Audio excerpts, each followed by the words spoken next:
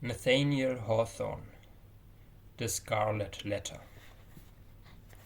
Chapter 1. The Prison Door. A throng of bearded men in sad-colored garments and grey steeple-crowned hats, intermixed with women, some wearing hoods and other bareheaded, was assembled in front of a wooden edifice, the door of which was heavily timbered with oak and studded with iron spikes. The founders of a new colony, whatever utopia of human virtue and happiness they might originally project, have invariably recognized it among their earliest practical necessities to allot a portion of the virgin soil as a cemetery, and another portion as the site of a prison.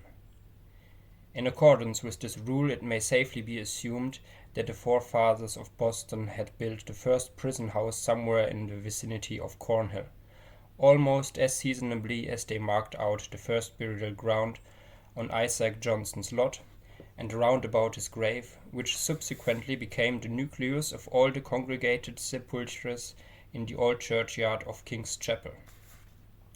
Certain it is that, some 15 or 20 years after the settlement of the town, the wooden jail was already marked with weather stains and other indications of age, which gave a yet darker aspect to its beetle-browed and gloomy front. The rust on the ponderous iron work of its oaken door looked more antique than anything else in the New World. Like all that pertains to crime, it seemed never to have known a youthful era. Before this ugly edifice, and between it and the wheel track of the street, was a grass plot much overgrown with burdock, pigweed, apple peru, and such unsightly vegetation, which evidently found something congenial in the soil that had so early borne the black flower of civilized society, a prison. But on one side of the portal, and rooted almost at the threshold, was a wild rosebush, covered in this month of June with its delicate gems, which might be imagined to offer their fragrance and fragile beauty to the prisoner as he went in, and to the condemned criminal as he came forth to his doom, in token that the deep heart of nature could pity and be kind to him. This rosebush, by a strange chance, has been kept alive in history. But whether it had merely survived out of the stern old wilderness so long after the fall of the gigantic pines and oaks that originally overshadowed it, or whether, as there is fair authority for believing, it had sprung up under the footsteps of the sainted Anne Hutchinson, as she entered the prison door, we shall not talk about us to determine. Finding it so directly on the threshold of our narrative, which is now about to issue from that inauspicious portal, we could hardly do otherwise than pluck one of its flowers and present it to the reader. It may serve, let us hope, to symbolize some sweet moral blossom that may be found along the track, or relieve the darkening close of a tale of human frailty and sorrow. Chapter 2. The Market-Place. The grass plot before the jail in Prison Lane, on a certain summer morning not less than 2 centuries ago, was occupied by a pretty large number of inhabitants of Boston, all with their eyes intently fastened on the iron-clamped oaken door. Amongst any other population, or at a later period in the history of New England, the grim rigidity that petrified the bearded physiognomies of these people would have augured some awful business in hand. It could have betokened nothing short of the anticipated execution of some noted culprit, on whom the sentence of a legal tribunal had been confirmed the verdict of public sentiment. But in that early severity of the Puritan character, an inference of this kind could not so indubitably be drawn. It might be that a sluggish bond-servant or an undutiful child whom his parents had given over to the civil authority was to be corrected at the whipping post. It might be that an antinomian, a Quaker, or other heterodox religionist was to be scourged out of the town, or an idle and vagrant Indian whom the white man's firewater had made riotous about the streets was to be driven with stripes into the shadow of the forest. It might be too that a witch like old Mistress Hibbins, the bitter-tempered widow of the magistrate, was to die upon the gallows, In either case, there was very much the same solemnity of demeanour on the part of the spectators as befitted a people among whom religion and law were almost identical, and in whose character both were so thoroughly interfused that the mildest and severest acts of public discipline were alike made venerable and awful. Meagre indeed and cold was the sympathy that a transgressor might look for from such bystanders at the scaffold.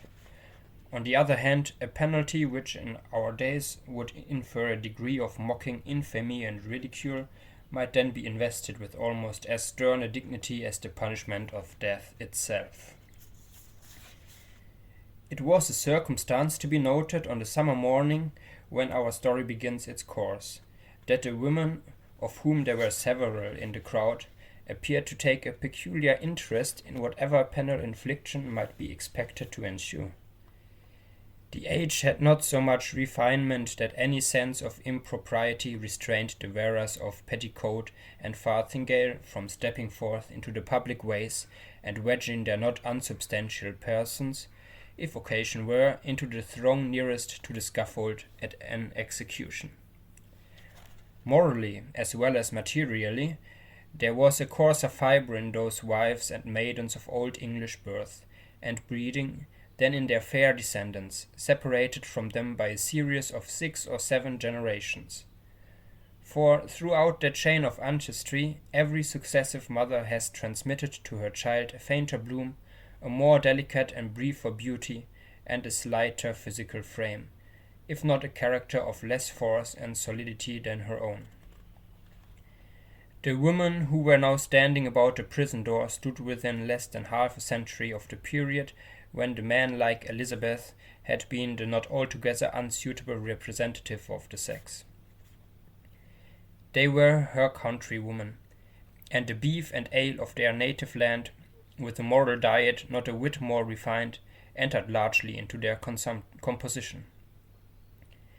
The bright morning sun, therefore, shone on broad shoulders and well-developed busts, and on round and ruddy cheeks that had ripened in the far-off island and had hardly yet grown paler or thinner in the atmosphere of New England. There was, moreover, a boldness and rotundity of speech among these matrons, as most of them seemed to be, that would startle us at the present day, whether in respect to its purport or its volume of tone. "Good wives," said a hard-featured dame of 50, "I'll tell ye a piece of my mind. It would be greatly for the public behove, if we women, being of mature age and church members in good repute, should have the handling of such malefactresses as this Hester Prynne. What think ye, gossips, if the hussy stood up for judgment before us 5 that are now here in a knot together, would she come off with such a sentence as the worshipful magistrates have awarded? Marry, I trot not." "People say," said another, "that the Reverend Master Dimmesdale, her godly pastor, takes it very grievously to heart that such a scandal should have come upon his congregation." "The magistrates are God-fearing gentlemen, but merciful overmuch, that is truth," added a third autumnal matron. "At the very least they should have put the brand of a hot iron on Hester Prynne's forehead. Madame Hester would have winced at that, I warrant me. But she, the naughty baggage, little will she care what they put upon the bodice of her gown. Why, look you, she may cover it with a brooch or such like heathenish adornment, and so walk the streets as brave as ever." "Ah, but," interposed more softly a young wife, holding a child by the hand, "let her cover the mark as she will, the pang of it will be always in her heart." "What do we talk of marks and brands, whether on the bodies of her grown flesh, on the flesh of or the flesh of her forehead?" cried another female, the ugliest as well as the most pitiless of these self-constituted judges. "This woman has brought shame upon us all and ought to die. Is there not law for it? Truly there is, both in the scripture and the statute book. Then let the magistrates who have made it of no effect thank themselves if their own wives and daughters go astray." "Mercy on us, good wife!" exclaimed a man in the crowd. Is there no virtue in woman save what springs from a wholesome fear of the gallows? That is the hardest word yet. Hush now, gossips, for the lock is turning in the prison door, and here comes Mistress Prynne herself. The door of the jail being flung open from within, there appeared, in the first place, like a black shadow emerging into sunshine, the grim and grisly presence of the town beadle, with a sword by his side and his staff of office in his hand. This personage prefigured and represented in his aspect the whole dismal severity of the Puritanic code of law, which it was his business to administer in its final and closest application to the offender. Stretching forth the official staff in his left hand, he laid his right hand upon the shoulder of a young woman, whom he thus drew forward until, on the threshold of the prison door, she repelled him by an action marked with natural dignity and force, or character, and stepped into the open air, as if by her own free will. She bore in her arms a child, a baby of some 3 months old, who winked and turned aside its little face from the too vivid light of day, because its existence heretofore had brought it acquainted only with the grey twilight of a dungeon or other darksome apartment of the prison. When the young woman, the mother of this child, stood fully revealed before the crowd, it seemed to be her first impulse to clasp the infant closely to her bosom, not so much by an impulse of motherly affection, as that she might thereby conceal a certain token which was wrought or fastened into her dress. In a moment, however, wisely judging that one token of her shame would but poorly serve to hide another, she took the baby on her arm, and with a burning blush and yet a haughty smile, and a glance that would not be abashed, looked around at her townspeople and neighbors. On the breast of her gown, in fine red cloth, surrounded with an elaborate embroidery and fantastic flourishes of gold thread, appeared a letter A. It was so artistically done, and with so much fertility and gorgeous luxuriance of fancy, that it had all the effect of a last and fitting decoration to the appeal which she wore, and which was of a splendor in accordance with the taste of the age, but greatly beyond what was allowed by the sumptuary regulations of the colony.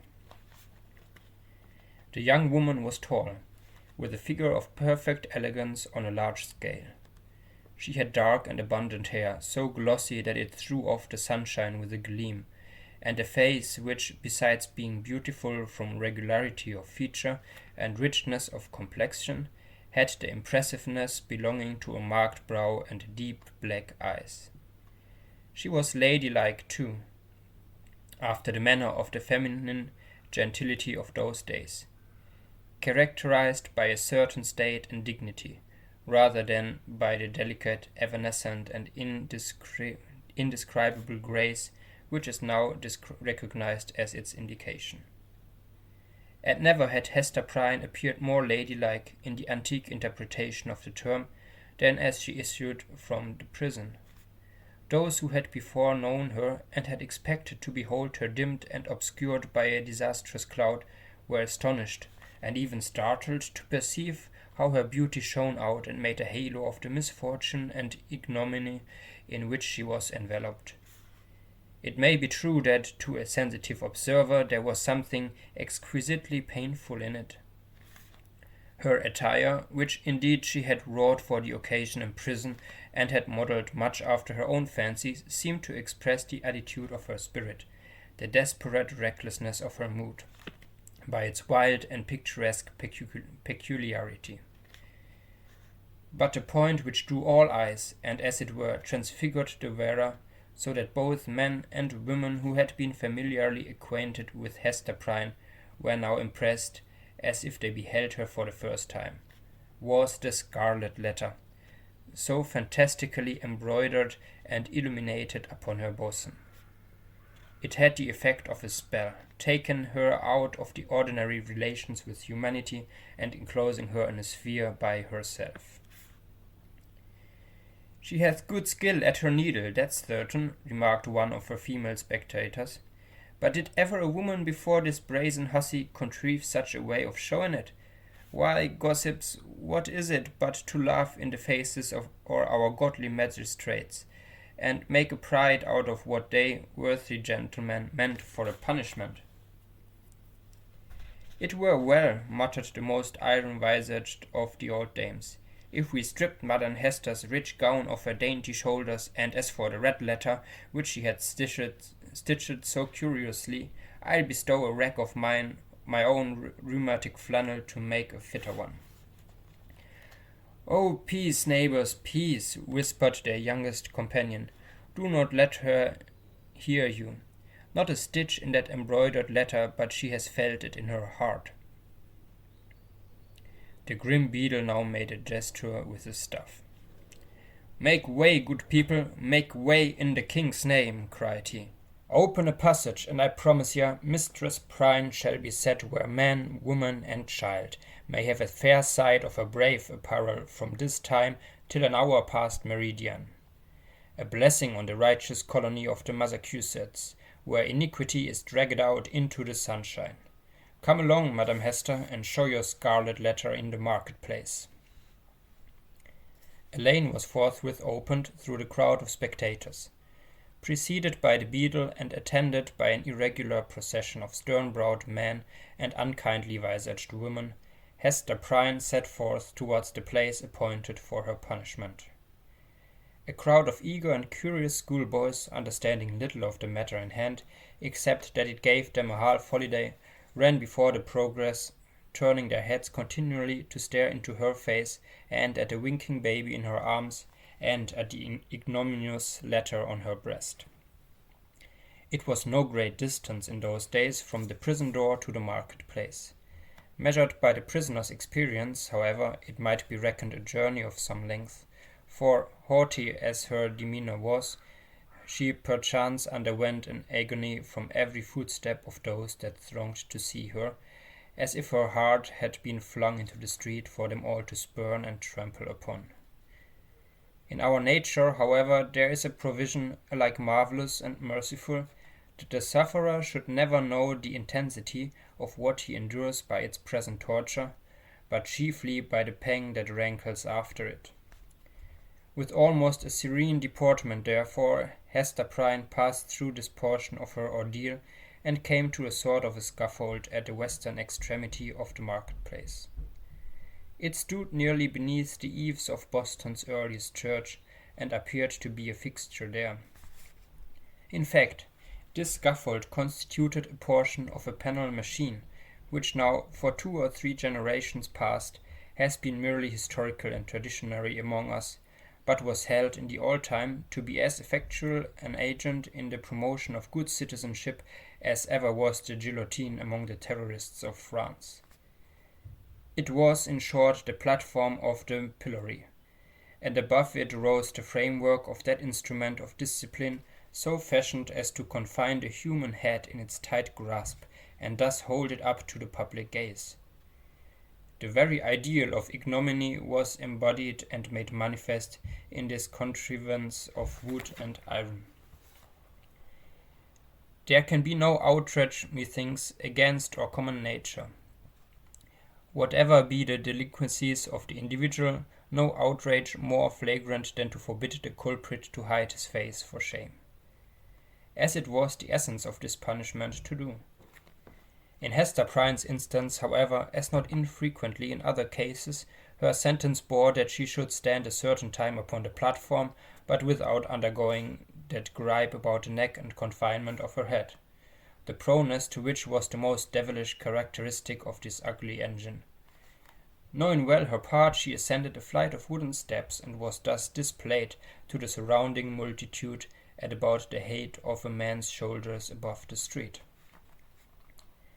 Had there been a papist among the crowd of Puritans, he might have seen in this beautiful woman, so picturesque in her attire and mien, and with the infant of her bosom, an object to remind him of the image of divine maternity, which so many illustrious painters have vied with one another to represent.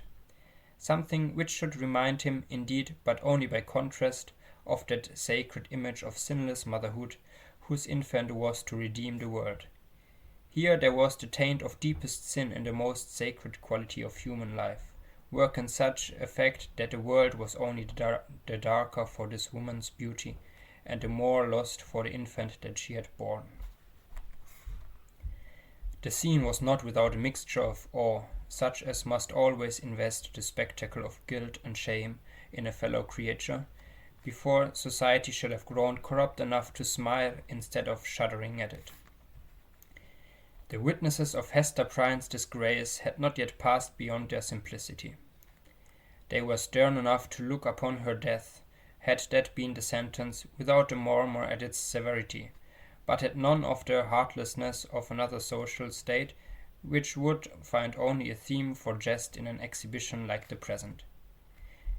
Even had there been a disposition to turn the matter into ridicule, it must have been repressed and overpowered by the solemn presence of men no less dignified than the governor and several of his councillors, a judge, a general, and the ministers of the town, all of whom sat or stood in a balcony of the meeting-house, looking down upon the platform. When such personages could constitute a part of the spectacle without risking the majesty or reverence of rank and office, it was safely to be inferred that the infliction of a legal sentence would have an earnest and effectual meaning. Accordingly, the crowd was sombre and grave. The unhappy culprit sustained herself as best a woman might under the heavy weight of 1,000 unrelenting eyes, all fastened upon her, and concentrated at her bosom. It was almost intolerable to be borne. Of an impulsive and passionate nature, she had fortified herself to encounter the stings and venomous stabs of the public contumely, wreaking itself in every variety of insult. But there was a quality so much more terrible in the solemn mood of the popular mind that she longed rather to behold all those rigid countenances contorted with scornful merriment, and herself the object. Had a roar of laughter burst from the multitude, each man, each woman, each shrill-voiced child contributing their individual parts, Hester Prynne might have repaid them all with a bitter and disdainful smile. But, under the leaden infliction which it was her doom to endure, she felt at moments as if she must needs shriek out with the full power of her lungs, and cast herself from the scaffold down upon the ground, or else go mad at once. Yet there were intervals when the whole scene, in which she was the most conspicuous object, seemed to vanish from her eyes, or at least glimmered indistinctly before them, like a mass of imperfectly shaped and spectral images. Her mind, and especially her memory, was preternaturally active, and kept bringing up other scenes than this roughly hewn street of a little town on the edge of the western wilderness. Other faces than were luring upon her from beneath the brims of those steeple-crowned huts. Reminiscences, the most trifling and immaterial, passages of infancy and school-days, sports, childish quarrels, and the little domestic traits of her maiden years, came swarming back upon her, intermingled with recollections of whatever was gravest in her subsequent life. One picture precisely as vivid as another, as it all were of similar importance, or all alike a play. Possibly it was an instinctive device of her spirit to relieve itself by the exhibition of these phantasmagoric forms from the cruel weight and hardness of the reality. Be that as it might, the scaffold of the pillory was a point of view that revealed to Hester Prynne the entire track along which she had been treading since her happy infancy. Standing on that miserable eminence, she saw again her native village in Old England, and her paternal home, a decayed house of grey stone with a poverty-stricken aspect, but retaining a half-obliterated shield of arms over the portal in token of antique gentility. She saw her father's face with its bald brow and reverend white beard that flowered over the old-fashioned Elizabethan ruff. Her mother's, too, with the look of heedful and anxious love which it always wore in her remembrance, and which, even since her death, had so often laid the impediment of a gentle remonstrance in her daughter's pathway. She saw her own face glowing with girlish beauty and illuminating all the interior of the dusky mirror in which she had been wont to gaze at it.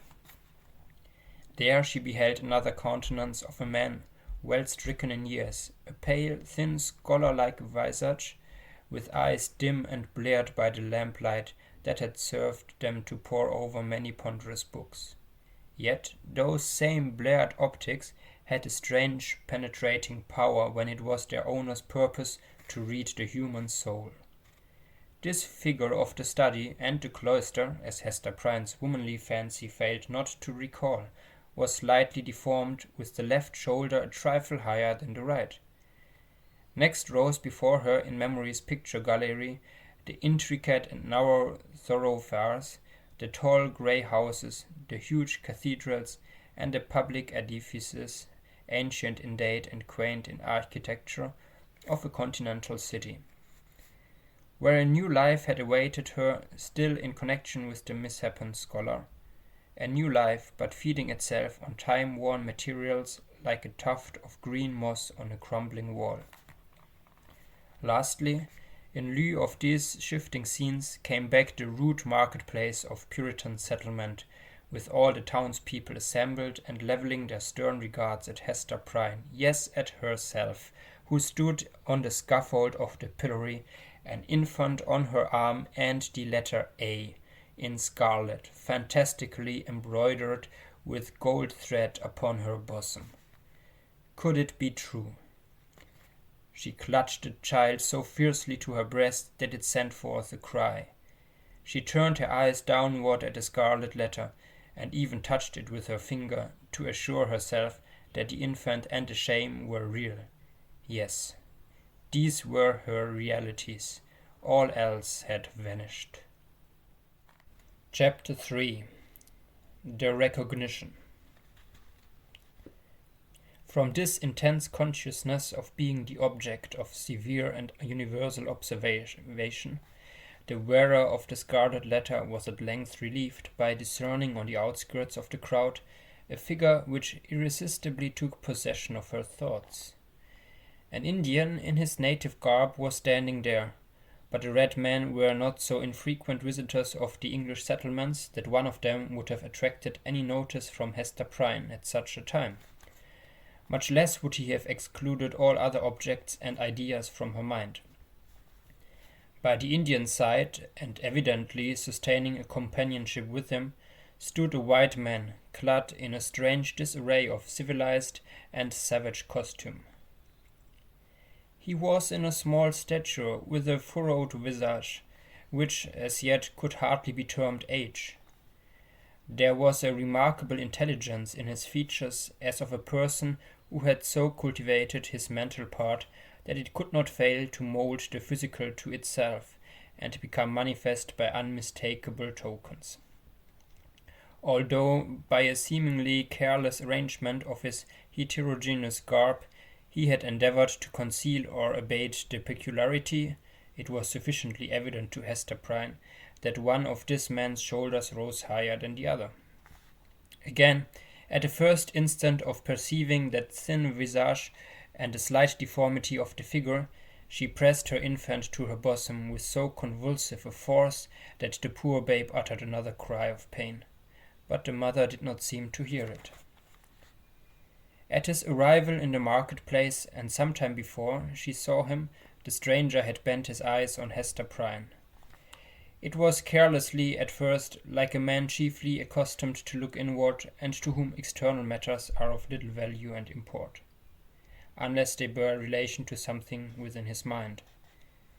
Very soon, however, his look became keen and penetrative. A writhing horror twisted itself across his features, like a snake gliding swiftly over them, and making one little pause with all its wreathered intervolutions in open sight. His face darkened with some powerful emotion, which nevertheless he so instantaneously controlled by an effort of his will, that, save at a single moment, its expression might have passed for calmness. After a brief space, the convulsion grew almost imperceptible, and finally subsided into the depths of his nature. When he found the eyes of Hester Prynne fastened on his own, and saw that she appeared to recognize him, he slowly and calmly raised his anger, made a gesture with it in the air, and laid it on his lips. Then, touching the shoulder of a townsman who stood next to him, he addressed him in a formal and courteous manner. "I pray you, sir," said he, "who is this woman, and wherefore is she here set up to public shame?" "You must needs be a stranger in this region, friend," answered the townsman, looking curiously at the questioner and his savage companion. "Else you would surely have heard of Mistress Hester Prynne and her evil doings. She hath raised a great scandal, I promise you, in godly Master Dimmesdale's church." "You say truly," replied the other. "I am a stranger, and have been a wanderer, sorely against my will. I have met with grievous mishaps by sea and land, and have been long held in bonds amongst the heather folk to the southward, and am now brought hither by this Indian to be redeemed out of my captivity. Will it please you, therefore, to tell me of Hester Prynne's, have I her name rightly, of this woman's offences, and what was brought her to yonder scaffold?" "Truly, friend, and methinks it must gladden you hard after your troubles and sojourn in the wilderness," said the townsman, "to find yourself at length in a land where iniquity is searched out and punished in the sight of rulers and people, as here in our godly New England.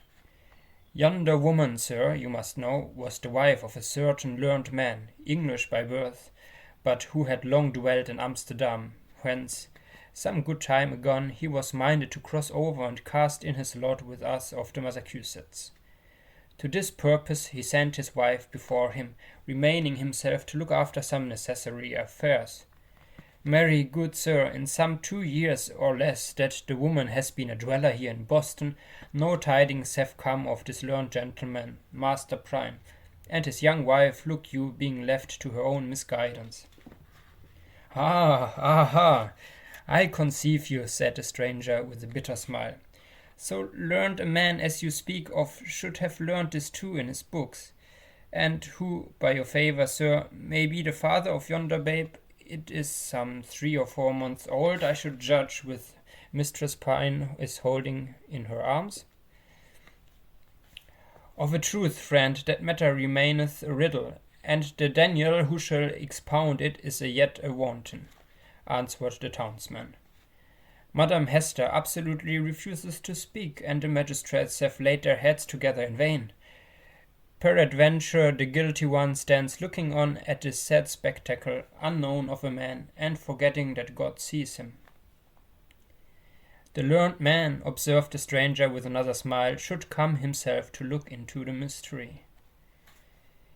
"It behoves him well if he be still in life," responded the townsman. "Now, good sir, our Massachusetts magistracy bethinking themselves that this woman is youthful and fair, and doubtless was strongly tempted to her fall, and that, moreover, as is most likely, her husband may be at the bottom of the sea, they have not been told but to put in force the extremity of our righteous law against her. The penalty thereof is death. But in their great mercy and tenderness of heart they have doomed Mistress Prynne to stand only a space of 3 hours on the platform of the pillory, and then and thereafter, for the remainder of her natural life, to wear a mark of shame upon her bosom." "A wise sentence," remarked the stranger, gravely bowing his head. "Thus she will be a living sermon against sin, until the ignominious letter be engraved upon her tombstone.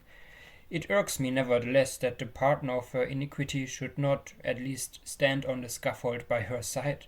But he will be known, he will be known, he will be known."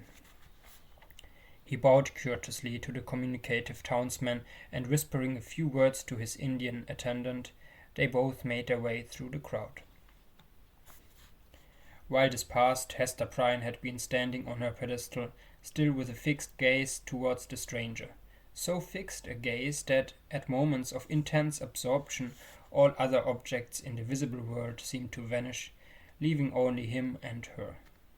Such an interview perhaps would have been more terrible than ever to meet him as she now did, with the hot midday sun burning down upon her face, and lighting up its shame, with the scarlet token of infamy on her breast, with the sin-born infant in her arms, with the whole people drawn forth as to a festival, staring at the features that should have been seen only in the quiet gleam of the fireside, in the happy shadow of a home, or beneath a matronly veil at church. Dreadful as it was, she was conscious of a shelter in the presence of these 1,000 witnesses. It was better to stand thus with so many betwixt him and her, than to greet him face to face, they two alone.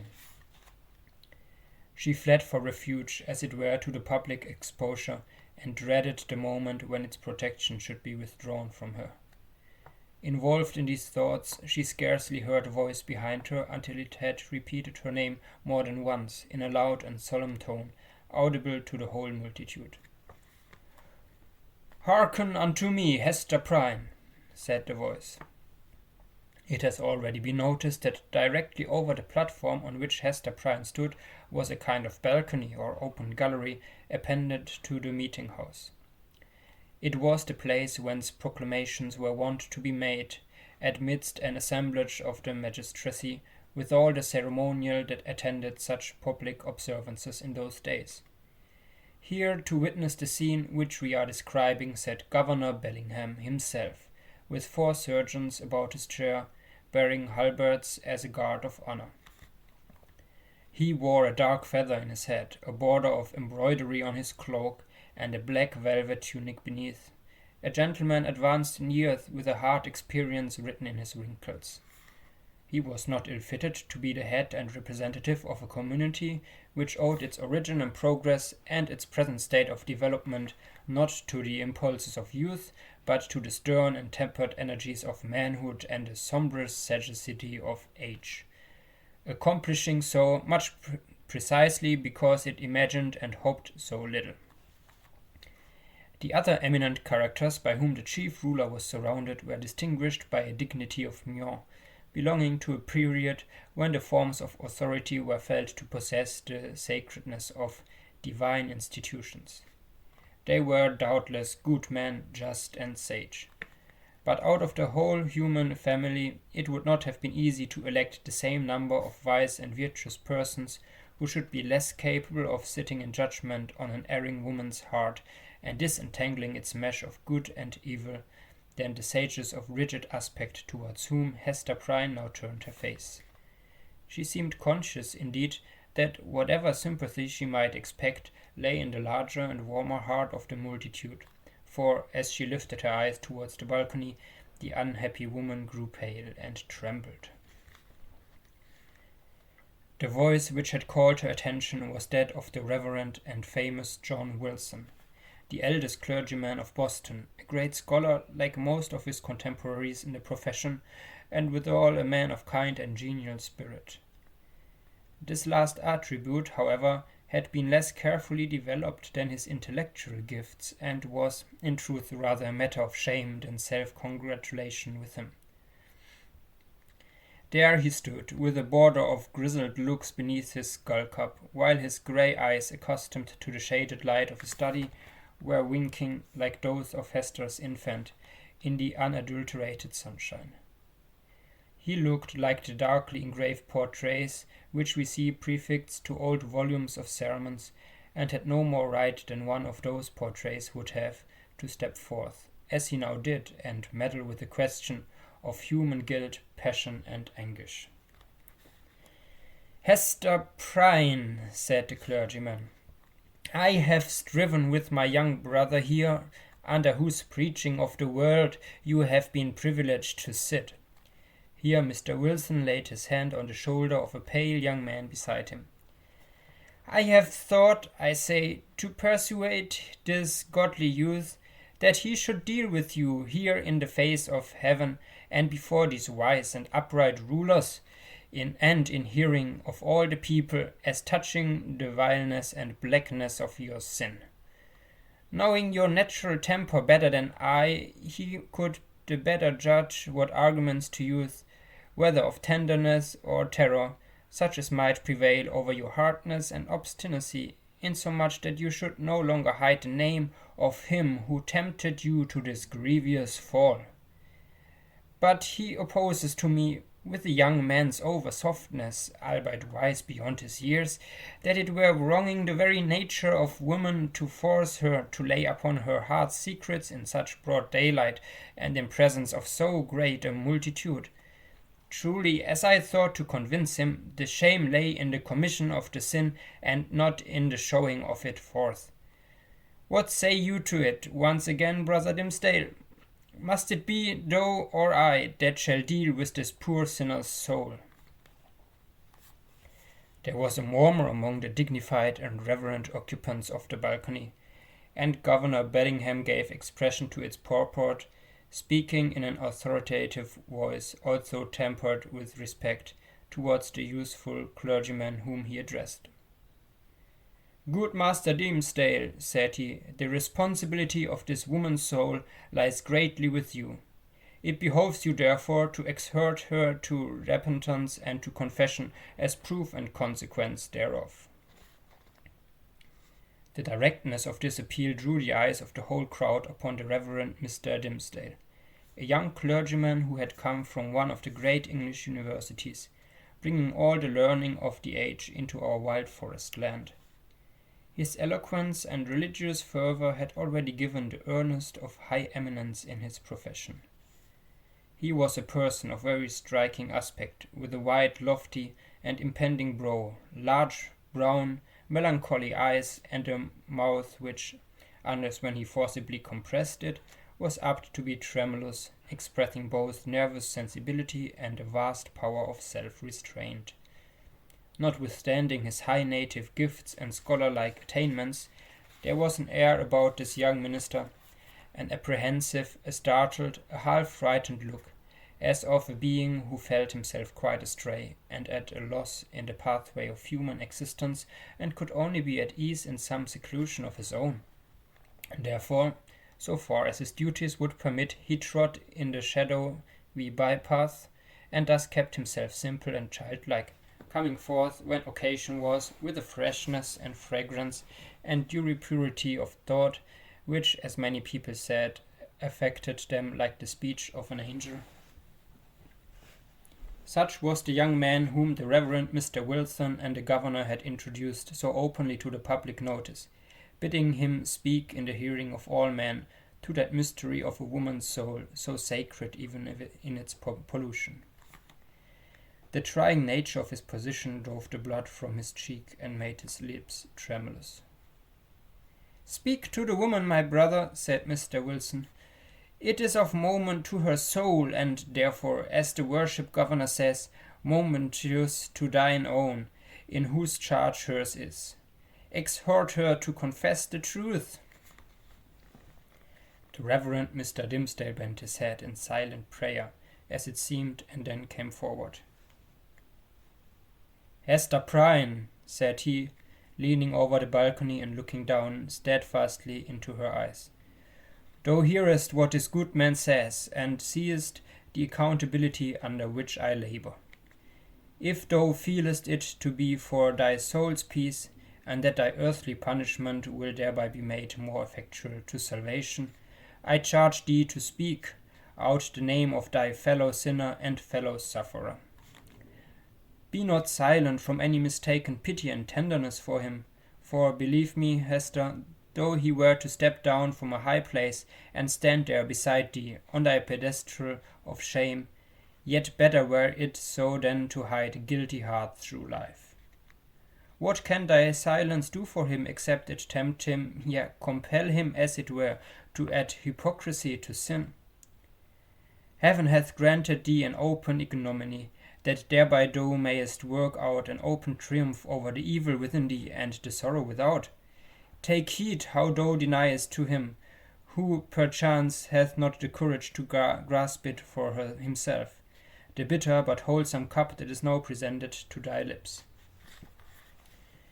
The young pastor's voice was tremulously sweet, rich, deep, and broken. The feeling that it so evidently manifested, rather than the direct purport of the words, caused it to vibrate with all hearts, and brought the listeners into one accord of sympathy. Even the poor baby at Hester's bosom was affected by the same influence, for it directed its hitherto vacant gaze towards Mr. Dimmesdale, and held up its little arms with a half-pleased, half-plaintive murmur. So powerful seemed the minister's appeal that the people could not believe but that Hester Prynne would speak out the guilty name, or else the guilty one himself, in whatever high or lowly place he stood, would be drawn forth by an inward and inevitable necessity, and compelled to ascend the scaffold. Hester shook her head. "Woman, transgress not beyond the limits of heaven's mercy," cried the Reverend Mr. Wilson more harshly than before. "That little babe has been gifted with a voice to second and confirm the counsel which thou hast heard. Speak out the name, that and thy repentance may avail to take the scarlet letter off thy breast." "Never," replied Hester Prynne, looking not at Mr. Wilson, but into the deep and troubled eyes of the young clergyman. "It is too deeply branded, ye cannot take it off, and would that I might endure his agony as well as mine." "Speak, woman," said another voice, coldly and sternly proceeding from the crowd about the scaffold. "Speak, and give your child a father." "I will not speak," answered Hester, turning pale as death, but responding to this voice which she too surely recognized. "And my child must seek a heavenly father, she shall never know an earthly one." "She will not speak," murmured Mr. Dimmesdale, who, leaning over the balcony with his hand upon his heart, had awaited the result of his appeal. He now drew back with a long respiration. Wondrous strength and generosity of a woman's heart. She will not speak.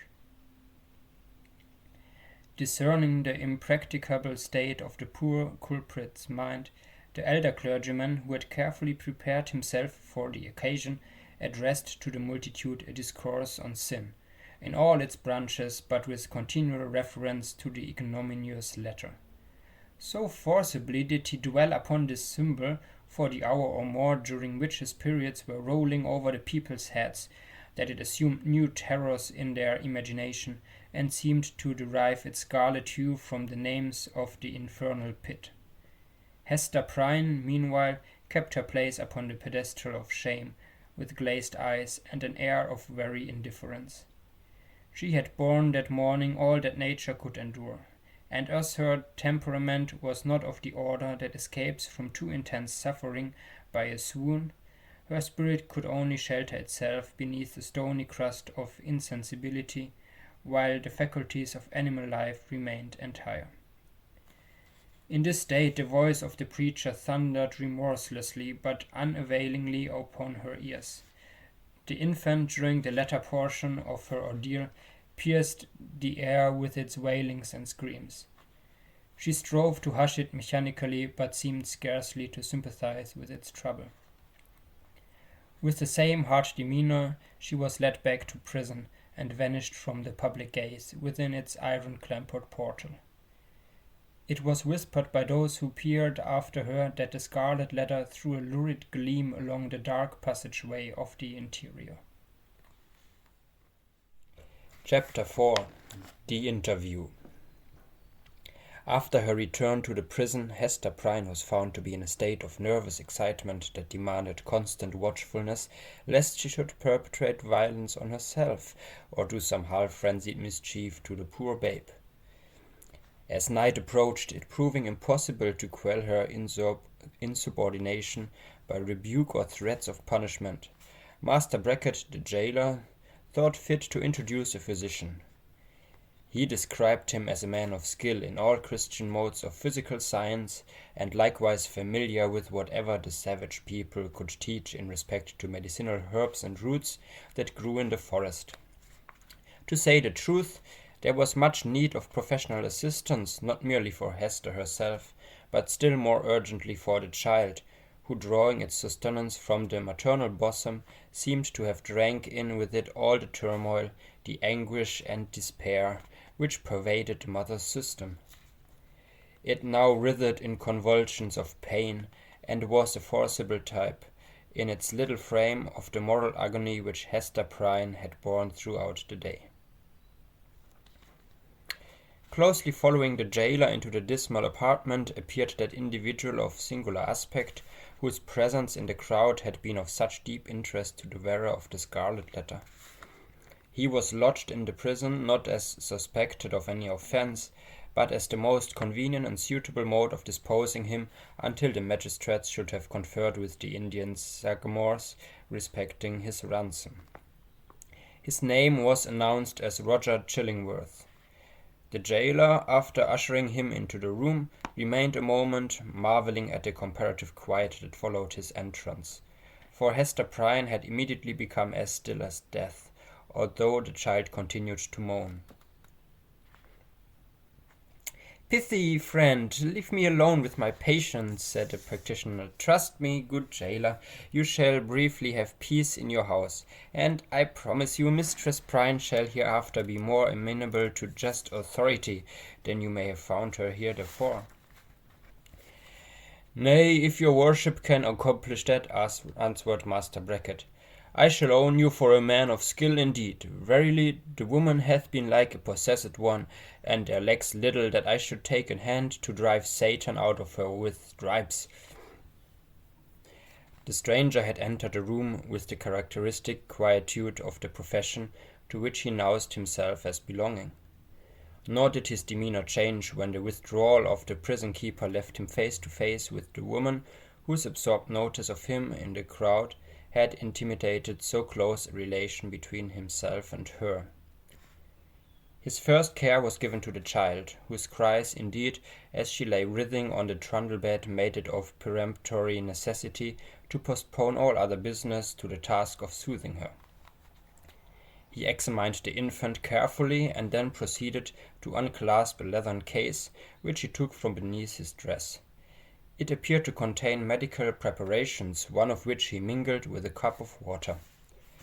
"My old studies in alchemy," he observed, "and my sojourn for above a year past among a people well versed in the kindly properties of simples have made a better physician of me than many that claim the medical degree.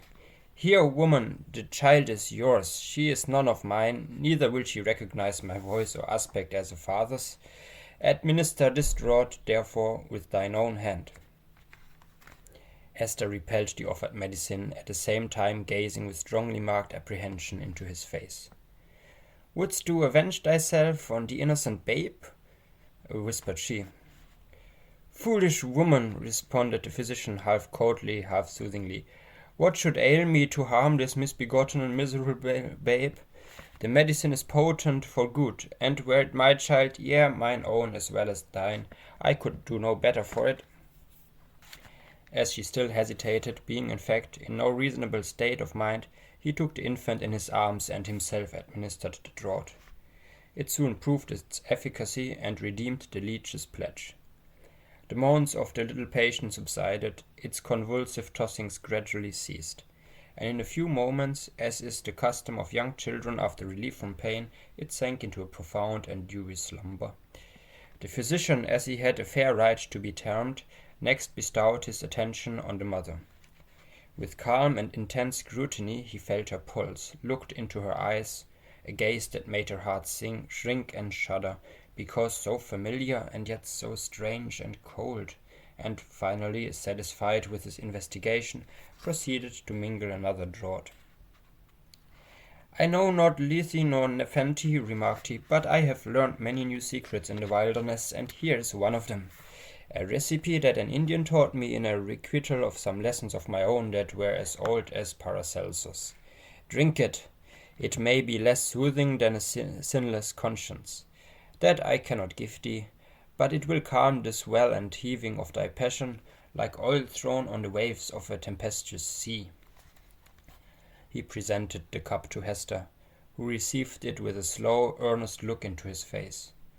not precisely a look of fear, yet full of doubt and questioning as to what his purposes might be. She looked also at her slumbering child. "I have thought of death," said she, "have wished for it, would even have prayed for it were it fit that such as I should pray for anything.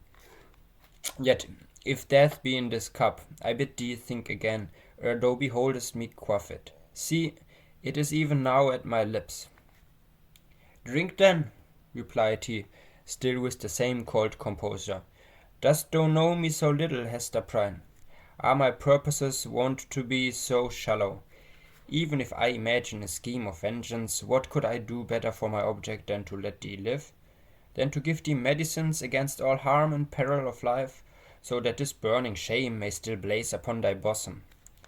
As he spoke, he laid his long forefinger on the Scarlet Letter, which forthwith seemed to scorch into Hester's breast as if it had been red hot.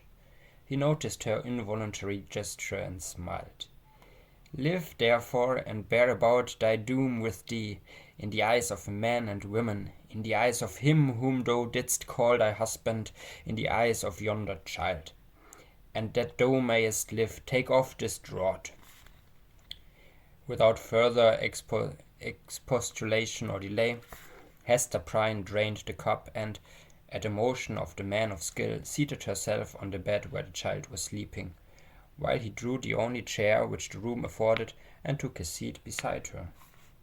She could not but tremble at these preparations, for she felt that, having now done all that humanity or principle, or if so it were a refined cruelty, impelled him to do for the relief of physical suffering, he was next to treat her with as the man whom she had most deeply and irreparably injured. "Hester," said he, "I ask not wherefore nor how thou hast fallen into the pit, or say rather thou hast ascended to the pedestal of infamy on which I found thee. The reason is not far to seek. It was my folly and thy weakness. I, a man of thought, the bookworm of great libraries, a man already in decay, having given my best years to feed a hungry dream of knowledge. What had I to do with youth and beauty like thine own?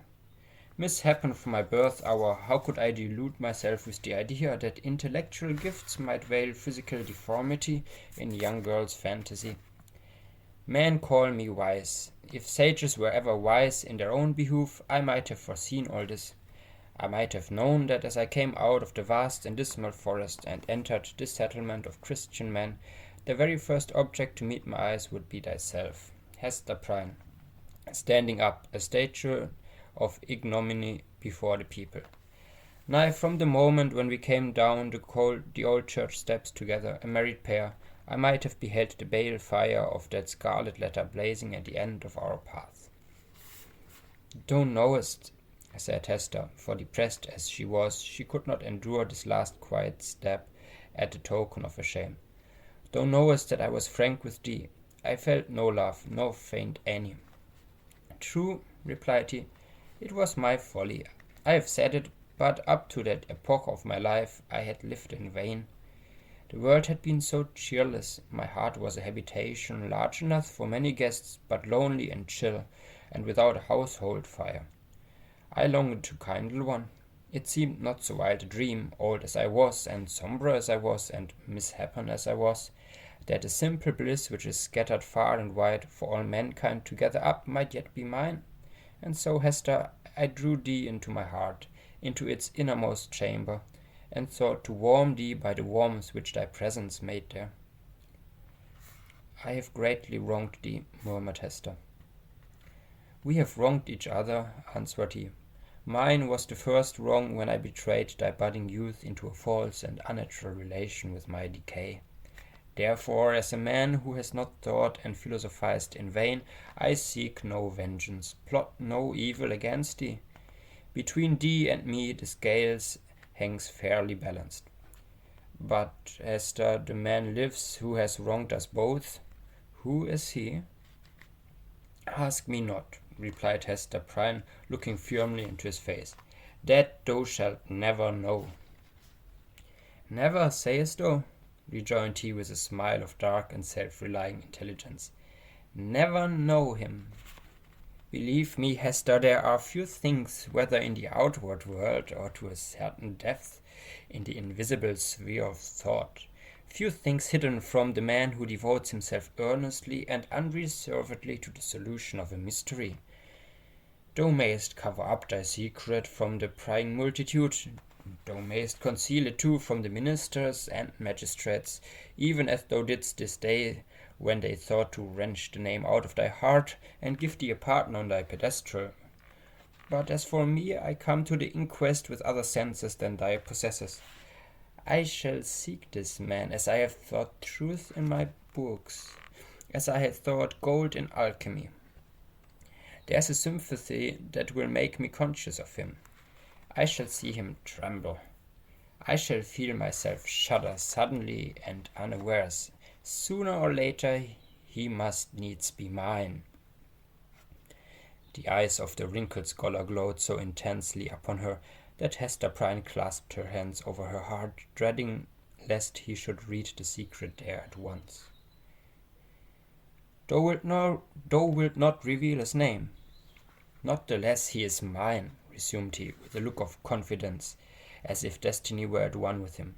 He bears no letter of infamy wrote into his garment, as thou dost, but I shall read it on his heart. Yet fear not for him, think not I shall interfere with heaven's own method of retribution, or to my own loss betray him to the gripe of human law. Neither do thou imagine that I shall contrive aught against his life, no, nor against his fame, if, as I judge, he be a man of fair repute. Let him live, let him hide himself in outward honour if he may, not the less he shall be mine. Thy acts are like mercy, said Hester, bewildered and appalled, but thy words interpret thee as a terror. One thing, though, that wast my wife, I would enjoin upon thee, continued the scholar. Thou hast kept the secret of thy paramour, keep likewise mine. There are none in this land that know me. Breathe not to any human soul that thou didst ever call me husband.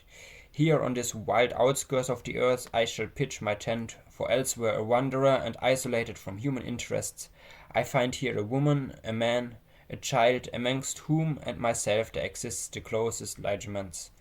No matter whether of love or hate, no matter whether of right or wrong, thou and thine, Hester Prynne, belong to me. My home is where thou art and where he is. But betray me not. Wherefore dost thou desire it? Inquired Hester, shrinking, she hardly knew why, from this secret bond. Why not announce thyself openly and cast me off at once? It may be, he replied, because I will not encounter the dishonor that besmirches the husband of a faithless woman. It may be for other reasons. Enough. It is my purpose to live and die unknown. Let therefore thy husband be to the world as one already dead, and of whom no tidings shall ever come. Recognize me not, by word, by sign, by look. Breathe not the secret, above all, to the man thou wottest of. Shouldst thou fail me in this, beware. His fame, his position, his life will be in my hands. Beware. I will keep thy secrets as I have his, said Hester. Swear it, rejoined he, and she took the oath.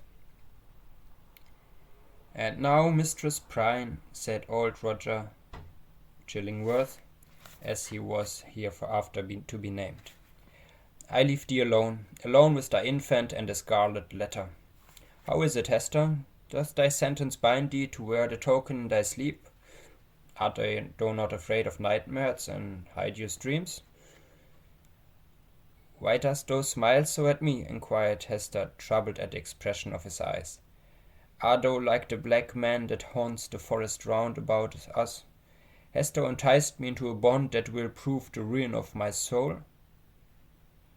Not thy soul, he answered with another smile. Not thine.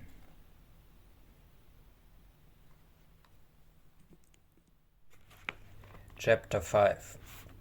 Hester at her needle. Hester Prynne's term of confinement was now at an end. Her prison door was thrown open and she came forth into the sunshine which falling on all alike seemed to her sick and morbid heart as if meant for no other purpose than to reveal the scarlet letter on her breast. Perhaps there was a more real torture in her first unattended footsteps from the threshold of the prison than even in the procession and spectacle that have been described, where she was made the common infamy at which all mankind was summoned to point its finger. Then she was summoned by an unnatural tension of the nerves and by all the combative energy of her character, which enabled her to convert the scene into a kind of lurid triumph. It was, moreover, a separate and insulated event to occur but once in her lifetime, and to meet which, therefore, reckless of economy, she might call up the vital strength that would have sufficed for many quiet years.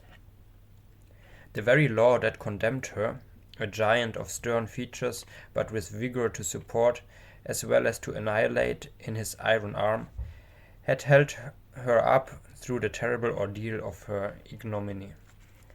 But now, with this unattended walk from her prison door, began the daily custom, and she must either sustain and carry it forward by the ordinary resources of her nature, or sink beneath it. She could no longer borrow from the future to help her through the present grief. Tomorrow would bring its own trial with it, so would next day, and so would the next, each its own trial, and yet the very same that was now so unutterably grievous to be borne. The days of the far-off future would toil onward, still with the same burden for her to take up and bear along with her, but never to fling down. For the accumulating days and added years would pile up their misery upon the heap of shame.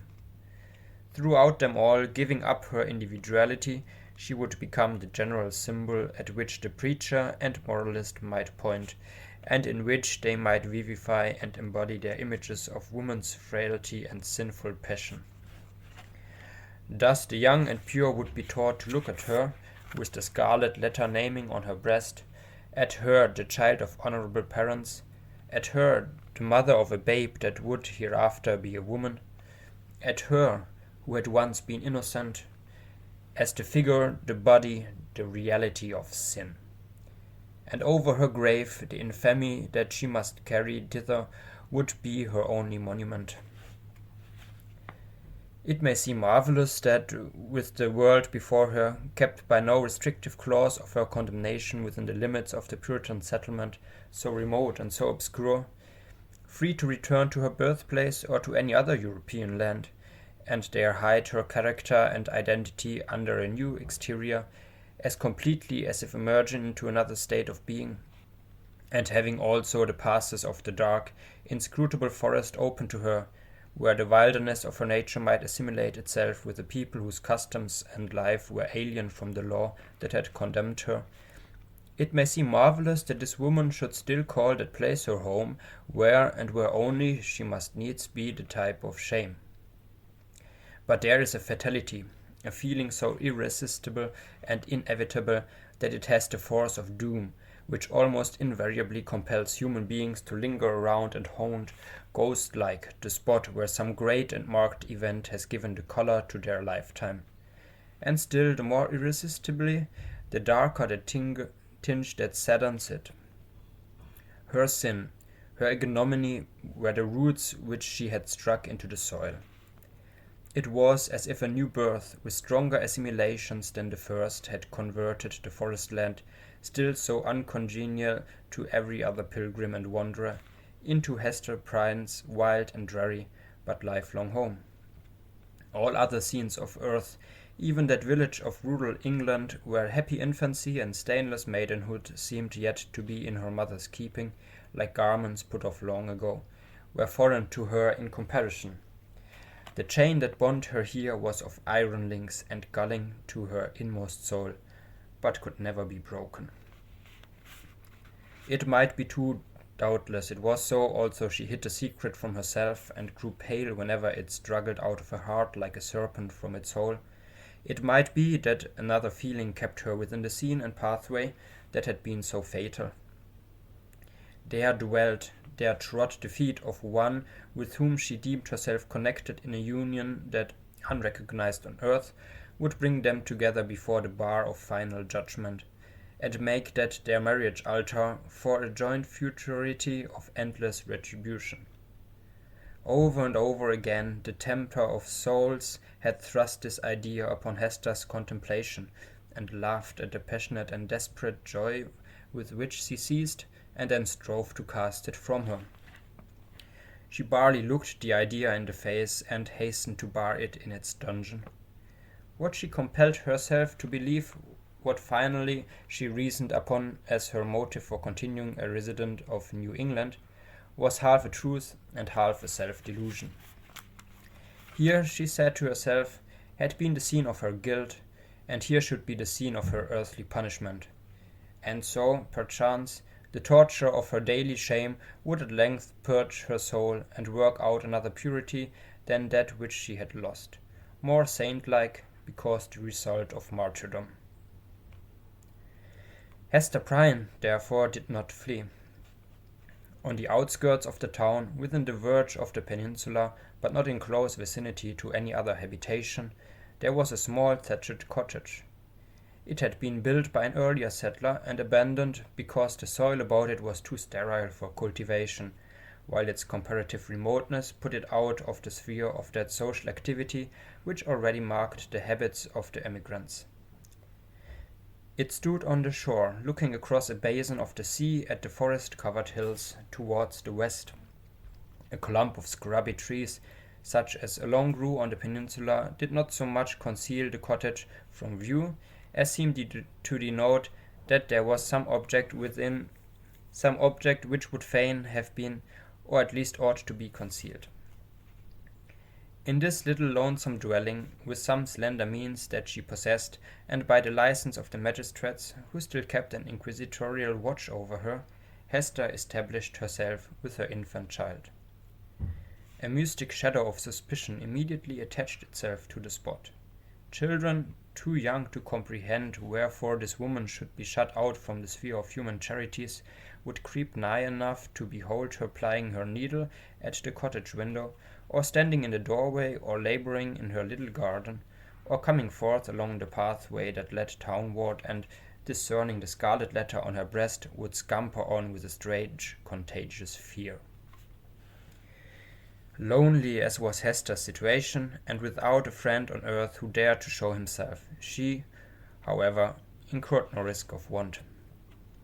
She possessed an art that sufficed, even in a land that afforded comparative little scope for its exercise, to supply food for her thriving infant and herself. It was the art then, as now, almost the only one within a woman's grasp, of needlework. She bore on her breast, in the curiously embroidered letter, a specimen of her delicate and imaginative skill, of which the dames of a court might gladly have availed themselves, to add the richer and more spiritual adornment of human ingenuity to their fabrics of silk and gold. Here, indeed, in the sable simplicity that generally characterized the Puritanic modes of dress, there might be an infrequent call for the finer productions of her handiwork. Yet the taste of the age, demanding whatever was elaborate in compositions of this kind, did not fail to extend its influence over our stern progenitors, who had cast behind them so many fashions which it might seem harder to dispense with. Public ceremonies such as ordination, the installation of magistrates, and all that could give majesty to the forms in which a new government manifested itself to the people were, as a matter of policy, marked by a stately and well-conducted ceremonial, and a sombre but yet studied magnificence. Deep ruffs, painfully wrought bands, and gorgeously embroidered gloves were all deemed necessary to the official state of man assuming the reins of power, and were readily allowed to individuals dignified by rank or wealth, even while sumptuary laws forbade these and similar extravagances to the plebeian order. In the array of funerals, too, whether for the apparel of the dead body or to typify by manifold emblematic devices of sable cloth and snowy lawn the sorrow of the survivors, there was a frequent and characteristic demand for such labor as Hester Prynne could supply. Baby linen for babies then wore robes of state, afforded still another possibility of toil and emolument. By degrees, nor very slowly, her handiwork became what would now be termed the fashion. Whether from commiseration for a woman of so miserable a destiny, or from the morbid curiosity that gives a fictitious value even to common or worthless things, or by whatever other intangible circumstance was then, as now, sufficient to bestow on some persons what others might seek in vain, or because Hester really filled a gap which must otherwise have remained vacant. It is certain that she had ready and fairly requited employment for as many hours as she saw fit to occupy with her needle.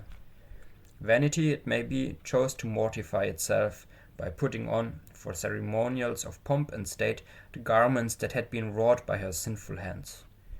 Her needlework was seen on the ruff of the governor, military men wore it on their scarfs, and the minister on his band. It decked the baby's little cap, it was shut up to be mildewed and mouldered away in the coffins of the dead. But it is not recorded that in a single instance her skill was called in to embroider the white veil which was to cover the pure blushes of a bride. The exception indicated the ever relentless vigor with which society frowned upon her sin. Hester thought not to acquire anything beyond a subsistence of the plainest and most ascetic description for herself and a simple abundance for her child. Her own dress was of the coarsest materials and the most sombre hue, with only that one ornament, the Scarlet Letter, which it was her doom to wear. The child's attire, on the other hand, was distinguished by a fanciful, or we might rather say a fantastic ingenuity, which served, indeed, to heighten the airy charm that early began to develop itself in the little girl, but which appeared to have also a deeper meaning. We may speak further of it hereafter. Except for the small expenditure in the decoration of her infant, Hester bestowed all her superfluous means in charity, on wretches less miserable than herself, and who not unfrequently insulted the hand that fed them. Much of the time, which she might readily have applied to the better efforts of her art, she employed in making coarse garments for the poor. It is probable that there was an idea of penance in this mode of occupation, and that she offered up a real sacrifice of enjoyment in devoting so many hours to such rude handiwork. She had in her nature a rich, voluptuous, oriental characteristic, a taste for the gorgeously beautiful, which, save in the exquisite productions of her needle, found nothing else in all the possibilities of her life to exercise itself upon. Women derive a pleasure, incomprehensible to the other sex, from the delicate toil of the needle.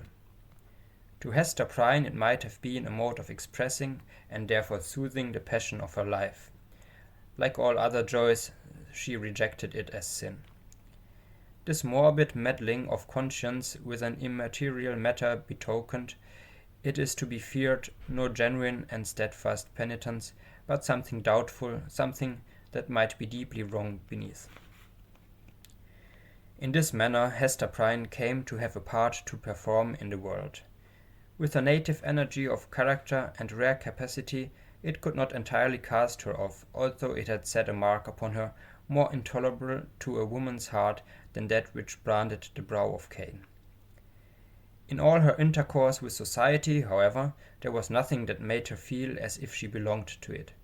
Every gesture, every word, and even the silence of those with whom she came in contact implied and often expressed that she was banished, and as much alone as if she inhabited another sphere, or communicated with the common nature by other organs and senses than the rest of humankind. She stood apart from the moral interests, yet close beside them, like a ghost that revisits the familiar fireside and can no longer make itself seen or felt, no more smile with the household joy, no mourn with the kindred sorrow. Or should it succeed in manifesting its forbidden sympathy, awakening only terror and horrible repugnance. These emotions, in fact, and its bitterest scorn besides, seemed to be the sole portion that she retained in the universal heart. It was not an age of delicacy, and her position, although she understood it well, and was in little danger of forgetting it, was often brought before her vivid self-perception like a new anguish by the rudest touch upon the tenderest spot. The poor, as we have already said, whom she thought out to be the objects of her bounty, often reviled the hands that were stretched forth to succour them. Dames of elevated rank likewise, whose doors she entered in the way of her occupation, were accustomed to distill drops of bitterness into her heart. Sometimes, though, that alchemy of quiet malice by which woman can concoct a subtle potion from ordinary trifles, and sometimes, also, by a coarser expression that fell upon the sufferer's defenseless breast like a rough blow upon an ulcerated wound. Hester had schooled herself long and well. She never responded to these attacks, save by a rush of crimson that rose irrepressibly over her pale cheek, and again subsided into the depths of her bosom. She was patient, a martyr indeed, but she forbore to pray for enemies, lest, in spite of her forgiving aspirations, the words of the blessing should stubbornly twist themselves into a curse.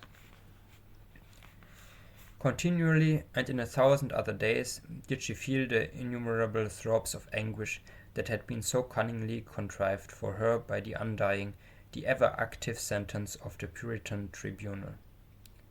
Clergymen paused in the streets to address words of exhortation that brought a crowd with its mingled grin and frown around the poor sinful woman. If she entered a church, trusting to share the Sabbath smile of the universal Father, it was often her mishap to find herself the text of the discourse. She grew to have a dread of children, for they had imbibed from their parents a vague idea of something horrible in this dreary woman, gliding silently through the town, with never any companion but one only child. Therefore, first allowing her to pass, they pursued her at a distance with thrilled cries, and the utterance of a word that had no distinct purport to their own minds, but was none the less terrible to her, as proceeding from lips that babbled it unconsciously. It seemed to argue so wide a diffusion of her shame that all nature knew of it. Could have caused her no deeper pang had the leaves of the trees whispered the dark story among themselves, had the summer breeze murmured about it, had the wintry blast shrieked it aloud. Another peculiar torture was felt in the gaze of a new eye. When strangers looked curiously at the Scarlet Letter, and none ever failed to do so, they branded it afresh into Hester's soul, so that oftentimes she could scarcely refrain, yet always did refrain, from covering the symbol with her hand.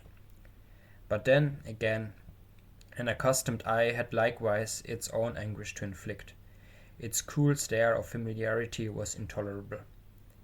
From first to last, in short, Hester Prynne had always this dreadful agony in her feeling a human eye upon the token. The spot never grew colors. It seemed, on the contrary, to grow more sensitive with daily torture. But sometimes, once in many days, or perchance in many months, she felt an eye, a human eye, upon the ignominious brand, that seemed to give a momentary relief, as if half or her agony were shared. The next instant, back it all rushed again with a still deeper throb of pain, for, in that brief interval, she had sinned anew. Had Hester sinned alone? Her imagination was somewhat affected. Had she been of a softer moral and intellectual fibre, would have been still more so by the strange and solitary anguish of her life. Walking to and fro, with those lonely footsteps in the little world with which she was outwardly connected, it now and then appeared to Hester, if altogether fancy, it was nevertheless too potent to be resisted.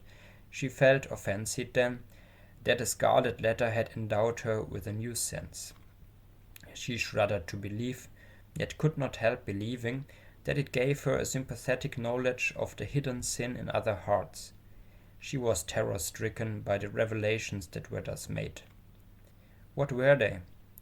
Could they be other than the insidious whispers of the bad angel who would fain have persuaded the struggling woman, as yet only half his victim, that the outward guise of purity was but a lie, and that if truth were everywhere to be shown, a scarlet letter would blaze forth on many a bosom besides Hester Prynne's?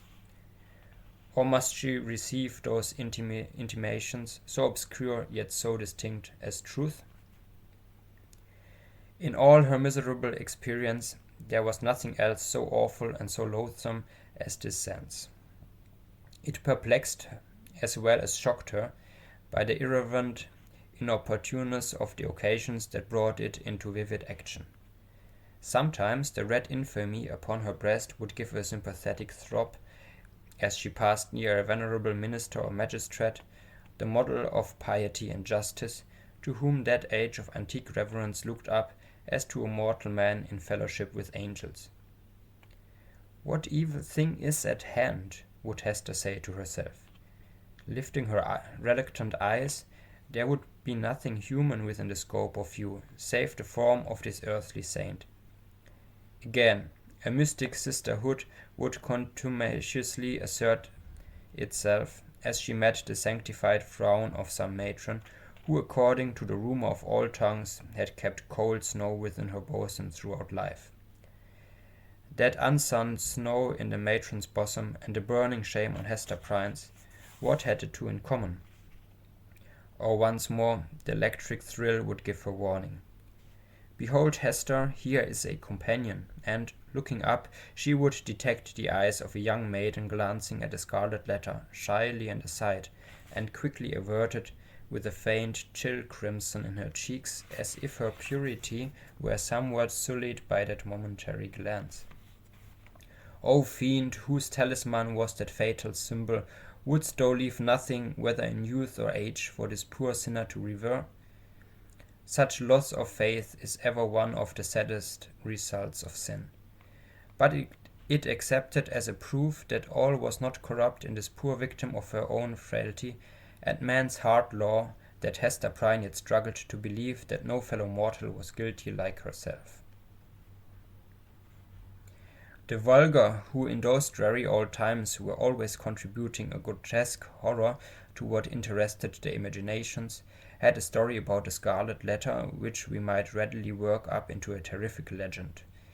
They averred that the symbol was not mere scarlet cloth, tinged in an earthly dye pot, but was red hot with infernal fire, and could be seen glowing all alight whenever Hester Prynne walked abroad in the night time. And we must needs say it stirred Hester's bosom so deeply that perhaps there was more truth in the rumor than our modern incredulity may be inclined to admit.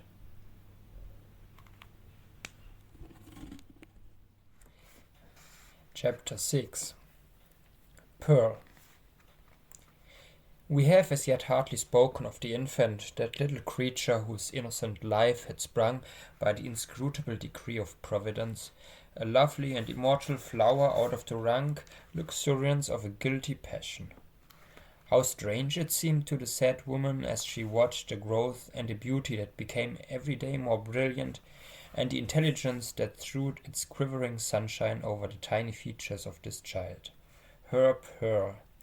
For so had Hester called her, not as a name expressive of her aspect, which had nothing of the calm, white, unimpassionate lustre that would be indicated by the comparison.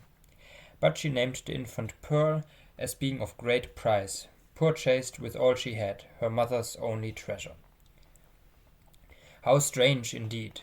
Man had marked this woman's sin by a scarlet letter, which had such potent and disastrous efficacy that no human sympathy could reach her, save it were sinful like herself. God, as a direct consequence of the sin which man thus punished, had given her a lovely child, whose place was on that same dishonored bosom, to connect her parent forever with the race and descents of mortals, and to be finally a blessed soul in heaven. Yet these thoughts affected Hester Prynne less with hope than apprehension. She knew that her deed had been evil. She could have no faith, therefore, that its result would be good. Day after day she looked fearfully into the child's expanding nature, ever daring to detect some dark and wild peculiarity that should correspond with the guiltiness to which she owed her being. Certainly there was no physical defect. By its perfect shape, its vigor, and its natural dexterity in the use of all its untried limbs, the infant was worthy to have been brought forth in Eden, worthy to have been left there to be the plaything of the angels after the world's first parents were driven out. The child had a native grace which does not invariably coexist with faultless beauty. Its attire, however simple, always impressed the beholder as if it were the very garb that precisely became its best. But little Pearl was not clad in rustic weeds. Her mother, with a morbid purpose that may be better understood hereafter, had brought the richest tissues that could be procured and allowed her imaginative faculty its full play in the arrangement and decoration of the dresses which the child wore before the public eye. So magnificent was the small figure when thus arrayed, and such was the splendor of Pearl's own proper beauty shining through the gorgeous robes which might have extinguished a paler loveliness, that there was an absolute circle of radiance about her on the darksome cottage floor. And yet a russet gown, torn and soiled with the child's rude play, made a picture of her just as perfect. Pearl's aspect was imbued with a spell of infinite variety. In this one child there were many children, comprehending the full scope between the wildflower prettiness of a peasant baby and the pomp and little of an infant princess.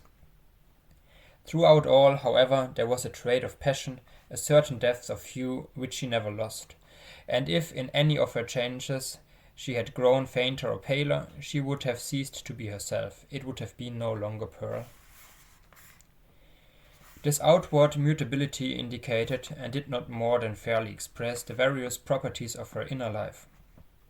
Her nature appeared to possess depth, too, as well as variety.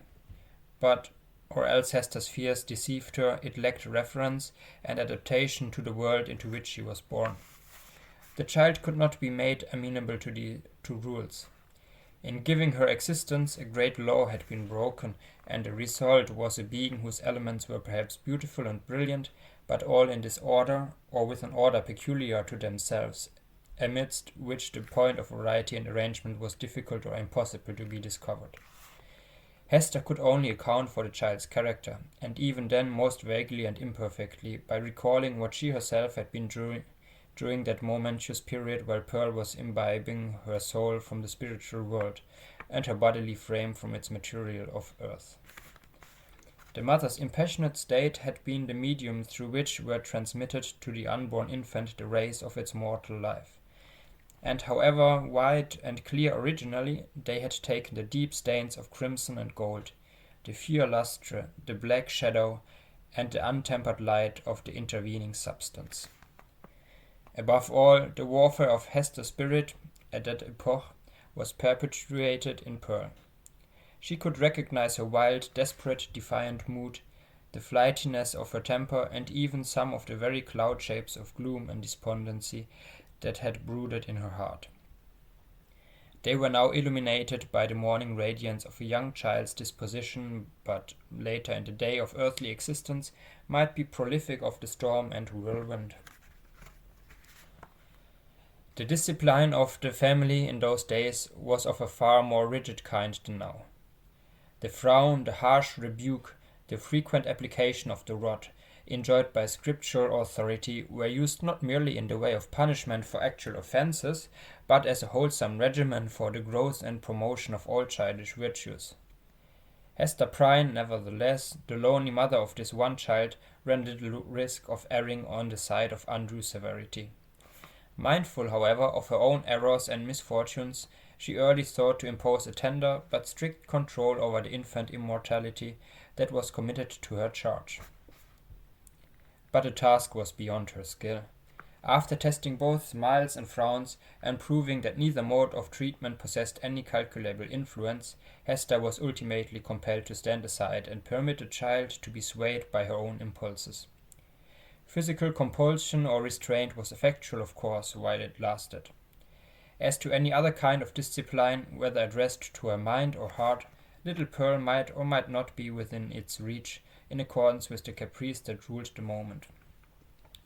Her mother, while Pearl was yet an infant, grew acquainted with a certain peculiar look that warned her when it would be labor thrown away to insist, persuade, or plead. It was a look so intelligent, yet inexplicable, so perverse, sometimes so malicious, but generally accompanied by a wild flow of spirits, that Hester could not help questioning at such moments whether Pearl was a human child. She seemed rather an airy sprite, which, after playing its fantastic sports for a little while upon the cottage floor, would flit away with a mocking smile. Whenever that look appeared in her wild, bright, deeply black eyes, it invested her with a strange remoteness and intangibility. It was as if she were hovering in the air and might vanish, like a glimmering light that comes we know not whence and goes we know not whither.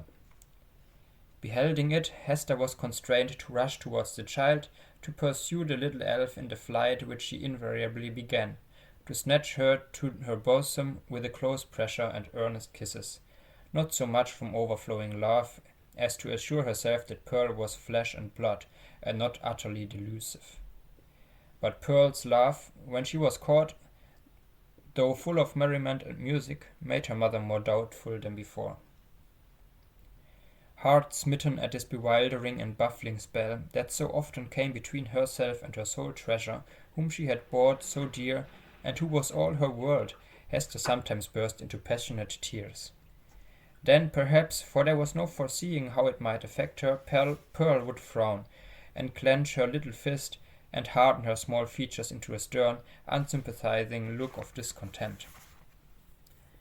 Not seldom she would laugh anew and louder than before, like a thing incapable of unintelligent of human sorrow.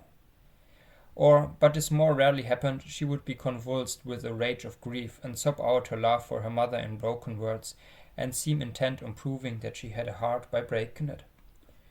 Yet Hester was hardly safe in confiding herself to that gusty tenderness. It passed as suddenly as it came. Brooding over all these matters, the mother felt like one who has evoked a spirit, but, by some irregularity in the process of conjuration, has failed to win the master word that should control this new and incomprehensible intelligence. Her only real comfort was when the child lay in the placidity of sleep. Then she was sure of her, and tasted hours of quiet, sad, delicious happiness, until, perhaps with that perverse expression glimmering from beneath her opening lids, little Pearl awoke. How soon, with what strange rapidity indeed, did Pearl arrive at an age that was capable of social intercourse beyond the mother's ever-ready smile and nonsense words? And then, what a happiness would it have been could Hester Prynne have heard her clear, bird-like voice mingling with the uproar of other childish voices, and have distinguished and unravelled her own darling's tones amid all the entangled outcry of a group of sportive children. But this could never be. Pearl was a born outcast of the infantile world, an imp of evil, emblem and product of sin. She had no right among Christian infants. Nothing was more remarkable than the instinct, as it seemed, with which the child comprehended her loneliness, the destiny that had drawn an inviolable circle round about her, the whole peculiarity, in short, of her position in respect to other children. Never since her release from prison had Hester met the public gaze without her. In all her walks about the town, Pearl too was there, first as the babe in arms and afterwards as the little girl, small companion of her mother, holding a forefinger with her whole grasp, and tripping along at the rate of 3 or 4 footsteps to one of Hester's.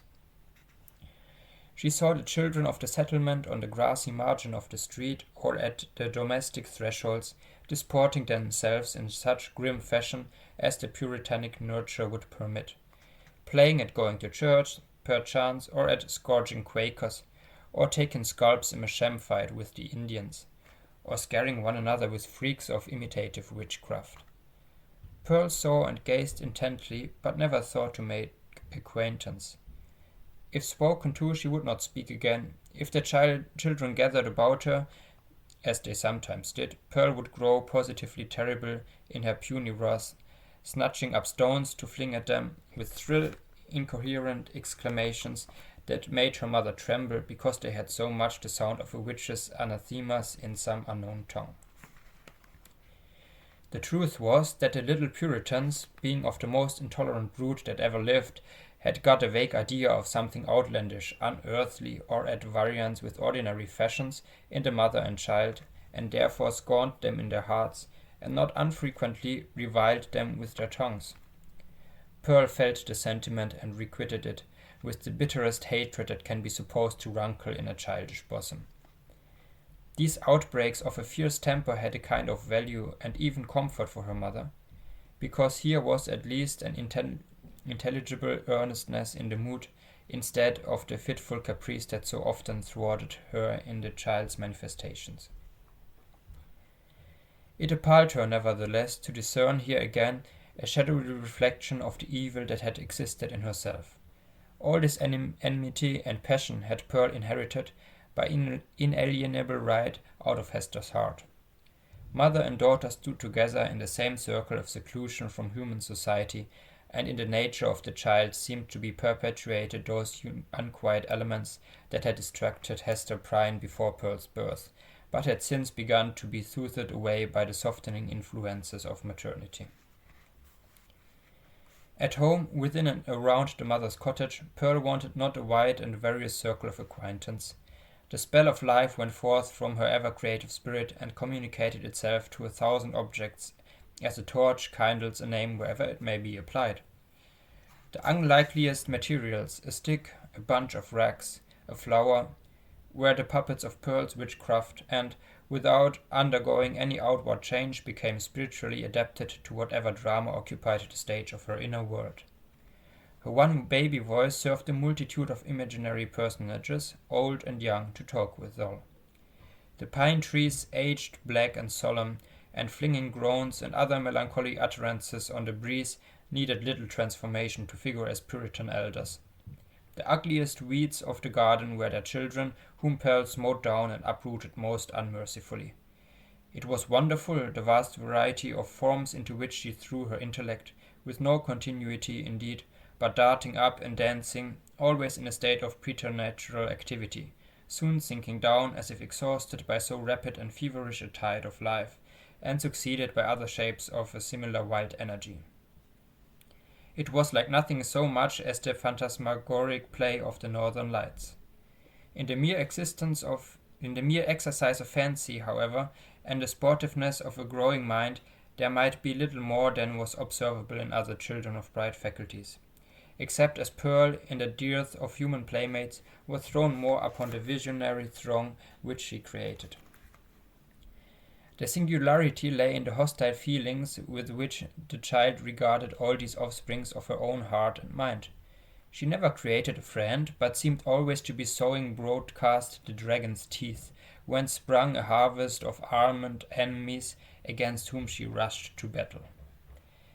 It was inexpressibly sad, then, what depths of sorrow to a mother, who felt in her own heart the cause, to observe in one so young this constant recognition of an adverse world, and so fierce a training of the energies that were to make good her cause in the contest of that must ensue.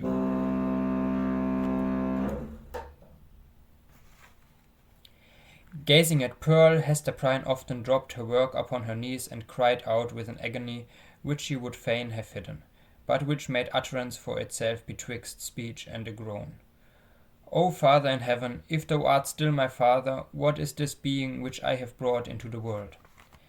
And Pearl, overhearing the ejaculation, or aware through some more subtle channel of those throbs of anguish, would turn her vivid and beautiful little face upon her mother, smile with sprite-like intelligence, and resume her play. One peculiarity of the child's deportment remains yet to be told. The very thing which she had noticed in her life was what? Not the mother's smile, responding to it as other babies do, but that faint embryo smile of the little mouth, remembered so doubtfully afterwards, and with such fond discussion whether it were indeed a smile. By no means, but that first object of which Pearl seemed to become aware was, shall we say it, the Scarlet Letter on Hester's bosom. One day, as her mother stooped over the cradle, the infant's eyes had been caught by the glimmering of the gold embroidery about the letter, and putting up her little hand she grasped at it, smiling, not doubtfully, but with a decided gleam that gave her face the look of a much older child. Then, gasping for breath, did Hester Prynne clutch the fatal token, instinctively endeavouring to tear it away, so infinite was the torture inflicted by the intelligent touch of Pearl's baby hand. Again, as if her mother's agonized gesture were meant only to make sport for her, did little Pearl look into her eyes and smile. From that epoch, except when the child was asleep, Hester had never felt a moment's safety, not a moment's calm enjoyment for her. Weeks, it is true, would sometimes elapse during which Pearl's gaze might never once be fixed upon the Scarlet Letter, but then again it would come at unawares, like the stroke of sudden death, and always with that peculiar smile and odd expression of the eyes. Once this freakish, elvish cast came into the child's eyes while Hester was looking at her own image in them, as mothers are fond of doing, and suddenly, for women in solitude and with troubled hearts are pestered with unaccountable delusions, she fancied that she beheld not her own miniature portrait, but another face in the small black mirror of Pearl's eye. It was a face, fiend-like, full of smiling malice, yet bearing the semblance of features that she had known full well, though seldom with a smile, and never with malice in them. It was as if an evil spirit possessed the child, and had just then peeped forth in mockery. Many a time afterwards had Hester been tortured, though less vividly, by the same illusion. In the afternoon of a certain summer's day, after Pearl grew big enough to run about, she amused herself with gathering handfuls of wild flowers and flinging them, one by one, at her mother's bosom, dancing up and down like a little elf whenever she hit the Scarlet Letter. Hester's first motion had been to cover her bosom with her clasped hands, but whether from pride or resignation, or a feeling that her penance might best be wrought out by this unutterable pain, she resisted the impulse and sat erect, pale as death, looking sadly into little Pearl's wild eyes. Still came the battery of flowers, almost invariably hitting the mark, and covering the mother's breast with hurts for which she couldn't find no balm in this world, nor knew how to seek it in another. At last, her shot being all expended, the child stood still and gazed at Hester with that little laughing image of a fiend peeping out, or whether it peeped or no, her mother so imagined it from the unsearchable abyss of her black eyes. "Child, what art thou?" cried the mother. "Oh, I'm your little Pearl," answered the child. But while she said it, Pearl laughed and began to dance up and down with the humorsome gesticulation of a little imp whose next freak might be to fly up the chimney. "Art thou my child, in very truth?" asked Hester. Nor did she put the question altogether idly, but for the moment with a portion of genuine earnestness, for such was Pearl's wonderful intelligence that her mother half doubted whether she were not acquainted with the secret spell of her existence, and might not now reveal herself. "Yes, I am little Pearl," repeated the child, continuing her antics. "Thou art not my child, thou art no Pearl of mine," said the mother, half playfully, for it was often the case that a sportive impulse came over her in the midst of her deepest suffering. "Tell me, then, what art thou, and who sent thee hither?" "Tell me, mother," said the child seriously, coming up to Hester, and pressing herself close to her knees. "Do thou tell me." "Thy heavenly Father sent thee," answered Hester Prynne, but she said it with a hesitation that did not escape the acuteness of the child. Whether moved only by her ordinary freakishness, or because an evil spirit prompted her, she put up her small forefinger and touched the Scarlet Letter. "He did not send me," cried she positively. "I have no heavenly Father." "Hush, Pearl, hush, thou must not talk so," answered the mother, suppressing a groan. "He sent us all into this world. He sent even me, thy mother. Then much more thee. Or if not, thou strange and elvish child, whence didst thou come?" Tell me," repeated Pearl, no longer seriously, but laughing and capering about the floor. "It is thou that must tell me." But Hester could not resolve the query, being herself in a dismal labyrinth of doubt. She remembered, betwixt a smile and a shudder, the talk of the neighboring townspeople, who, seeking vainly elsewhere for the child's paternity, and observing some of her odd attributes, had given out that poor little Pearl was a demon offspring, such as, ever since old Catholic times, had occasionally been seen on earth, through the agency of their mother's sin, and to promote some foul and wicked purpose. Luther, according to the scandal of his monkish enemies, was a brat of that hellish breed. Nor was Pearl the only child to whom this inauspicious origin was assigned among the New England Puritans.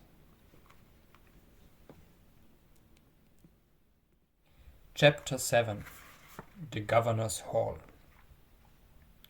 Hester Prynne went one day to the mansion of Governor Bellingham with a pair of gloves which he had fringed and embroidered to his order, and which were to be worn on some great occasion of state. For, though the chances of a popular election had caused this former ruler to descend a step or two from the highest rank, he still held an honorable and influential place among the colonial magistracy. Another and far more important reason than the delivery of a pair of embroidered gloves impelled Hester, at this time, to seek an interview with a personage of so much power and activity in the affairs of the settlement. It had reached her ears that there was a design on the part of some of the leading inhabitants, cherishing the more rigid order of principles in religion and government, to deprive her of her child. On the supposition that Pearl, as already hinted, was of demon origin, these good people not unreasonably argued that a Christian interest in the mother's soul required them to remove such a stumbling block from her path. If the child, on the other hand, were really capable of moral and religious growth and possessed the elements of ultimate salvation, then surely it would enjoy all the fairer prospect of these advantages by being transferred to wiser and better guardianship than Hester Prynne's. Among those who promoted the design, Governor Bellingham was said to be one of the most busy. It may appear singular, and indeed not a little ludicrous, that an affair of this kind, which in later days would have been referred to no higher jurisdiction than that of the select men of the town, should then have been a question publicly discussed, and on which statesmen of eminences took sides. At that epoch of pristine simplicity, however, matters of even slighter public interest and of far less intrinsic weight than the welfare of Hester and her child were strangely mixed up with the deliberations of legislators and acts of state. The period was hardly, if at all, earlier than that of our story, when a dispute concerning the right of property in a pig not only caused a fierce and bitter contest in the legislative body of the colony, but resulted in an important modification of the framework itself of the legislature. Full of concern, therefore, but so conscious of her own right that it seemed scarcely an unequal match between the public on the one side and a lonely woman backed by the sympathies of nature on the other, Hester Prynne set forth from her solitary cottage. Little Pearl, of course, was her companion. She was now of an age to run lightly along by her mother's side, and constantly in motion from morn till sunset, could have accomplished a much longer journey than that before her. Often, nevertheless, more from caprice than necessity, she demanded to be taken up in arms, but was soon as imperious to be set down again, and frisked onward before Hester on the grassy pathway with many a harmless trip and trumble.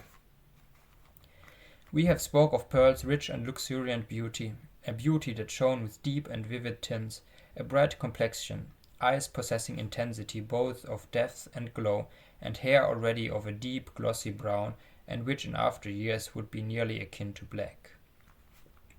There was a fire in her and throughout her. She seemed the unpremeditated offshoot of a passionate movement. Her mother, in contriving the child's garb, had allowed the gorgeous tendencies of her imagination their full play, arraying her in a crimson velvet tunic of a peculiar cut, abundantly embroidered with fantasies and flourishes of a gold thread. So much strength of coloring, which must have given a wan and pallid aspect to cheeks of a fainter bloom, was admirably adapted to Pearl's beauty, and made her the very brightest little jet of flame that ever danced upon the earth. But it was a remarkable attribute of this garb, and indeed of the child's whole appearance, that it irresistibly and inevitably reminded the beholder of the token which Hester Prynne was doomed to wear upon her bosom. It was the Scarlet Letter in another form, the Scarlet Letter endowed with life. The mother herself, as if the red ignominy were so deeply scorched into her brain that all her conceptions assumed its form, had carefully wrought out the similitude, lavishing many hours of morbid ingenuity to create an analogy between the object of her affection and the emblem of her guilt and torture. but in truth Pearl was the one as well as the other, and only in consequence of that identity had Hester contrived so perfectly to represent the Scarlet Letter in her appearance. As the two wayfarers came within the precincts of the town, the children of the Puritans looked up from their play, or what passed for play, with those sundry little urchins, and spake gravely one to another.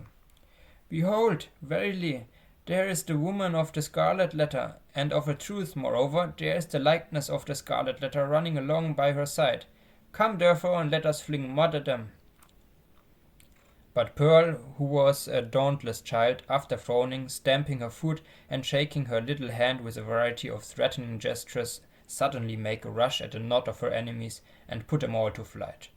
She resembled in her fierce pursuit of them an infant pestilence, the scarlet fever, or some such half-fledged angel of judgment, whose mission was to punish the sins of the rising generation. She screamed and shouted, too, with a terrific volume of sound, which doubtless caused the hearts of the fugitives to quake within them. The victory accomplished, Pearl returned quietly to her mother and looked up, smiling into her face. Without further adventure, they reached the dwelling of Governor Bellingham.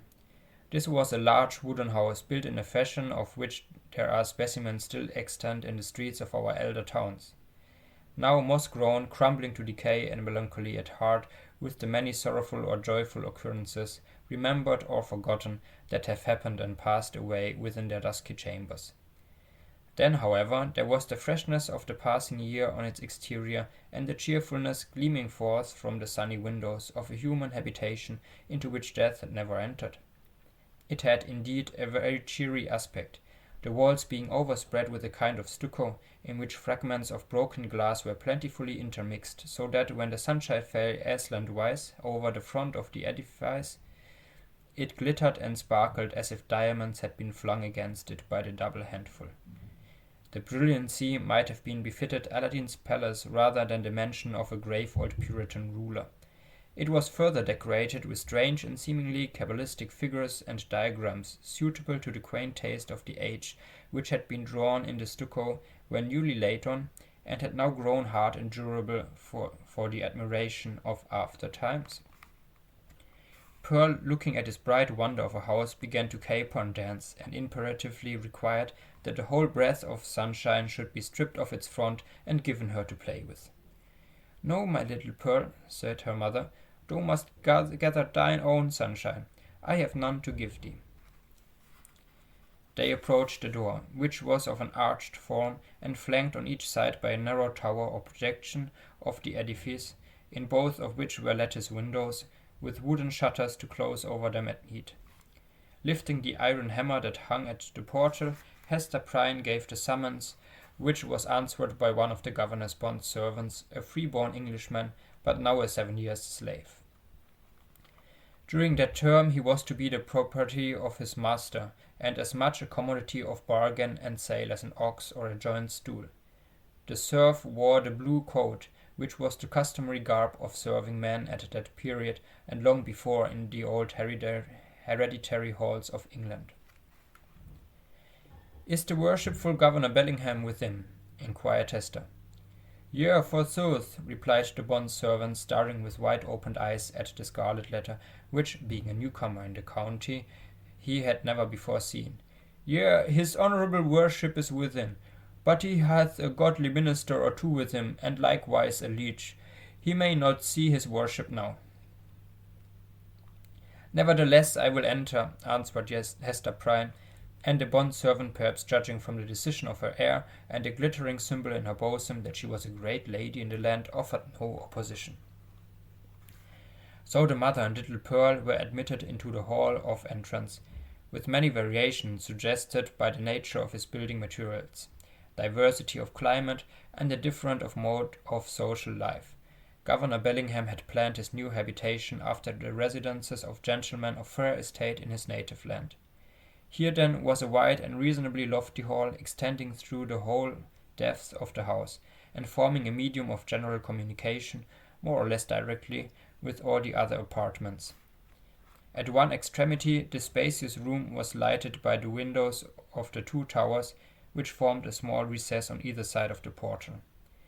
At the other end, though partly muffed by a curtain, it was more powerfully illuminated by one of those embossed hall windows which were read of in old books, and which was provided with a keep and cushion seat. Here on the cushion lay a folio tomo, probably of the Chronicles of England or other such substantial literature, even as in our own days we scatter gilded volumes on the central table to be turned over by the casual guest. The furniture of the hall consisted of some ponderous chairs, the backs of which were elaborately carved with wreaths of oaken flowers, and likewise a table in the same taste, the whole being of the Elizabethan age, or perhaps earlier, and heirlooms transferred hither from the governor's paternal home. On the table, in token that the sentiment of old English hospitality had not been left behind, stood a large pewter tankard, at the bottom of which, had Hester or Pearl peeped into it, they might have seen the frothy remnant of a recent draught of ale. On the wall hang a row of portraits representing the forefathers of the Bellingham line, some with armor on their breasts and others with stately ruffs and robes of peace. All were characterized by the sternness and severity which old portraits so invariably put on, as if they were the ghosts rather than the pictures of departed worthies, and were gazing with harsh and intolerant criticism at the pursuits and enjoyments of living men. At about the centre of the oaken panels that lined the hall was suspended a suit of mail, not, like the pictures, an ancestral relic, but of the most modern date, for it had been manufactured by a skilful armourer in London the same year in which Governor Bellingham came over to New England. There was a steel headpiece, cuirass, a gorget and greaves, with a pair of gauntlets and a sword hanging beneath, all and especially the helmet and breastplate so highly burnished as to glow with white radiance and scatter an illumination everywhere about upon the floor. This bright panoply was not meant for mere idle show, but had been worn by the governor on many a solemn muster and training field, and had glittered, moreover, at the head of a regiment in the Pequot War. For though bred a lawyer and accustomed to speak of Bacon, Coke, Noy, and Finch as his professional associates, the exigencies of this new country had transformed Governor Bellingham into a soldier as well as a statesman and ruler. Little Pearl, who was as greatly pleased with the gleaming armor as she had been with the glittering frontispiece of the house, spent some time looking into the polished mirror of the breastplate. "Mother," cried she, "I see you here. Look, look!" Hester looked by way of humouring the child, and she saw that, owing to the peculiar effects of this convex mirror, the Scarlet Letter was represented in exaggerated and gigantic proportions, so as to be greatly the most prominent feature of her appearance. In truth, she seemed absolutely hidden behind it. Pearl pointed upward also at a similar picture in the headpiece, smiling at her mother with the elfish intelligence that was so familiar an expression on her small physiognomy. That look of naughty merriment was likewise reflected in the mirror, with so much breadth and intensity of effect that it made Hester Prynne feel as if it could not be the image of her own child, but of an imp who was seeking to mould itself into Pearl's shape.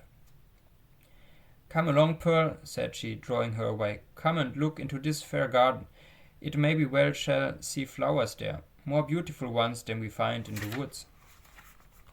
Pearl accordingly ran to the bow window at the further end of the hall and looked along the vista of a garden walk carpeted with closely shaven grass and bordered with some rude and immature attempt at shrubbery. But the proprietor appeared already to have relinquished as hopeless the effort to perpetuate on this side of the Atlantic, in a hard soil and amid the close struggle for subsistence, the native English taste for ornamental gardening. Cabbages grew in plain sight, and a pumpkin vine rooted at some distance had run across the intervening space and deposited one of its gigantic products directly beneath the hall window, as if to warn the governor that this great lump of vegetable gold was as rich an ornament as New England earth would offer him. There were a few rose bushes, however, and a number of apple trees, probably the descendants of those planted by the Reverend Mr. Blackstone, the first settler of the peninsula, that half-mythological personage who rides through our early annals seated on the back of a bull. Pearl, seeing the rose bushes, began to cry for a red rose, and would not be pacified. "Hush, child, hush," said her mother earnestly. "Do not cry, dear little Pearl. I hear voices in the garden. The governor is coming and gentlemen along with him." In fact, adown the vista of the garden avenue a number of persons were seen approaching towards the house. Pearl, in utter scorn of her mother's attempt to quiet her, gave an eldritch scream, and then became silent, not from any notion of obedience, but because the quick and mobile curiosity of her disposition was excited by the appearance of these new personages.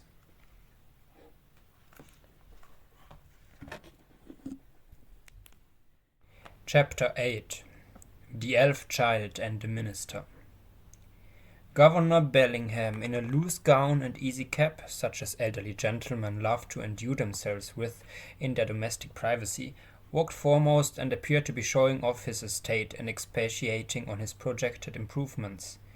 The wide circumference of an elaborate ruff beneath his grey beard, in the antiquated fashion of King James's reign, caused his head to look not a little like that of John the Baptist on a charger. The impression made by his aspect, so rigid and severe, and frost-bitten with more than autumnal age, was hardly in keeping with the appliances of worldly enjoyment wherewith he had evidently done his utmost to surround himself. But it is an error to suppose that our grave forefathers, though accustomed to speak and think of human existence as a state merely of trial and warfare, and though unfeignedly prepared to sacrifice goods and life at the behest of duty, made it a matter of conscience to reject such means of comfort or even luxury as lay fairly within their grasp.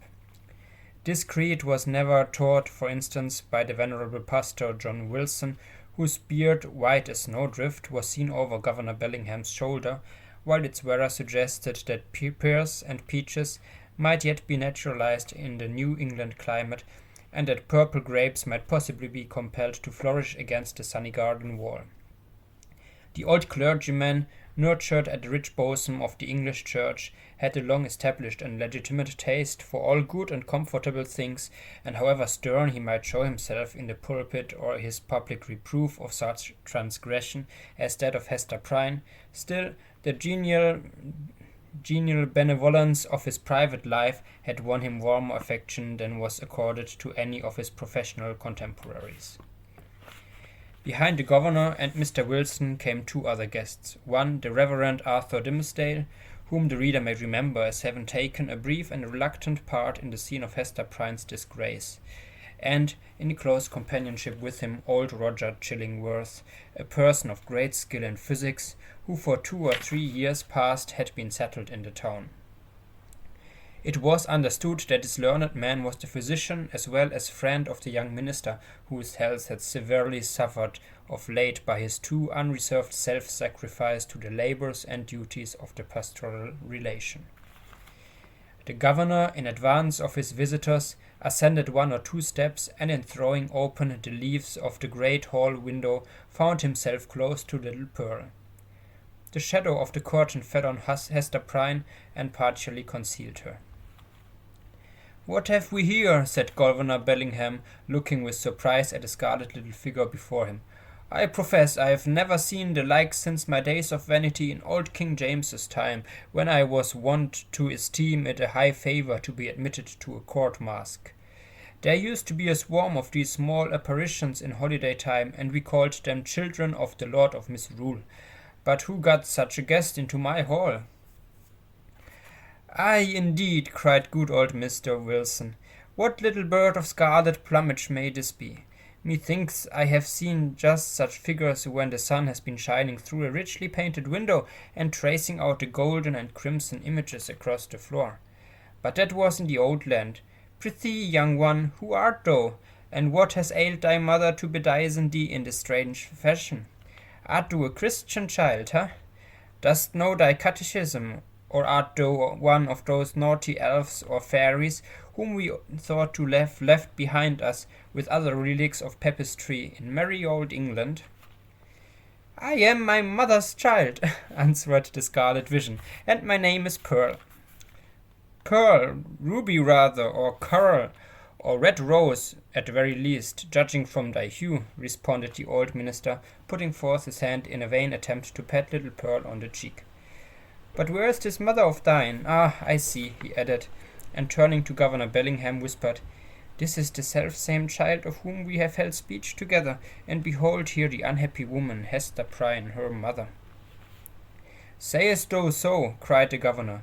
Nay, we might have judged that such a child's mother must needs be a scarlet woman, and a worthy type of her of Babylon.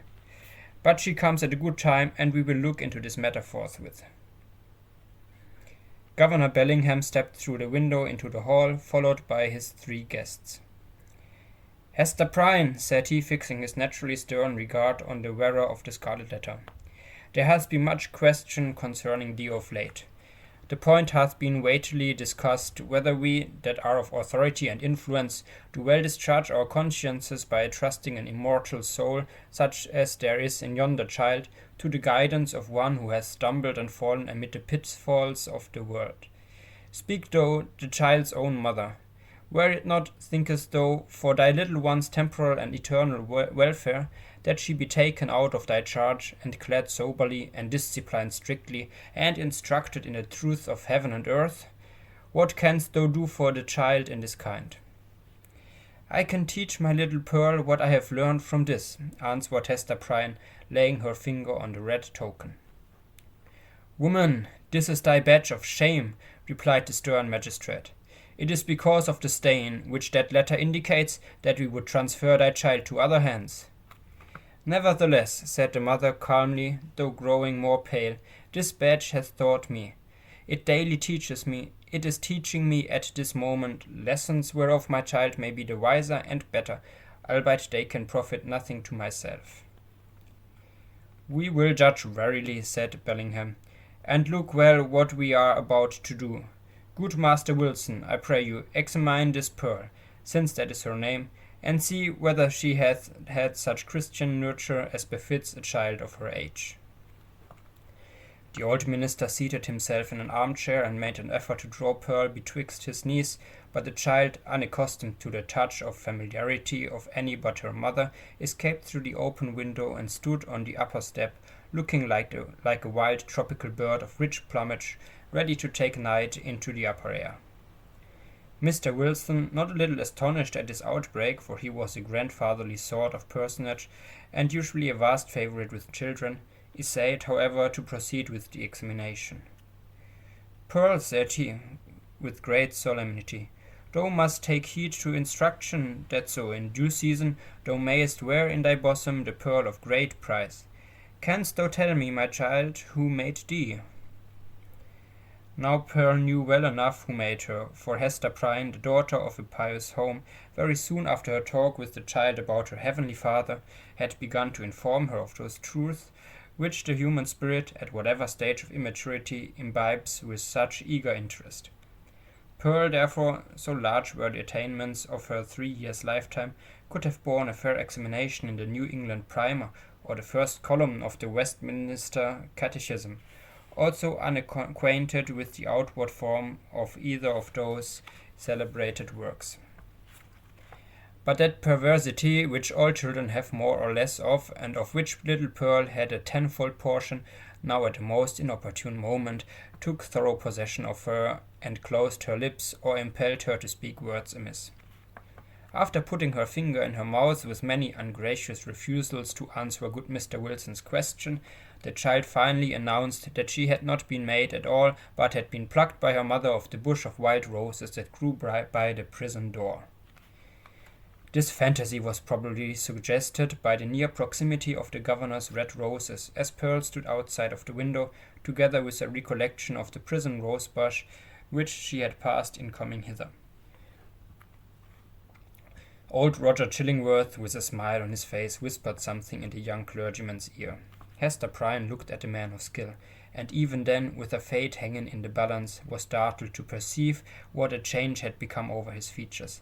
How much uglier they were, how his dark complexion seemed to have grown duskier, and his figure more misshapen, since the days when she had familiarly known him. She met his eyes for an instant, but was immediately constrained to give all her attention to the scene now going forward. "This is awful!" cried the governor, slowly recovering from the astonishment into which Pearl's response had thrown him. "Here's a child of 3 years old, and she cannot tell who made her. Without question, she is equally in the dark as to her soul, its present depravity and future destiny. Methinks, gentlemen, we need inquire no further. Hester caught hold of Pearl and drew her forcibly into her arms, confronting the old Puritan magistrate with almost a fierce expression. Alone in the world, cast off by it, and with this sole treasure to keep her heart alive, she felt that she possessed indefeasible rights against the world, and was ready to defend them to the death. God gave me the child, cried she. He gave her in requital of all things else which ye had taken from me. She is my happiness, she is my torture none the less. Pearl keeps me here in life, Pearl punishes me too. See ye not, she is the Scarlet Letter, one capable of being loved, and so endowed with a millionfold the power of retribution for my sin? Ye shall not take her, I will die first. My poor woman, said the not unkind old minister, the child shall be well cared for, far better than thou canst do it. God gave her into my keeping, repeated Hester Prynne, raising her voice almost to a shriek. I will not give her up. And here, by a sudden impulse, she turned to the young clergyman, Mr. Dimmesdale, at whom up to this moment she had seemed hardly so much as once to direct her eyes. Speak thou for me, cried she. Thou wast my pastor, and hadst charge of my soul, and knowest me better than these men can. I will not lose the child. Speak for me. Thou knowest, for thou hast sympathies which these men lack. Thou knowest what is in my heart, and what are a mother's rights, and how much the stronger they are when that mother has but her child and the Scarlet Letter. Look thou to it, I will not lose the child. Look to it. At this wild and singular appeal, which indicated that Hester Prynne's situation had provoked her to little less than madness, the young minister at once came forward, pale and holding his hand over his heart, as was his custom whenever his peculiarly nervous temperament was thrown into agitation. He looked now more careworn and emaciated than as we described him at the scene of Hester's public ignominy. And whether it were his failing health, or whatever the cause might be, his large dark eyes had a world of pain in their troubled and melancholy depths. There is truth in what she says, began the minister with a voice sweet, tremulous, but powerful, insomuch that the hall re-echoed and the hollow armor rang with it. Truth in what Hester says, and in the feeling which inspires her.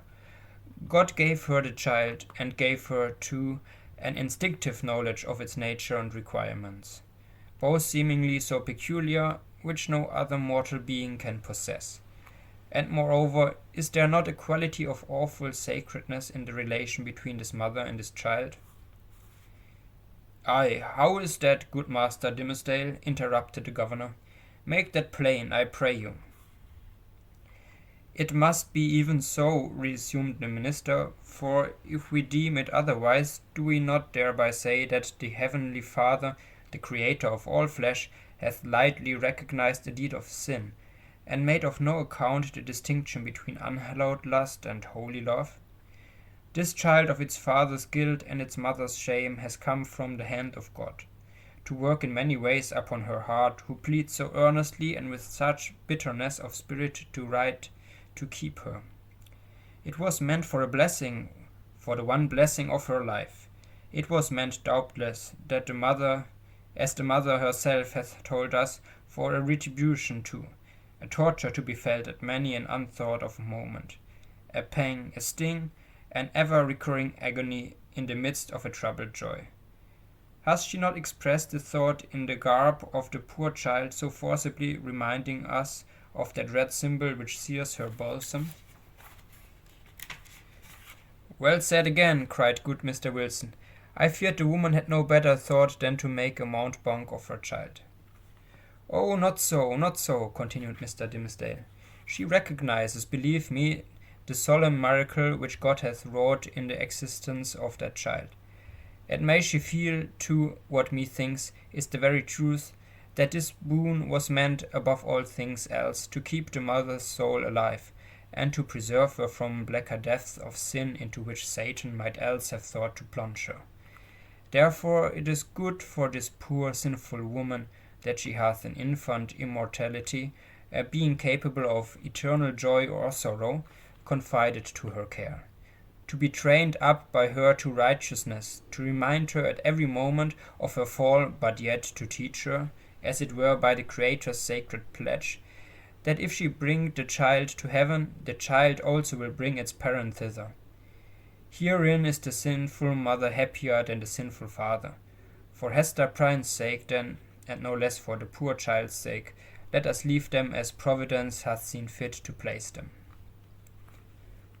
You speak, my friend, with a strange earnestness, said old Roger Chillingworth, smiling at him. And there is a weighty import in what my young brother has spoken, added the Reverend Mr. Wilson. What say you, worshipful Master Bellingham? Hath he not pleaded well for the poor woman? Indeed hath he, answered the magistrate, and hath adduced such arguments that we will even leave the matter as it now stands, so long, at least, as there shall be no further scandal in the woman.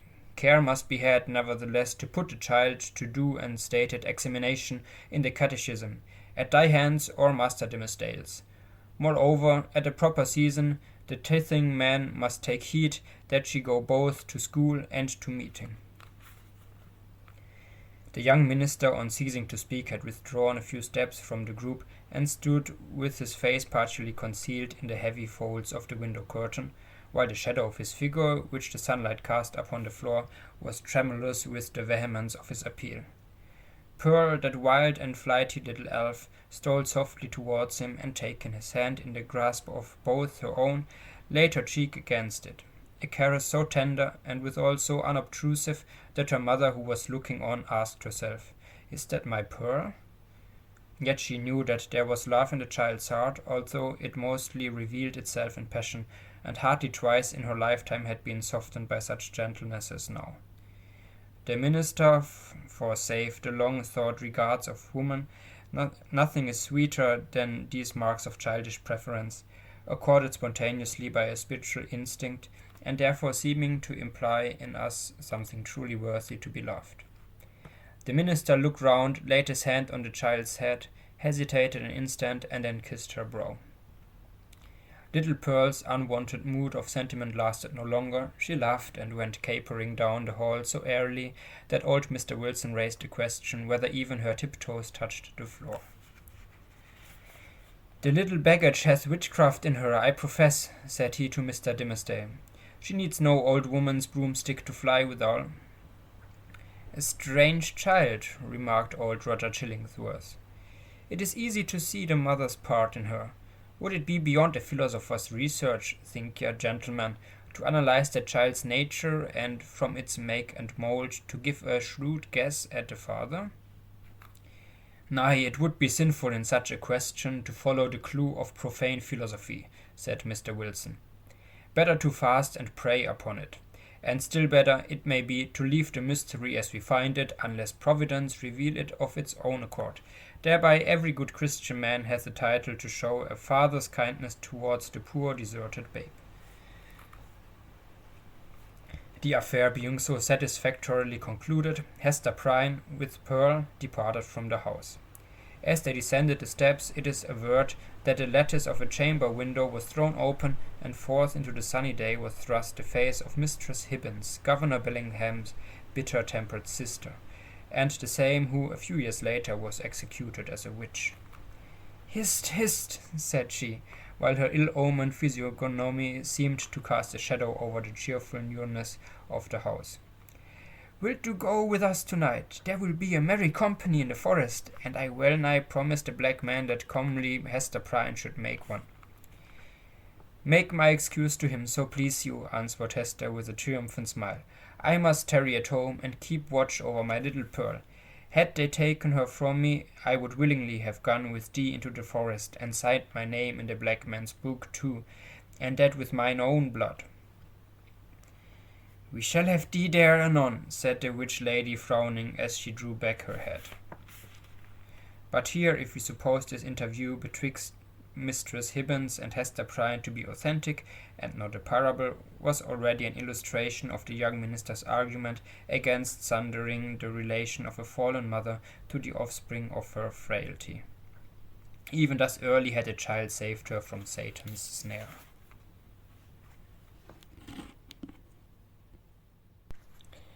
Chapter 9. The Leech.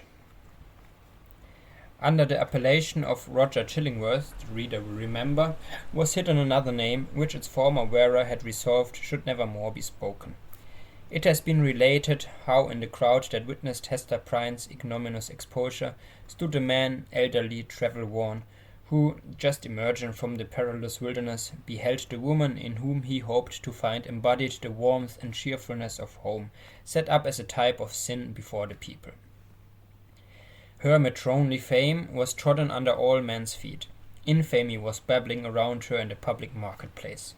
For her kindred should be the tidings ever reach them, and for the companions of her unspotted life there remained nothing but the contagion of her dishonour, which would not fail to be distributed in strict accordance and proportion with the intimacy and sacredness of their previous relationship. Then why, since the choice was with himself, should the individual whose connection with the fallen woman had been the most intimate and sacred of them all come forward to vindicate his claim to an inheritance so little desirable? He resolved not to be pillowed beside her on her pedestal of shame.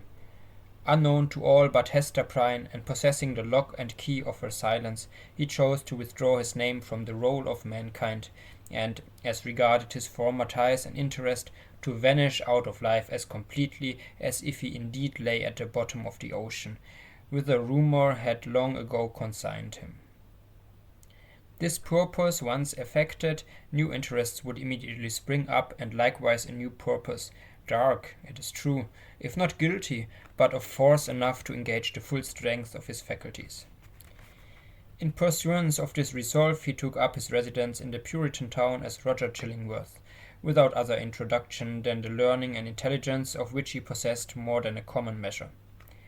As his studies, at a previous period of his life, had made him extensively acquainted with the medical science of the day, it was as a physician that he presented himself, and such was cordially received. Skilful men of the medical and chirurgical profession were of rare occurrence in the colony. They seldom, it would appear, partook of the religious zeal that brought other emigrants across the Atlantic. In their reaches into the human frame it may be that the higher and more subtle faculties of such men were materialized, and that they lost the spiritual view of existence amid the intricacies of that wondrous mechanism which seemed to involve art enough to comprise all of life within itself. At all events, the health of the good town of Boston, so far as medicine had aught to do with it, had hitherto lain in the guardianship of an aged diacon and apothecary, whose piety and godly deportment were stronger testimonials in his favour than any that he could have produced in the shape of a diploma. The only surgeon was one who combined the occasional exercise of that noble art with the daily and habitual flourish of a razor. To such a professional body Roger Chillingworth was a brilliant acquisition. He soon manifested his familiarity with the ponderous and imposing machinery of antique physics, in which every remedy contained a multitude of far-fetched and heterogeneous ingredients, as elaborately compounded as if the proposed result had been the elixir of life. In his Indian captivity, moreover, he had gained much knowledge of the properties of native herbs and roots, nor did he conceal from his patients that these simple medicines, nature's boon to the untutored savage, had quite as large a share of his own confidence as the European pharmacopoeia, which so many learned doctors had spent centuries in elaborating. This learned stranger was exemplary as regarded at least the outward forms of religious life, and, early after his arrival, had chosen for his spiritual guide the Reverend Mr. Dimmesdale. The young divine, whose scholar-like renown still lived in Oxford, was considered by his more fervent admirers as little less than a heavenly ordained apostle, destined, should he live and labour for the ordinary term of life, to do as great deeds for the now feeble New England Church as the early fathers had achieved for the infancy of the Christian faith. About this period, however, the health of Mr. Dimmesdale had evidently begun to fail. By those best acquainted with his habits, the paleness of the young minister's cheek was accounted for by his too earnest devotion to study, his scrupulous fulfilment of parochial duty, and more than all to the fasts and vigils of which he made a frequent practice, in order to keep the grossness of this earthly state from clogging and obscuring his spiritual lamp. Some declared that if Mr. Dimmesdale were really going to die, it was cause enough that the world was not worthy to be any longer trodden by his feet. He himself, on the other hand, with characteristic humility, avowed his belief that if Providence should see fit to remove him, it would be because of his own unworthiness to perform its humblest mission here on earth. With all this difference of opinion as to the cause of his decline, there could be no question of the fact. His form grew emaciated. His voice, though still rich and sweet, had a certain melancholy prophecy of decay in it. He was often observed, on any slight alarm or other sudden accident, to put his hand over his heart with first a flush and then a paleness indicative of pain. Such was the young clergyman's condition, and so imminent the prospect that his dawning light would be extinguished all untimely when Roger Chillingworth made his advent to the town. His first entry on the scene, few people could tell whence, dropping down as it were out of the sky or starting from the nether earth, had an aspect of mystery, which was easily heightened to the miraculous. He was now known to be a man of skill. It was observed that he gathered herbs and the blossoms of wild flowers, and dug up roots and plucked off twigs from the forest trees, like one acquainted with hidden virtues in what valueless to common eyes. He was heard to speak of Sir Kenelm Digby and other famous men, whose scientific attainments were esteemed hardly less than supernatural, as having been his correspondents or associates. Why, with such rank in the learned world, had he come hither? What could he whose sphere was in great cities be seeking in the wilderness? In answer to this query, a rumour gained ground, and however absurd, was entertained by some very sensible people, that heaven had wrought an absolute miracle by transporting an eminent doctor of physic from a German university bodily through the air and setting him down at the door of Mr. Dimmesdale's study. Individuals of wiser faith, indeed, who knew that heaven promotes its purposes without aiming at the stage effect of what is called miraculous interposition, were inclined to see a providential hand in Roger Chillingworth's so opportune arrival. This idea was countenanced by the strong interest which the physician ever manifested in the young clergyman. He attached himself to him as a parishioner, and thought to win a friendly regard and confidence from his naturally reserved sensibility. He expressed great alarm at his pastor's state of health, but was anxious to attempt the cure, and, if early undertaken, seemed not despondent of a favourable result. The elders, the diacons, the motherly dames, and the young and fair maidens of Mr. Dimmesdale's flock were alike importunate that he should make trial of the physician's frankly offered skill. Mr. Dimmesdale gently repelled their entreaties. "I need no medicine," said he.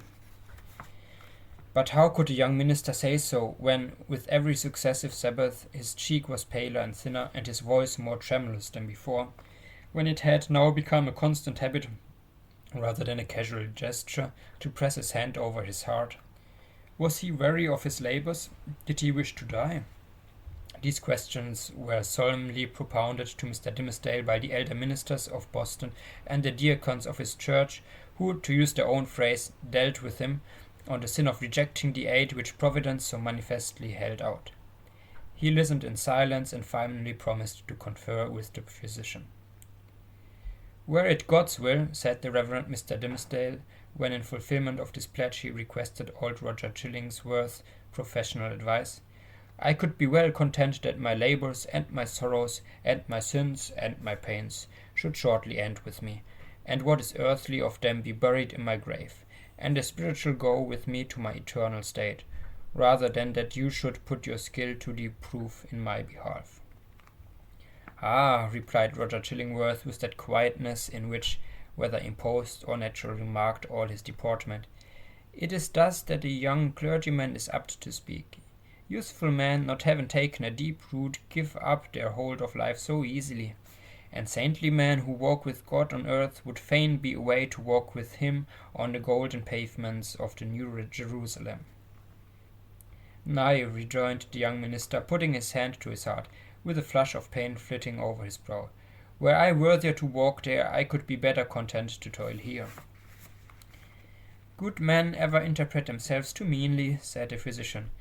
In this manner the mysterious old Roger Chillingsworth became the medical adviser of the Reverend Mr. Dimmesdale.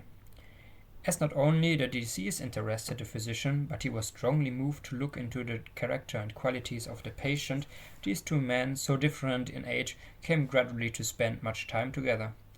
For the sake of the minister's health, and to enable the leech to gather plants with healing balm in them, they took long walks on the seashore or in the forest, mingling various walks with the plash and murmur of the waves and a solemn wind anthem among the tree tops.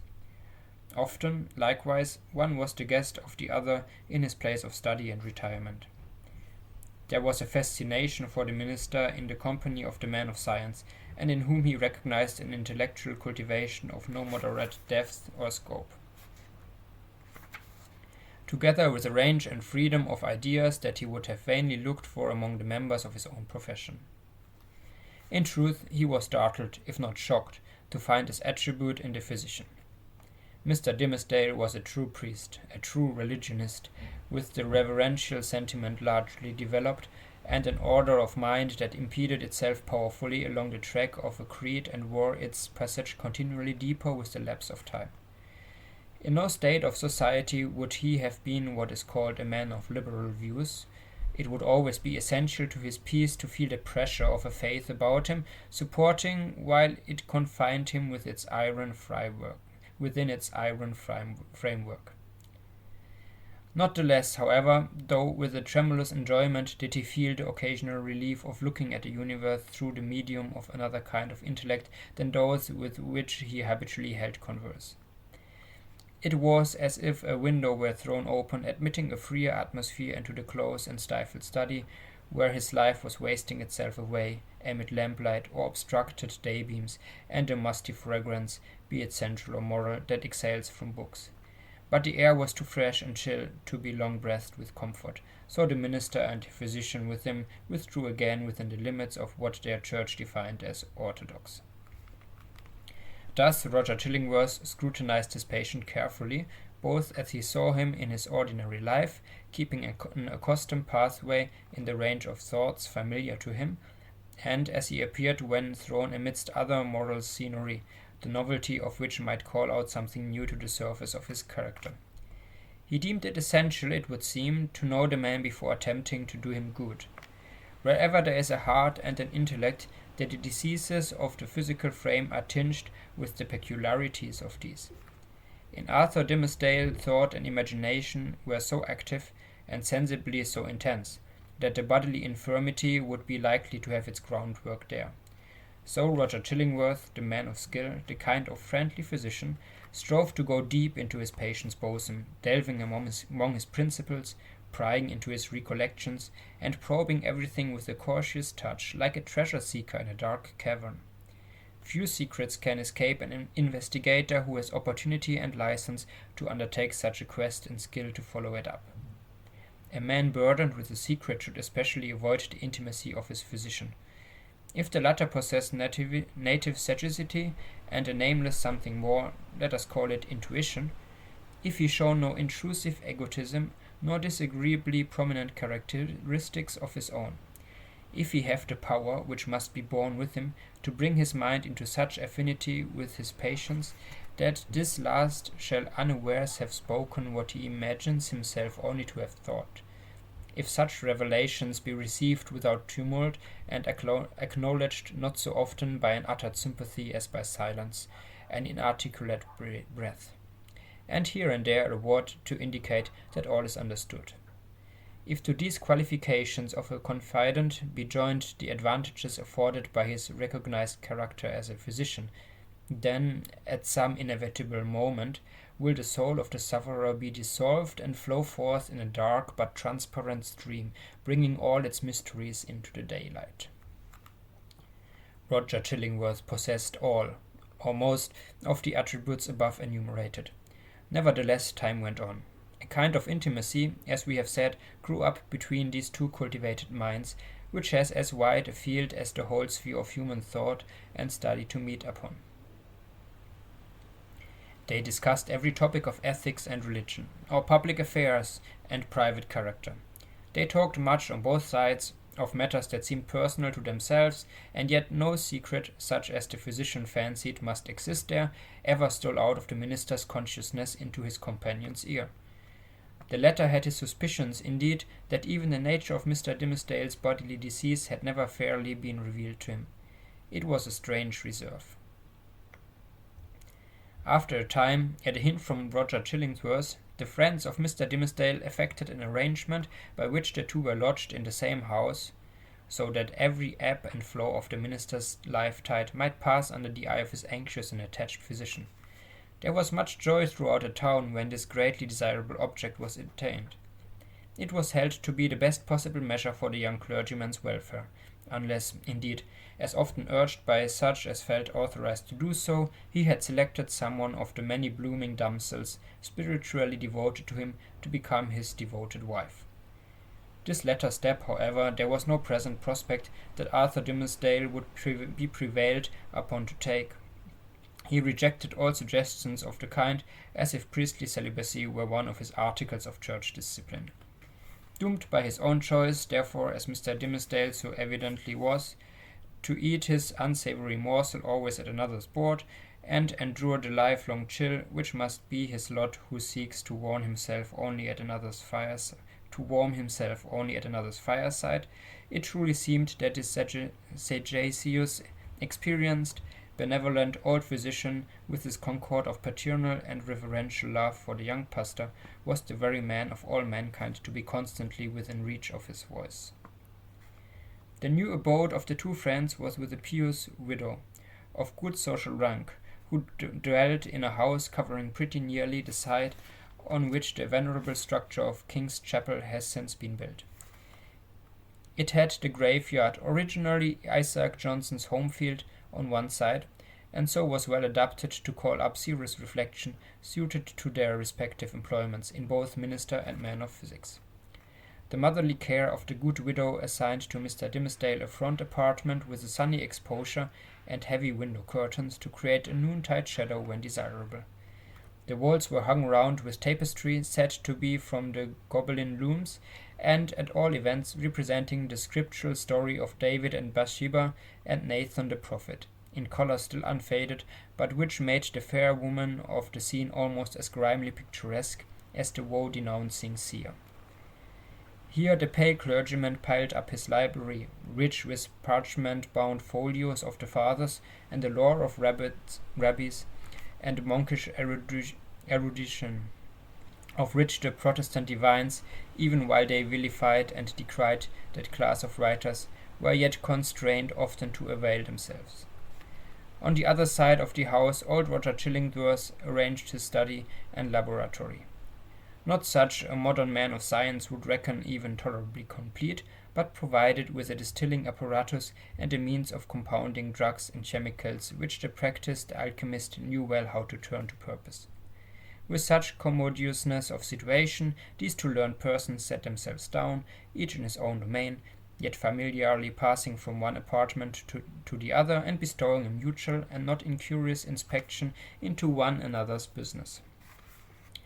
And the Reverend Arthur Dimmesdale's best discerning friends, as we have intimated, very reasonably imagined that the hand of Providence had done all this for the purpose, besought in so many public and domestic and secret prayers, of restoring the young minister to health. But it must now be said, another portion of the community had latterly begun to take its own view of the relation betwixt Mr. Dimmesdale and the mysterious old physician. When an uninstructed multitude attempts to see with its eyes, it is exceedingly apt to be deceived. When, however, it forms its judgment, as it usually does, on the intuitions of its great and warm heart, the conclusions thus attained are often so profound and so unerring as to possess the character of truth supernaturally revealed. The people in the case of which we speak could justify its prejudice against Roger Chillingworth by no fact or argument worthy of serious refutation. There was an aged handicraftsman, it is true, who had been a citizen of London at the period of Sir Thomas Overbury's murder, now some 30 years agone. He testified to having seen the physician, under some other name, which the narrator of this story had now forgotten, in company with Dr. Foreman, the famous old conjurer who was implicated in the affair of Overbury. 2 or 3 individuals hinted that a man of skill during his Indian captivity had enlarged his medical attainments by joining in the incantations of the savage priests, who were universally acknowledged to be powerful enchanters, often performing seemingly miraculous cures by their skill in the black art.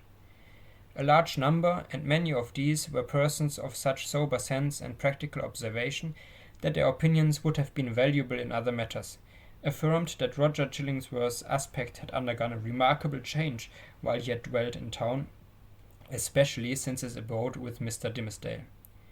At first his expression had been calm, meditative, scholar-like. Now there was something ugly and evil in his face, which they had not previously noticed, and which grew still the more obvious to sight the oftener they looked upon him. According to the vulgar idea, the fire in his laboratory had been brought from the lower regions and was fed with infernal fuel, and so, as might be expected, his visage was getting sooty with the smoke. To sum up the matter, it grew to be a widely diffused opinion that the Reverend Arthur Dimmesdale, like many other personages of especial sanctity, in all ages of the Christian world, was haunted either by Satan himself or Satan's emissary in the guise of old Roger Chillingsworth. The diabolical agent had a divine permission for a season to burrow into the clergyman's intimacy and plot against his soul. No sensible man, it was confessed, could doubt on which side the victory would turn. The people looked with an unshaken hope to see the minister come forth out of the conflict, transfigured with the glory which he would unquestionably win. Meanwhile, nevertheless, it was sad to think of the perchance mortal agony through which he must struggle towards his triumph. Alas, to judge from the gloom and terror in the depths of the poor minister's eyes, the battle was a sore one, and the victory anything but secure.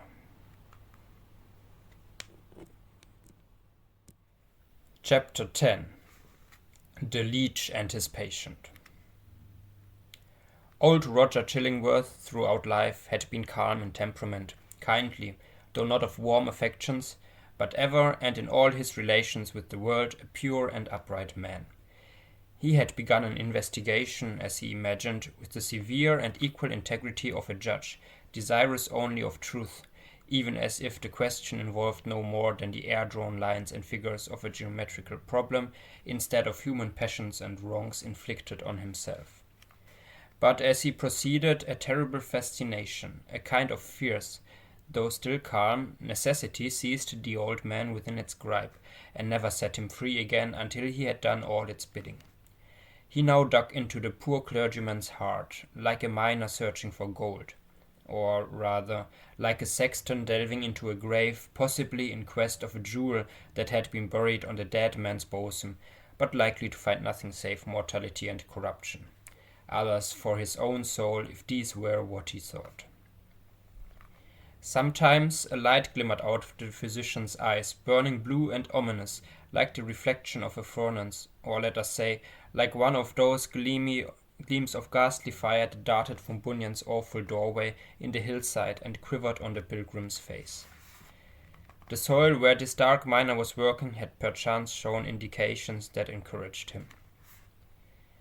"This man," said he at one such moment to himself, "pure as they deem him, all spiritual as he seems, hath inherited a strong animal nature from his father or his mother. Let us dig a little further in the direction of this vein." Then, after a long search into the minister's dim interior and turning over many precious materials in the shape of high aspirations for the welfare of his race, warm love of souls, pure sentiments, natural piety, strengthened by thought and study, and illuminated by revelations, all of which invaluable gold was perhaps no better than rubbish to the seeker, he would turn back discouraged and begin his quest towards another point. He groped along as stealthily, with as cautious a tread and as wary an outlook as a thief entering a chamber where a man lies only half asleep, or, it may be, broad awake, with purpose to steal the very treasure which this man guards as the apple of his eye. In spite of his premeditated carefulness, the floor would now and then creak. His garments would rustle. The shadow of his presence in a forbidden proximity would be thrown across his victim. In other words, Mr. Dimmesdale, whose sensibility of nerve often produced the effect of spiritual intuition, would become vaguely aware that something inimical to his peace had thrust itself into relation with him. But old Roger Chillingworth, too, had perceptions that were almost intuitive, and when the minister threw his startled eyes towards him, there the physician sat, his kind, watchful, sympathizing, but never intrusive friend. Yet Mr. Dimmesdale would perhaps have seen this individual's character more perfectly if a certain morbidness, to which sick hearts are liable, had not rendered him suspicious of all mankind. Trusting no man as his friend, he could not recognize his enemy when the latter actually appeared. He therefore still kept up a familiar intercourse with him, daily receiving the old physician in his study, or visiting the laboratory, and, for recreation's sake, watching the process by which weeds were converted into drugs of potency. One day, leaning his forehead on his hand and his elbow on the sill of the open window that looked towards the graveyard, he talked with Roger Chillingworth, while the old man was examining a bundle of unsightly plants. "Where," asked he, with a look of askance at them, for it was the clergyman's peculiarity that he seldom, nowadays, looked straight forth at any object, whether human or inanimate, "where, my kind doctor, did you gather those herbs with such dark, flabby leaf?" "Even in the graveyard here at hand," answered the physician, continuing his employment. "They are new to me. I found them growing on a grave which bore no tombstone, no other memorial of the dead man, save these ugly weeds, that have taken upon themselves to keep him in remembrance. They grew out of his heart, and typify, it may be, some hideous secret that was buried with him, and which he had done better to confess during his lifetime." "Perchance," said Dimmesdale, "he earnestly desired it, but could not." "And wherefore," rejoined the physician, "wherefore not, since all the powers of nature call so earnestly for the confession of sin, that these black weeds have sprung up out of a buried heart to make manifest an unspoken crime?" "That, good sir, is but a fantasy of yours," replied the minister. "There can be, if I forebode aright, no power, short of the divine mercy, to disclose, whether by uttered words, or by type or emblem, the secrets that may be buried with a human heart. The heart, making itself guilty of such secrets, must perforce hold them until the day when all hidden things shall be revealed. Nor have I so read or interpreted Holy Writ as to understand that the disclosure of human thoughts and deeds, then to be made, is intended as a part of the retribution. That surely were a shallow view of it. No, these revelations, unless I greatly err, are meant merely to promote the intellectual satisfaction of all intelligent beings who will stand waiting on that day to see the dark problem of this life made plain. A knowledge of men's hearts will be needful to the complex solution of that problem. And I conceive, moreover, that the hearts holding such miserable secrets as you speak of will yield them up at that last day, not with reluctance, but with a joy unutterable." "Then why not reveal them here?" asked Roger Chillingworth, glancing quietly aside at the minister. "Why should not the guilty ones sooner avail themselves of this unutterable solace?" "They mostly do," said the clergyman, gripping hard at his breast as if afflicted with an importunate throb of pain. "Many, many a poor soul hath given its confidence to me, not only on the deathbed, but while strong in life and fair in reputation. And ever, after such an outpouring, oh, what a relief have I witnessed in those sinful brethren! Even as in one who at last draws free air after long stifling with his own polluted breath. How can it be otherwise? Why should the wretched man, guilty, we will say, of murder, prefer to keep the dead corpse buried in his own heart, rather than fling it forth at once and let the universe take care, or it?" "Yet some men bury their secrets thus," observed the calm physician. "True, there are such men," answered Mr. Dimmesdale, "but not to suggest more obvious reasons, it may be that they are kept silent by the very constitution of their nature. Or, can we not suppose it, guilty as they may be, retaining, nevertheless, a zeal for God's glory and man's welfare, they shrink from displaying themselves black and filthy in the view of men, because, thenceforward, no good can be achieved by them, no evil of the past be redeemed by better service. So to their own unutterable torment they go about among their fellow creatures, looking pure as new fallen snow, while their hearts are all speckled and spotted with iniquity of which they cannot rid themselves.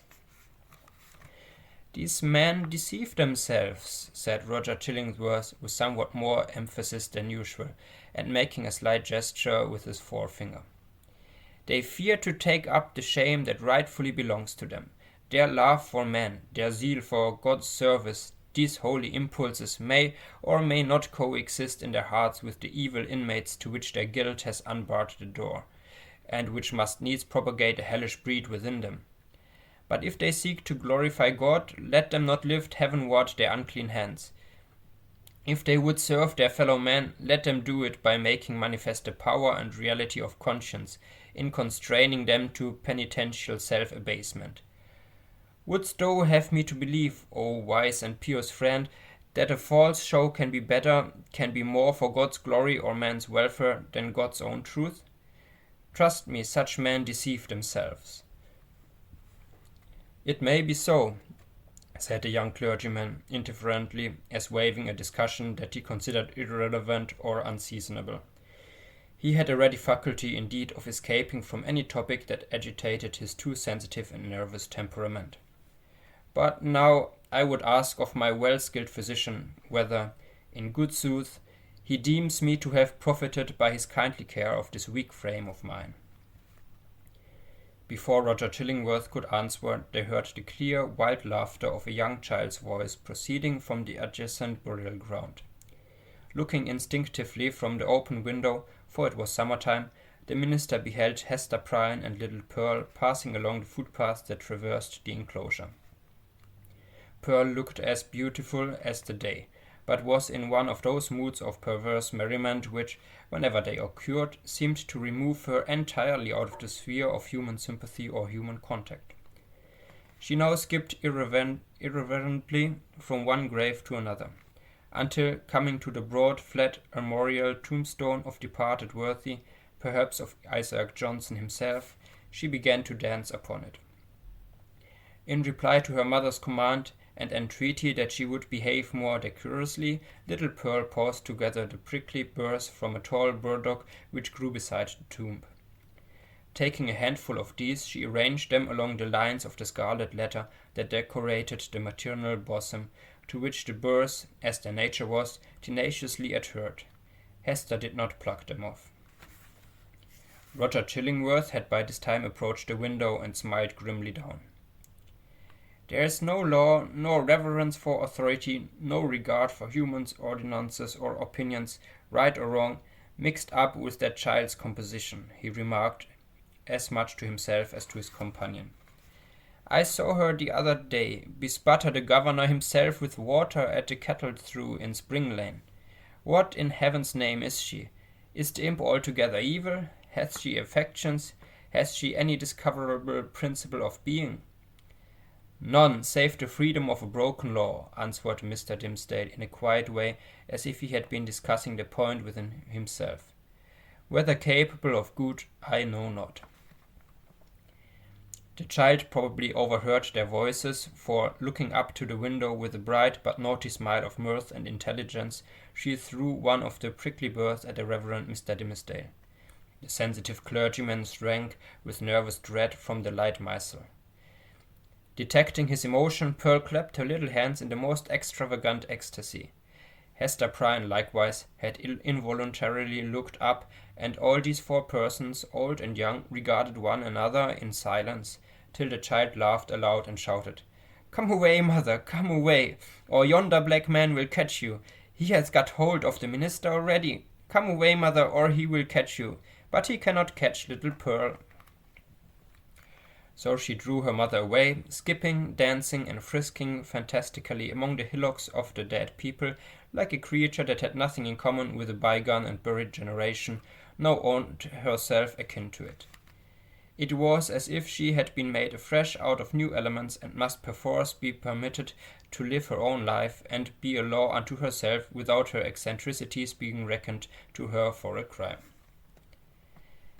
"There goes a woman," resumed Roger Chillingworth after a pause, "who, be her demerits what they may, hath none of that mystery of hidden sinfulness which you deem so grievous to be borne. Is Hester Prynne the less miserable, think you, for that scarlet letter of her breast?" "I do verily believe it," answered the clergyman. "Nevertheless, I cannot answer for her. There was a look of pain in her face which I would gladly have been spared of the sight. But still, methinks it must needs be better for the sufferer to be free to show his pain, as this poor woman Hester is, than to cover it all up in his heart." There was another pause, and the physician began anew to examine and arrange the plants which he had gathered. "You inquired of me a little time ago," he said at length, "my judgment as touching your health." "I did," answered the clergyman, "and would gladly learn it. Speak frankly, I pray you, be it for life or death." "Freely then and plainly," said the physician, still busy with his plants, but keeping a wary eye on Mr. Dimmesdale. "The disorder is a strange one, not so much in itself, nor as outwardly manifested, in so far, at least, as the symptoms have been laid open to my observation. Looking daily at you, my good sir, and watching the tokens of your aspect now for a month gone by, I should deem you a man sore sick, if may be, yet not so sick but that an instructed and watchful physician might well hope to cure you. But I know not what to say. The disease is what I seem to know, yet know it not." "You speak in riddles, learned sir," said the pale minister, glancing aside out of the window. "Then, to speak more plainly," continued the physician, "and I crave pardon, sir, should it seem to require pardon, for this needful plainness of my speech. Let me ask, as your friend, as one having charge under Providence of your life and physical well-being, hath all the operation of this disorder had been fairly laid open and recounted to me?" "How can you question it?" asked the minister. "Surely it were child's play to call in a physician and then hide the sore." "You would tell me, then, that I know all?" said Roger Chillingworth, deliberately, and fixing an eye, bright with intense and concentrated intelligence, on the minister's face. "Be it so, but again, he to whom only the outward and physical evil is laid open knoweth oftentimes but half the evil which he is called upon to cure. A bodily disease, which we look upon as a whole and entire within itself, may after all be but a symptom of some ailment in the spiritual part. Your pardon once again, good sir, if my speech give the shadow of offence. You, sir, of all men whom I have known, are he whose body is the closest conjoined and imbued and identified, so to speak, with the spirit whereof it is the instrument." "Then I need ask no further," said the clergyman, somewhat hastily rising from his chair. "You deal not, I take it, in medicine for the soul." "Does a sickness," continued Roger Chillingworth, going on in an unaltered tone, without heeding the interruption, but standing up and confronting the emaciated and white-cheeked minister with his low, dark, and misshapen figure, "a sickness, a sore place, if we may so call it, in your spirit hath immediately its appropriate manifestation in your bodily frame. Would you, therefore, that your physician heal the bodily evil? How may this be unless you first lay open to him the wound or trouble in your soul?" "No, not to thee, not to an earthly physician," cried Mr. Dimmesdale passionately, and turning his eyes full and bright, and with a kind of fierceness, on old Roger Chillingworth. "Not to thee.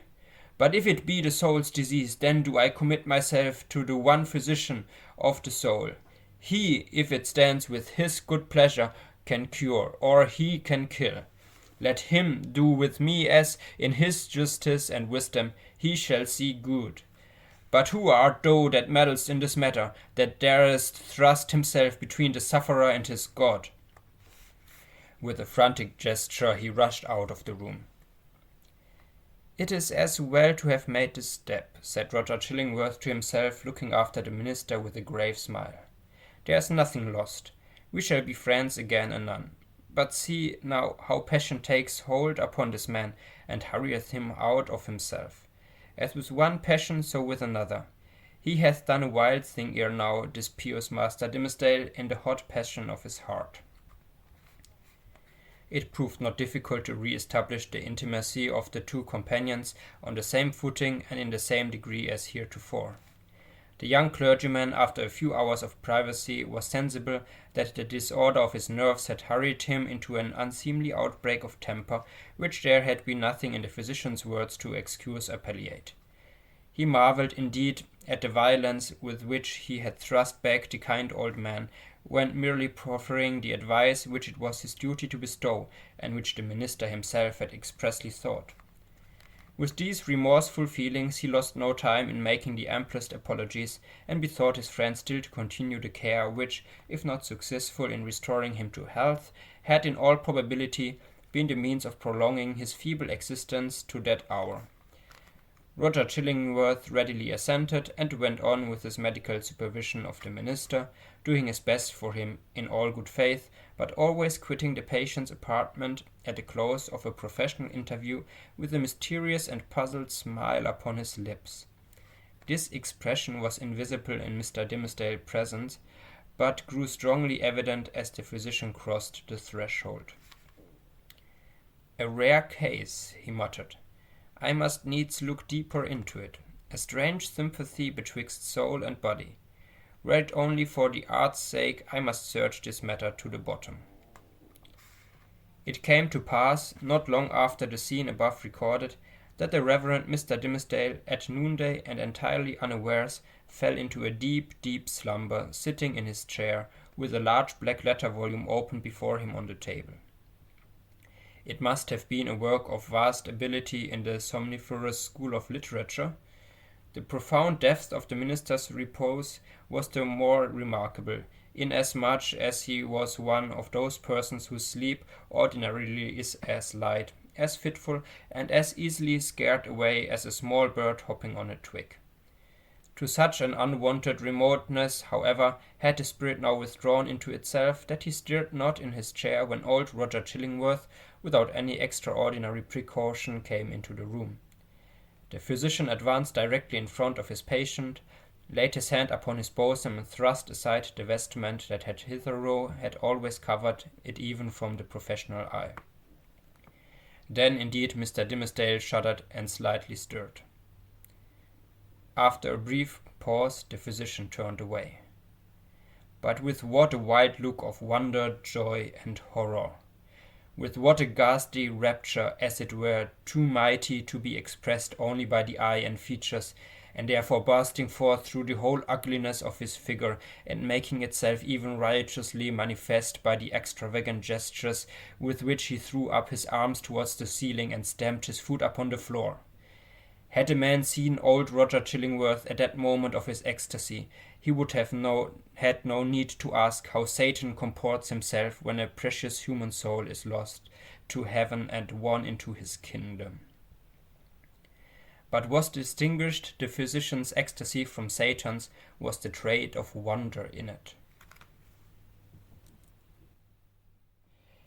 Chapter 11. The Interior of a Heart. After the incident last described, the intercourse between the clergyman and the physician, though externally the same, was really of another character than it had previously been.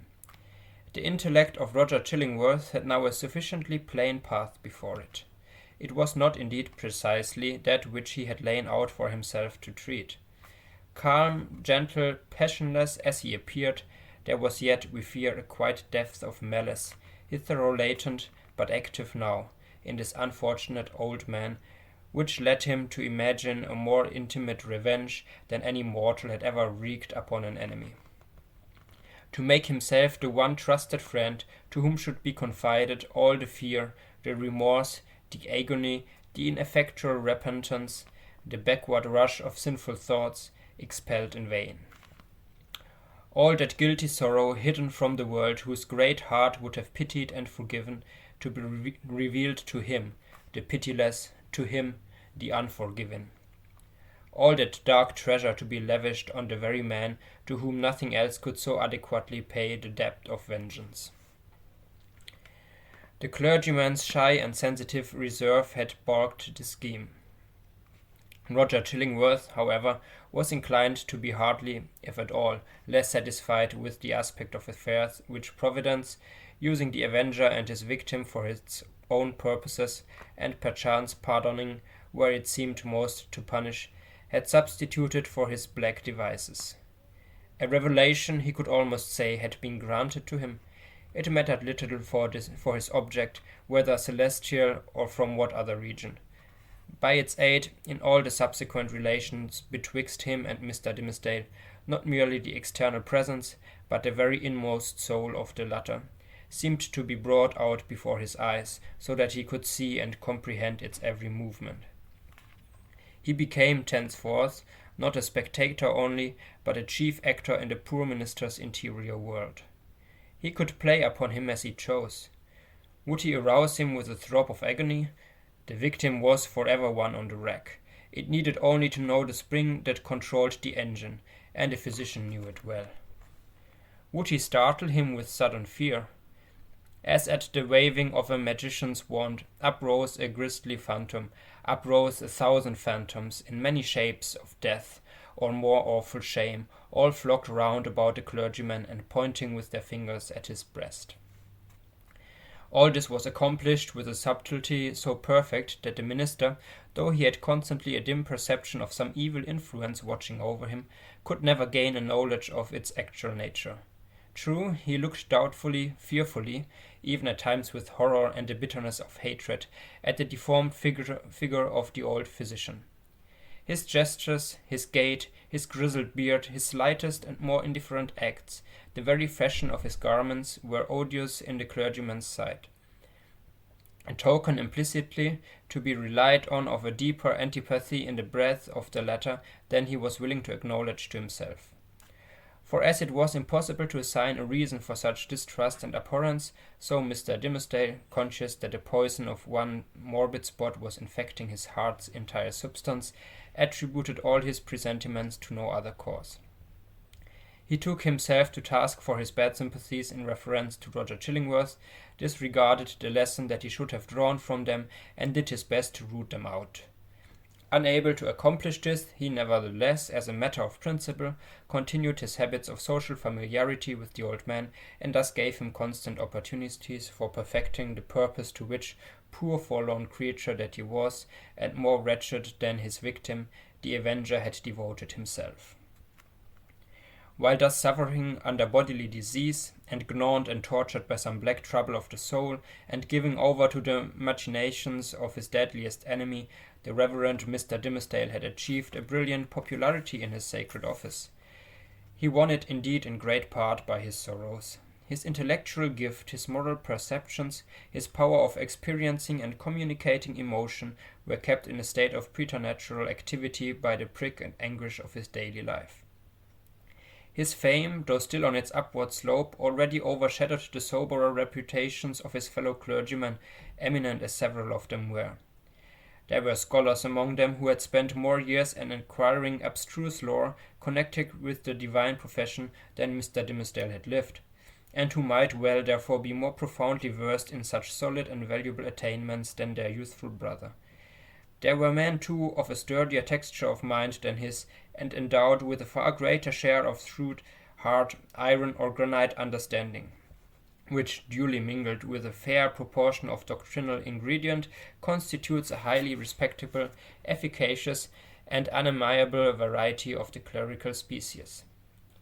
There were others, again, true saintly fathers, whose faculties had been elaborated by very toil among their books, and by patient thought, and etherealized, moreover, by spiritual communications with the better world, into which their purity of life had almost introduced these holy personages, with their garments of mortality still clinging to them.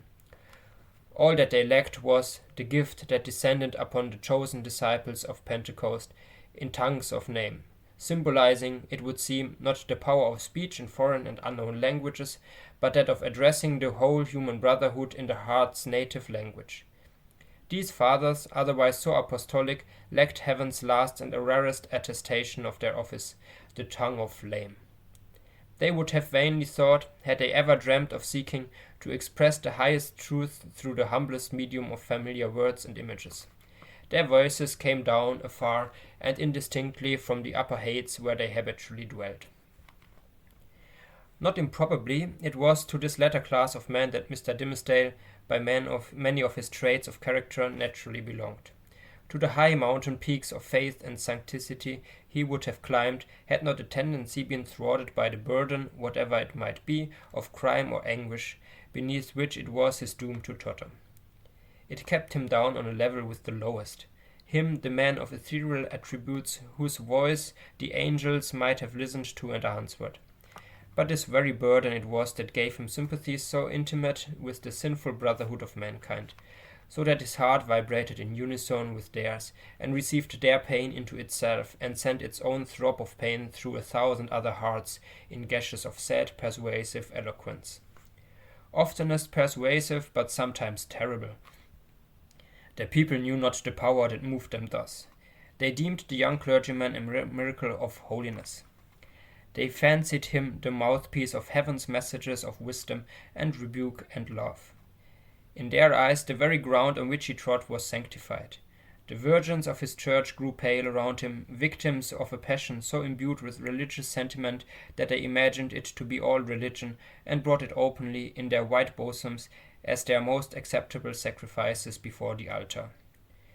The aged members of his flock, beholding Mr. Dimmesdale's frame so feeble, while they were themselves so rugged in their infirmity, believed that he would go heavenward before them, and enjoyed it upon their children that their old bones should be buried close to their young pastor's holy grave.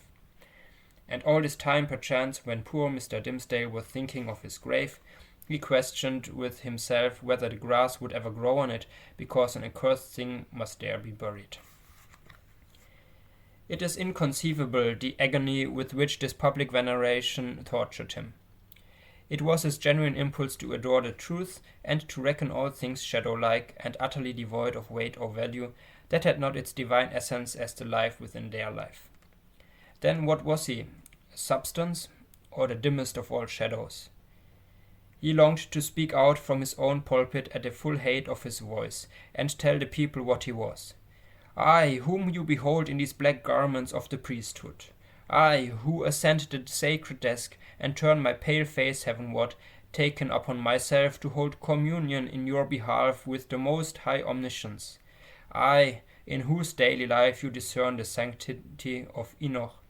I, whose footsteps, as you suppose, leave a gleam along my earthly track, whereby the pilgrims that shall come after me may be guided to the regions of the blessed. I, who have laid the hand of baptism upon your children. I, who have breathed the parting prayer over your dying friends, to whom the Amen sounded faintly from a world which they that quitted. I, your pastor, whom you so reverence and trust, am utterly a pollution and a lie. More than once Mr. Dimmesdale had gone into the pulpit with the purpose never to come down its steps until he should have spoken words like the above. More than once he had cleared his throat and drawn in the long, deep, and tremulous breath, which, when sent forth again, would come burdened with the black secret of his soul. More than once, nay, more than 100 times, he had actually spoken. But how? He had told his hearers that he was altogether vile, a viler companion of the vilest, the worst of sinners, an abomination, a thing of unimaginable iniquity, and that the only wonder was that they did not see his wretched body shriveled up before their eyes by the burning wrath of the Almighty. Could there be plainer speech than this? Would not the people start up in their seats by a simultaneous impulse and tear him down out of the pulpit which he defiled? Not so, indeed. They heard it all, and did but reverence him the more. They little guessed what deadly purport lurked in those self-condemning words. The godly youth, said they among themselves, the saint on earth, alas! If he discern such sinfulness in his own white soul, what horrid spectacle would he behold in thine or mine? The minister well knew, subtle, but remorseful hypocrite that he was, the light in which his vague confession would be viewed. He had striven to put a cheat upon himself by making the avowal of a guilty conscience, but had gained only one other sin and a self-acknowledged shame, without the momentary relief of being self-deceived. He had spoken the very truth and transformed it into the veriest falsehood. And yet, by the constitution of his nature, he loved the truth and loathed the lie, as few men ever did. Therefore, above all things else, he loathed his miserable self. His inward trouble drove him to practices more in accordance with the old, corrupted faith of Rome than with the better light of the church in which he had been born and bred. In Mr. Dimmesdale's secret closet, under lock and key, there was a bloody scourge. Oftentimes this Protestant and Puritan divine had plied it on his own shoulders, laughing bitterly at himself the while, and smithing so much the more pitiless because of that bitter laugh. It was his custom, too, as it has been that of many other pious Puritans, to fast, not, however, like them in order to purify the body and render it the fitter medium of celestial illumination, but rigorously and until his knees trembled beneath him as an act of penance. He kept vigils likewise night after night, sometimes in utter darkness, sometimes with a glimmering lamp, and sometimes viewing his own face in a looking-glass by the most powerful light which he could throw upon it. He thus typified the constant introspection wherewith he tortured, but could not purify himself. In these lengthened vigils his brain often reeled, and visions seemed to flit before him, perhaps seen doubtfully, and by a faint light of their own, in the remote dimness of the chamber, or more vividly and close beside him within the looking-glass. Now it was a herd of diabolic shapes that grinned and mocked at the pale minister and beckoned him away with them, now a group of shining angels who flew upward heavily, as sorrow-laden, but grew more ethereal as they rose. Now came the dead friends of his youth and his white-bearded father, with a saint-like frown, and his mother turning her face away as she passed by. Ghost of a mother, thinnest fantasy of a mother, methinks she might yet have thrown a pitying glance towards her son. And now, through the chamber which these spectral thoughts had made so ghastly, glided Hester Prynne, leading along little Pearl in her scarlet garb, and pointing her forefinger, first at the scarlet letter on her bosom, and then at the clergyman's own breast. None of these visions ever quite deluded him. At any moment, by an effort of his will, he could discern substances through their misty lack of substance, and convince himself that they were not solid in their nature, like yonder table of carved oak, or that big, square, leather-bound, and brazen-clasped volume of divinity. But, for all that, they were, in one sense, the truest and most substantial thing which the poor minister now dealt with. It is the unspeakable misery of a life so false as his, that it steals the pith and substance out of whatever realities there are around us, and much are meant by heaven to be the spirit's joy and nutriment. To the untrue man the whole universe is false. It is impalpable. It shrinks to nothing within his grasp. And he himself, in so far as he shows himself in a false light, becomes a shadow, or indeed ceases to exist.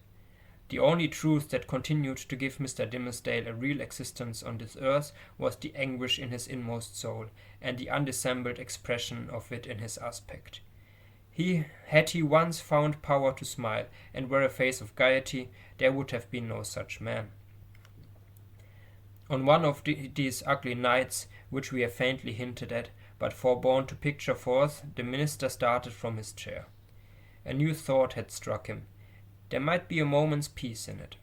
Attiring himself with as much care as if it had been for public worship, and precisely in the same manner, he strolled softly down the staircase, undid the door, and issued forth. Chapter 12. The Minister's Vigil. Walking in the shadow of a dream, as it were, and perhaps actually under the influence of a species of somnambulism, Mr. Dimmesdale reached the spot where, now so long since, Hester Prynne had lived through the first hours of public ignominy. The same platform or scaffold, black and weather-stained with the storm or sunshine of 7 long years, and foot-worn too, with the tread of many culprits who had since ascended it, remained standing beneath the balcony of the meeting-house. The minister went up the steps. It was an obscure night of early May. An unvaried pall of cloud muffled the whole expanse of sky from zenith to horizon. If the same multitude which had stood as eyewitnesses while Hester Prynne sustained her punishment could now have been summoned forth, they would have discerned no face above the platform, nor hardly the outline of a human shape in the dark grey of the midnight. But the town was all asleep. There was no peril of discovery.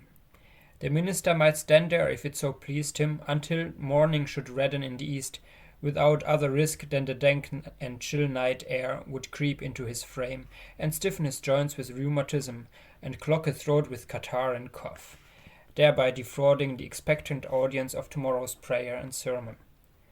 No eye could see him save the ever wakeful one which had seen him in his closet, wielding the bloody scourge. Why then had he come hither? A mockery, indeed, but in which angels blushed and wept, while fiends rejoiced with cheering laughter. He had been driven hither by the impulse of that remorse which dogged him everywhere, and whose own sister and closely linked companion was that cowardice which invariably drew him back with her tremulous gripe, just when the other impulse had hurried him to the verge of a disclosure. Poor miserable man! What right had infirmity like his to burden itself with crime? Crime is for the iron-nerved, who have their choice either to endure it, or, if it press too hard, to exert their fierce and severed strength for a good purpose, and fling it off at once.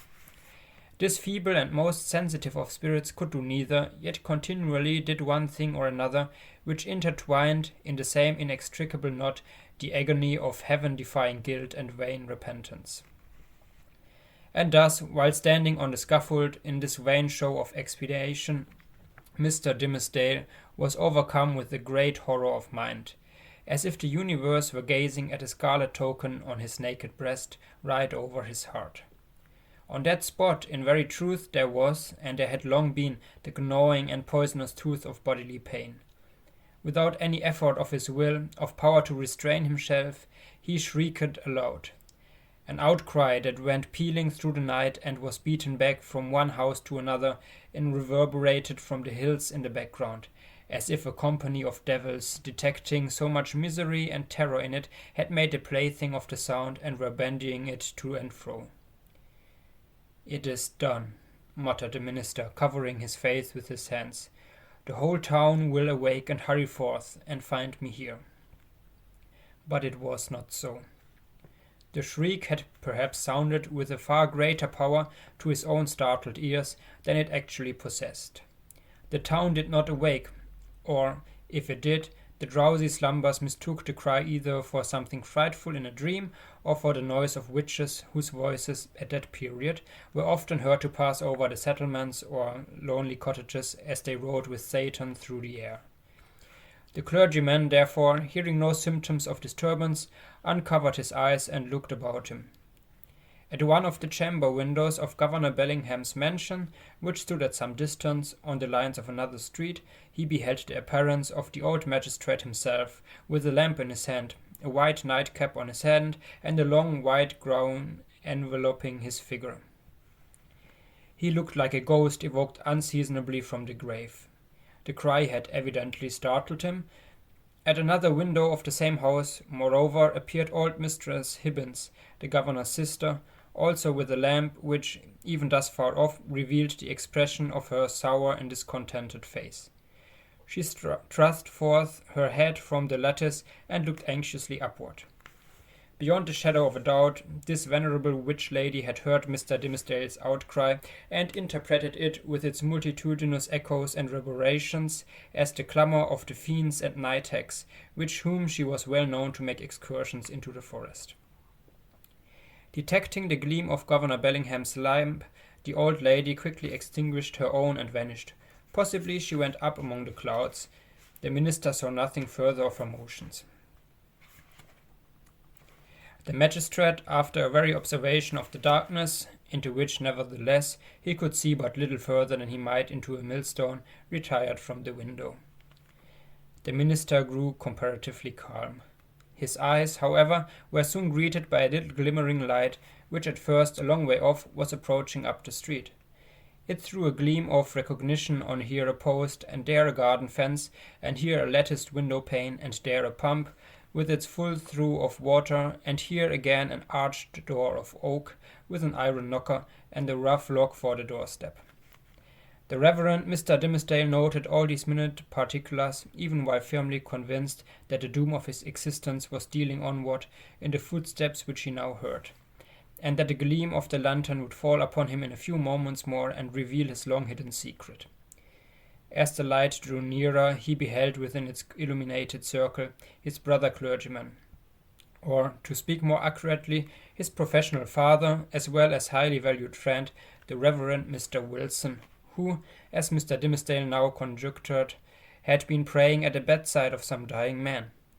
And so he had. The good old minister came freshly from the death chamber of Governor Winthrop, who had passed from earth to heaven within that very hour. And now, surrounded like the saint-like personages of olden times with a radiant halo that glorified him amid this gloomy night of sin, as if the departed governor had left him an inheritance of his glory, or as if he had caught upon himself the distant shine of the celestial city, while looking thitherward to see the triumphant pilgrim pass with its gates. Now, in short, good Father Wilson was moving homeward, aiding his footsteps with a lighted lantern. The glimmer of this luminary suggested the above conceits to Mr. Dimmesdale, who smiled, nay, almost laughed at them, and then wondered if he were going mad. As the Reverend Mr. Wilson passed beside the scaffold, closely muffling his Geneva cloak about him with one arm, and holding the lantern before his breast with the other, the minister could hardly restrain himself from speaking. "A good evening to you, venerable Father Wilson. Come up hither, I pray you, and pass a pleasant hour with me." Good heavens! Had Mr. Dimmesdale actually spoken? For one instant he believed that these words had passed his lips, but they were uttered only with his imagination. The venerable Father Wilson continued to step slowly onward, looking carefully at the muddy pathway before his feet, and never once turning his head towards the guilty platform. When the light of the glimmering lantern had faded quite away, the minister discovered, by the faintness which came over him, that the last few moments had been a crisis of terrible anxiety, although his mind had made an involuntary effort to relieve itself by a kind of lurid playfulness. Shortly afterwards, the like grisly sense of the humorous again stole in among the solemn phantoms of his thoughts. He felt his limbs growing stiff with the unaccustomed chillness of the night, and doubted whether he should be able to descend the steps of the scaffold. Morning would break and find him there. The neighborhood would begin to rouse itself. The earliest riser, coming forth in the dim twilight, would perceive a vaguely defined figure aloft on the place of shame, and half-crazed betwixt alarm and curiosity, would go knocking from door to door, summoning all the people to behold the ghost, as he needs must think it, of some defunct transgressor. A dusky tumult would flap its wings from one house to another. Then, the morning light still waxing stronger, old patriarchs would rise up in great haste, each in his flannel gown, and matronly dames, without pausing to put off their night gear.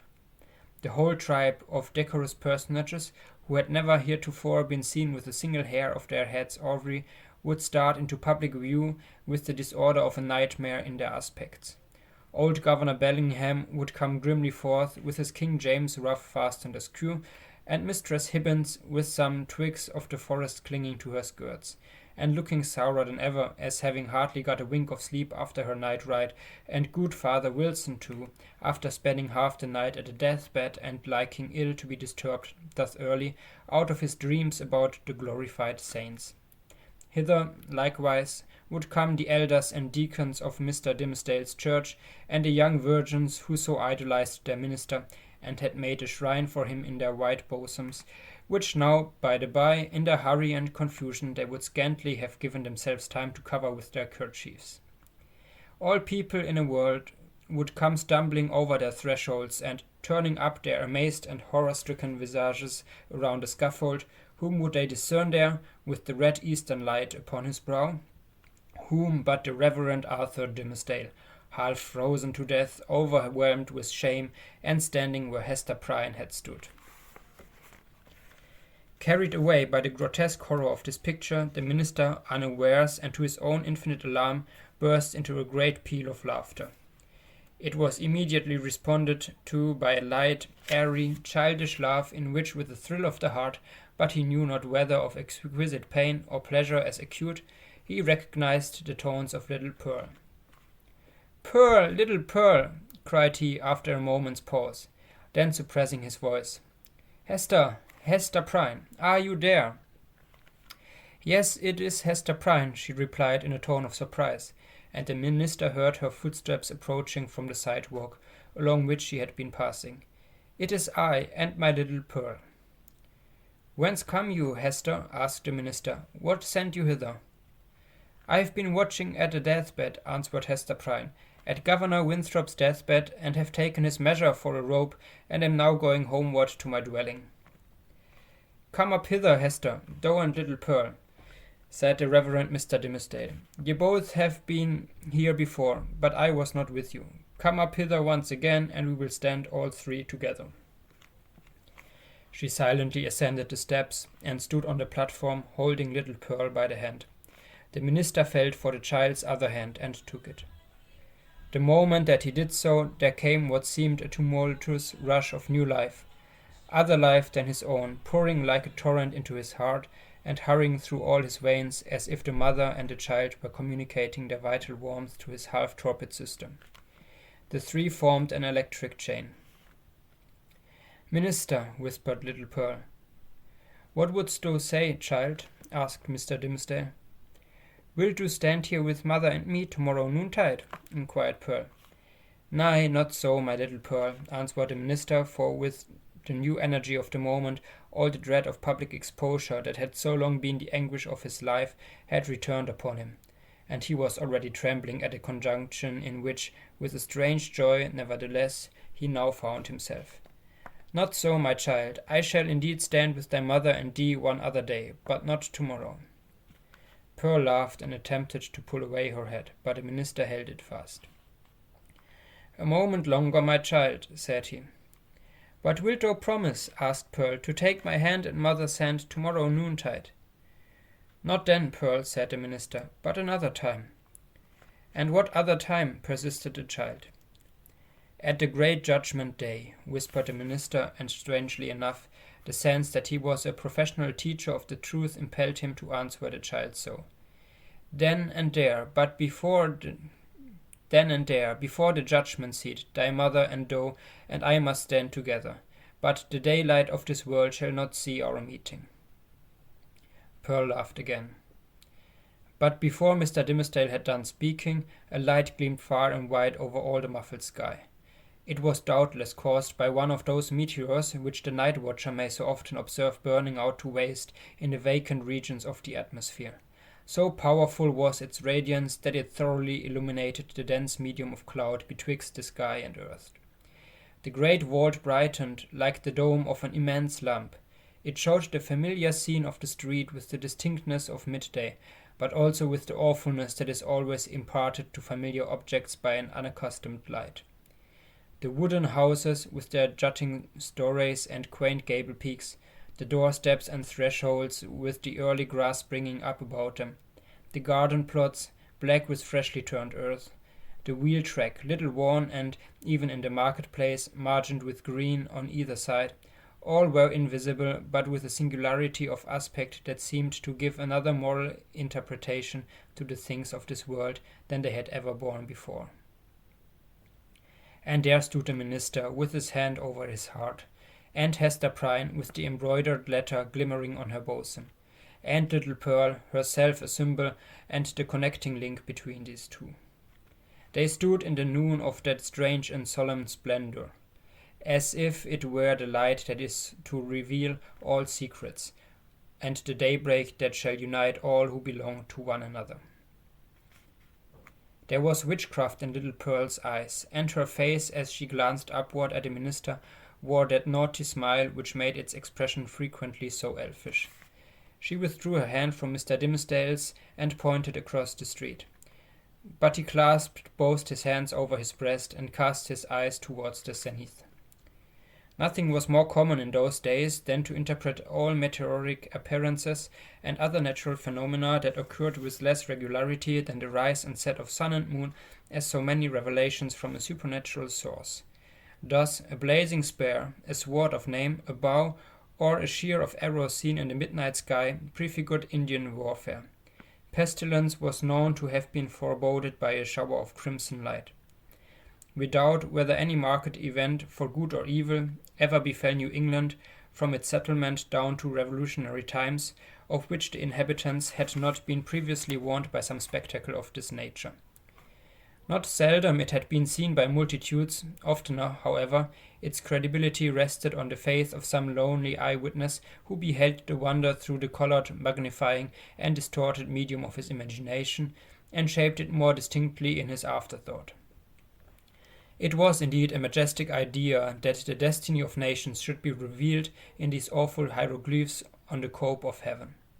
A scroll so wide might not be deemed too expansive for Providence to write a people's doom upon. The belief was a favorite one with our forefathers, as betokening that their infant commonwealth was under a celestial guardianship or peculiar intimacy and strictness. But what shall we say when an individual discovers a revelation addressed to himself alone on the same vast sheet of record? In such a case it could only be the symptom of a highly disordered mental state, when a man rendered morbidly self-contemplative by long, intense, and secret pain, had extended his egotism over the whole expanse of nature, until the firmament itself should appear no more than a fitting page for his soul's history and fate. We impute it, therefore, solely to the disease in his own eye and heart that the minister, looking upward to the zenith, beheld there the appearance of an immense letter, the letter A, marked out in lines of dull red light.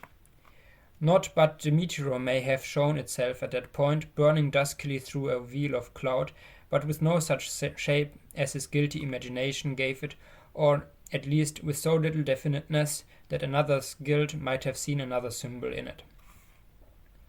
There was a singular circumstance that characterized Mr. Dimmesdale's psychological state at this moment. All the time that he gazed upwards to the zenith, he was, nevertheless, perfectly aware that little Pearl was pointing her finger towards old Roger Chillingworth, who stood at no great distance from the scaffold. The minister appeared to see him with the same glance that discerned the miraculous letter. To his features, as to all other objects, the meteoric light imparted a new expression. Or it might well be that the physician was not careful then, as at all other times, to hide the malevolence with which he looked upon his victim. Certainly, if the meteor kindled up the sky and disclosed the earth with an awfulness that admonished Hester Prynne and the clergyman of the day of judgment, then might Roger Chillingworth have passed with them for the arch-fiend, standing there with a smile and scowl to claim his own. So vivid was the expression, or so intense the minister's perception of it, that it seemed still to remain painted on the darkness after the meteor had vanished, with an effect as if the street and all things else were at once annihilated. "Who is that man, Hester?" gasped Mr. Dimmesdale, overcome with terror. "I shiver at him. Dost thou know the man? I hate him, Hester." She remembered her oath and was silent. "I tell thee, my soul shivers at him," muttered the minister again. "Who is he? Who is he? Canst thou do nothing for me? I have a nameless horror of the man." "Minister," said little Pearl, "I can tell thee who he is." "Quickly then, child," said the minister, bending his ear close to her lips. "Quickly, and as low as thou canst whisper." Pearl mumbled something into his ear that sounded, indeed, like human language, but was only such gibberish as children may be heard amusing themselves with by the hour together. At all events, if it involved any secret information in regard to old Roger Chillingworth, it was in a tongue unknown to the erudite clergyman, and did but increase the bewilderment of his mind. The elfish child then laughed aloud. "Dost thou mock me now?" said the minister. "Thou wast not bold, thou wast not true," answered the child. "Thou wouldst not promise to take my hand and mother's hand tomorrow noontide." "Worthy sir," answered the physician, who had now advanced to the foot of the platform, Pious Master Dimmesdale, can this be you? Well, well, indeed. We men of study, whose heads are in our books, have need to be straitly looked after. We dream in our waking moments, and walk in our sleep. Come, good sir, and my dear friend, I pray you let me lead you home. How knewest thou that I was here? Asked the minister fearfully. Verily, and in good faith, answered Roger Chillingworth. I knew nothing of the matter. I had spent the better part of the night at the bedside of the worshipful Governor Winthrop, doing what my poor skill might to give him ease. He going home to a better world, I likewise was on my way homeward when this light shone out. Come with me, I beseech you, reverend sir, else you will be poorly able to do Sabbath duty tomorrow. Aha, see now how they trouble the brain, these books. These books, you should study less, good sir, and take a little pastime, or these night whimsies will grow upon you. I will go home with you, said Mr. Dimmesdale. With a chill despondency, like an awakening, all nevertheless, from an ugly dream, he yielded himself to the physician and was led away. The next day, however, being the Sabbath, he preached a discourse which was held to be the richest and most powerful, and the most replete with heavenly influences that had ever proceeded from his lips. Souls, it is said, more souls than one, were brought to the truth by the efficacy of that sermon, and vowed within themselves to cherish a holy gratitude towards Mr. Dimmesdale throughout the long hereafter. But as he came down the pulpit steps, the grey-bearded sexton met him, holding up a black glove, which the minister recognized as his own. It was found, said the sexton, this morning on the scaffold where evildoers are set up to public shame. Satan dropped it there, I take it, intending a scurrilous jest against your reverence. But indeed he was blind and foolish as he ever and always is. A pure hand needs no glove to cover it. Thank you, my good friend, said the minister gravely, but startled at heart, for so confused was his remembrance that he had almost brought himself to look at events of the past night as visionary. Yes, it seems to be my glove indeed. And since Satan so fit to steal it, your reverence must needs handle him without gloves henceforward, remarked the old sexton, grimly smiling. But did your reverence hear of the portent that was seen last night? A great red letter in the sky, the letter A, which we interpret to stand for angel. For, as our good Governor Winthrop was made an angel this past night, it was doubtless held fit that there should be some notice thereof. No, answered the minister, I had not heard of it. Chapter 13. Another view of Hester. In her late singular interview with Mr. Dimmesdale, Hester Prynne was shocked at the condition to which she found a clergyman reduced. His nerve seemed absolutely destroyed. His moral force was abased into more than childish weakness.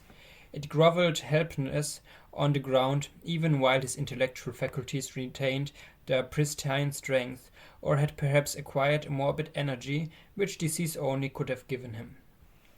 With her knowledge of a train of circumstances hidden from all others, she could readily infer that, besides the legitimate action of his own conscience, a terrible machinery had been brought to bear, and was still operating, on Mr. Dimmesdale's well-being and repose.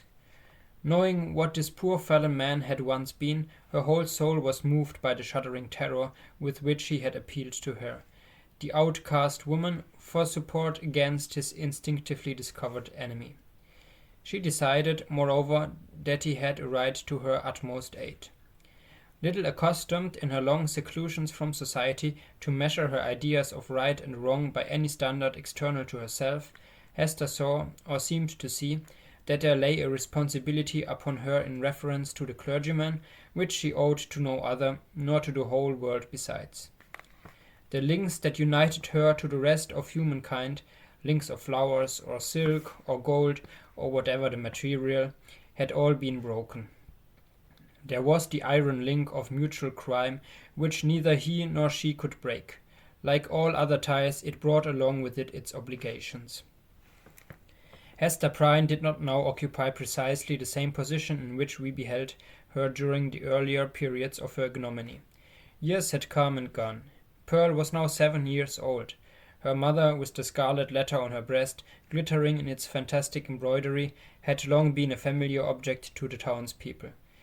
As is apt to be the case when a person stands out in any prominence before the community and, at the same time, interferes neither with public nor individual interests or convenience, a species of general regard had ultimately grown up in reference to Hester Prynne. It is to the credit of human nature that, except where its selfishness is brought into play, it loves more readily than it hates. Hatred, by a gradual and quiet process, will even be transformed to love, unless the change be impeded by a continually new irritation of the original feeling of hostility. In this matter of Hester Prynne there was neither irritation nor irksomeness. She never battled with the public, but submitted uncomplainingly to its worst usage. She made no claim upon it in requital for what she suffered. She did not wait upon its sympathies. Then, also, the blameless purity of her life during all these years in which she had been set apart to infamy was reckoned largely in her favor. With nothing now to lose in the sight of mankind, and with no hope and seemingly no wish of gaining anything, it could only be a genuine regard for virtue that had brought back the poor wanderer to its path. It was perceived, too, that while Hester never put forward even the humblest title to share in the world's privileges, further than to breathe the common air and earn daily bread for little Pearl and herself by the faithful labor of her hands, she was quick to acknowledge her sisterhood with the race of men whenever benefits were to be conferred. None so ready as she to give of her little substance to every demand of poverty, even though the bitter-hearted pauper threw back a gibe in requital of the food brought regularly to his door, or the garments wrought for him by the fingers that could have embroidered a monarch's robe. None so self-devoted as Hester when pestilence stalked through the town. In all seasons of calamity, indeed, whether general or of individuals, the outcast of society at once found her place. She came, not as a guest, but as a rightful inmate, into the household that was darkened by trouble, as if its gloomy twilight were a medium in which she was entitled to hold intercourse with her fellow creatures. There glimmered the embroidered letter with comfort in its unearthly ray. Elsewhere the token of sin, it was the taper of the sick chamber.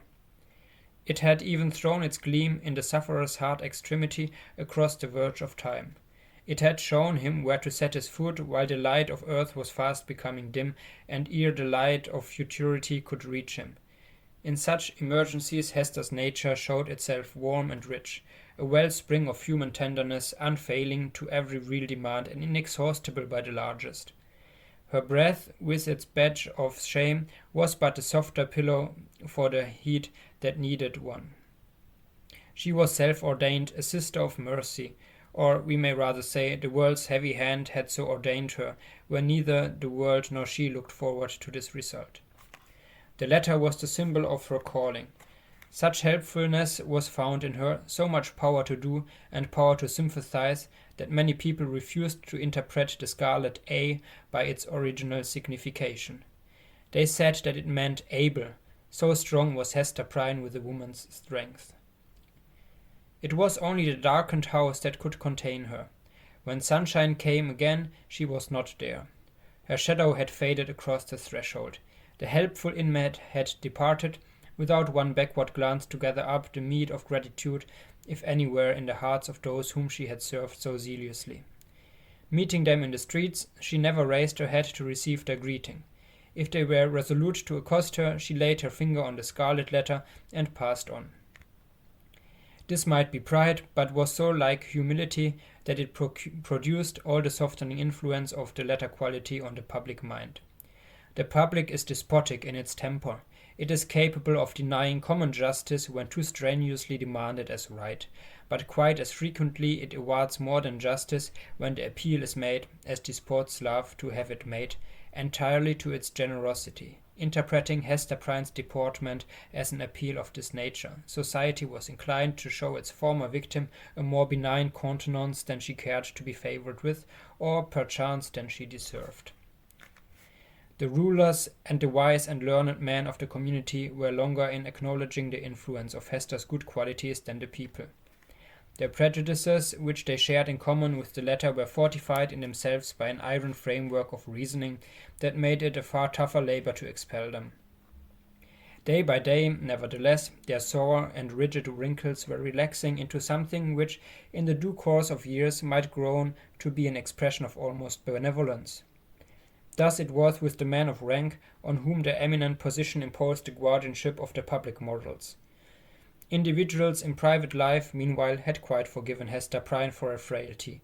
Nay, more, they had begun to look upon the Scarlet Letter as the token, not of that one sin for which she had borne so long and dreary a penance, but of her many good deeds since. "Do you see that woman with the embroidered badge?" they would say to strangers. "It is our Hester, the town's own Hester, who is so kind to the poor, so helpful to the sick, so comfortable to the afflicted." Then, it is true, the propensity of human nature to tell the very worst of itself, when embodied in the person of another, would constrain them to whisper the black scandal of bygone years. It was none the less a fact, however, that in the eyes of the very man who spoke thus, the Scarlet Letter had the effect of the cross in a nun's bosom. It imparted to the wearer a kind of sacredness, which enabled her to walk securely amid all peril. Had she fallen among thieves, it would have kept her safe. It was reported and believed by many that an Indian had drawn his arrow against the badge, and that the missile struck it but fell harmless to the ground. The effect of the symbol, or rather of the position in respect to society that was indicated by it, on the mind of Hester Prynne herself was powerful and peculiar.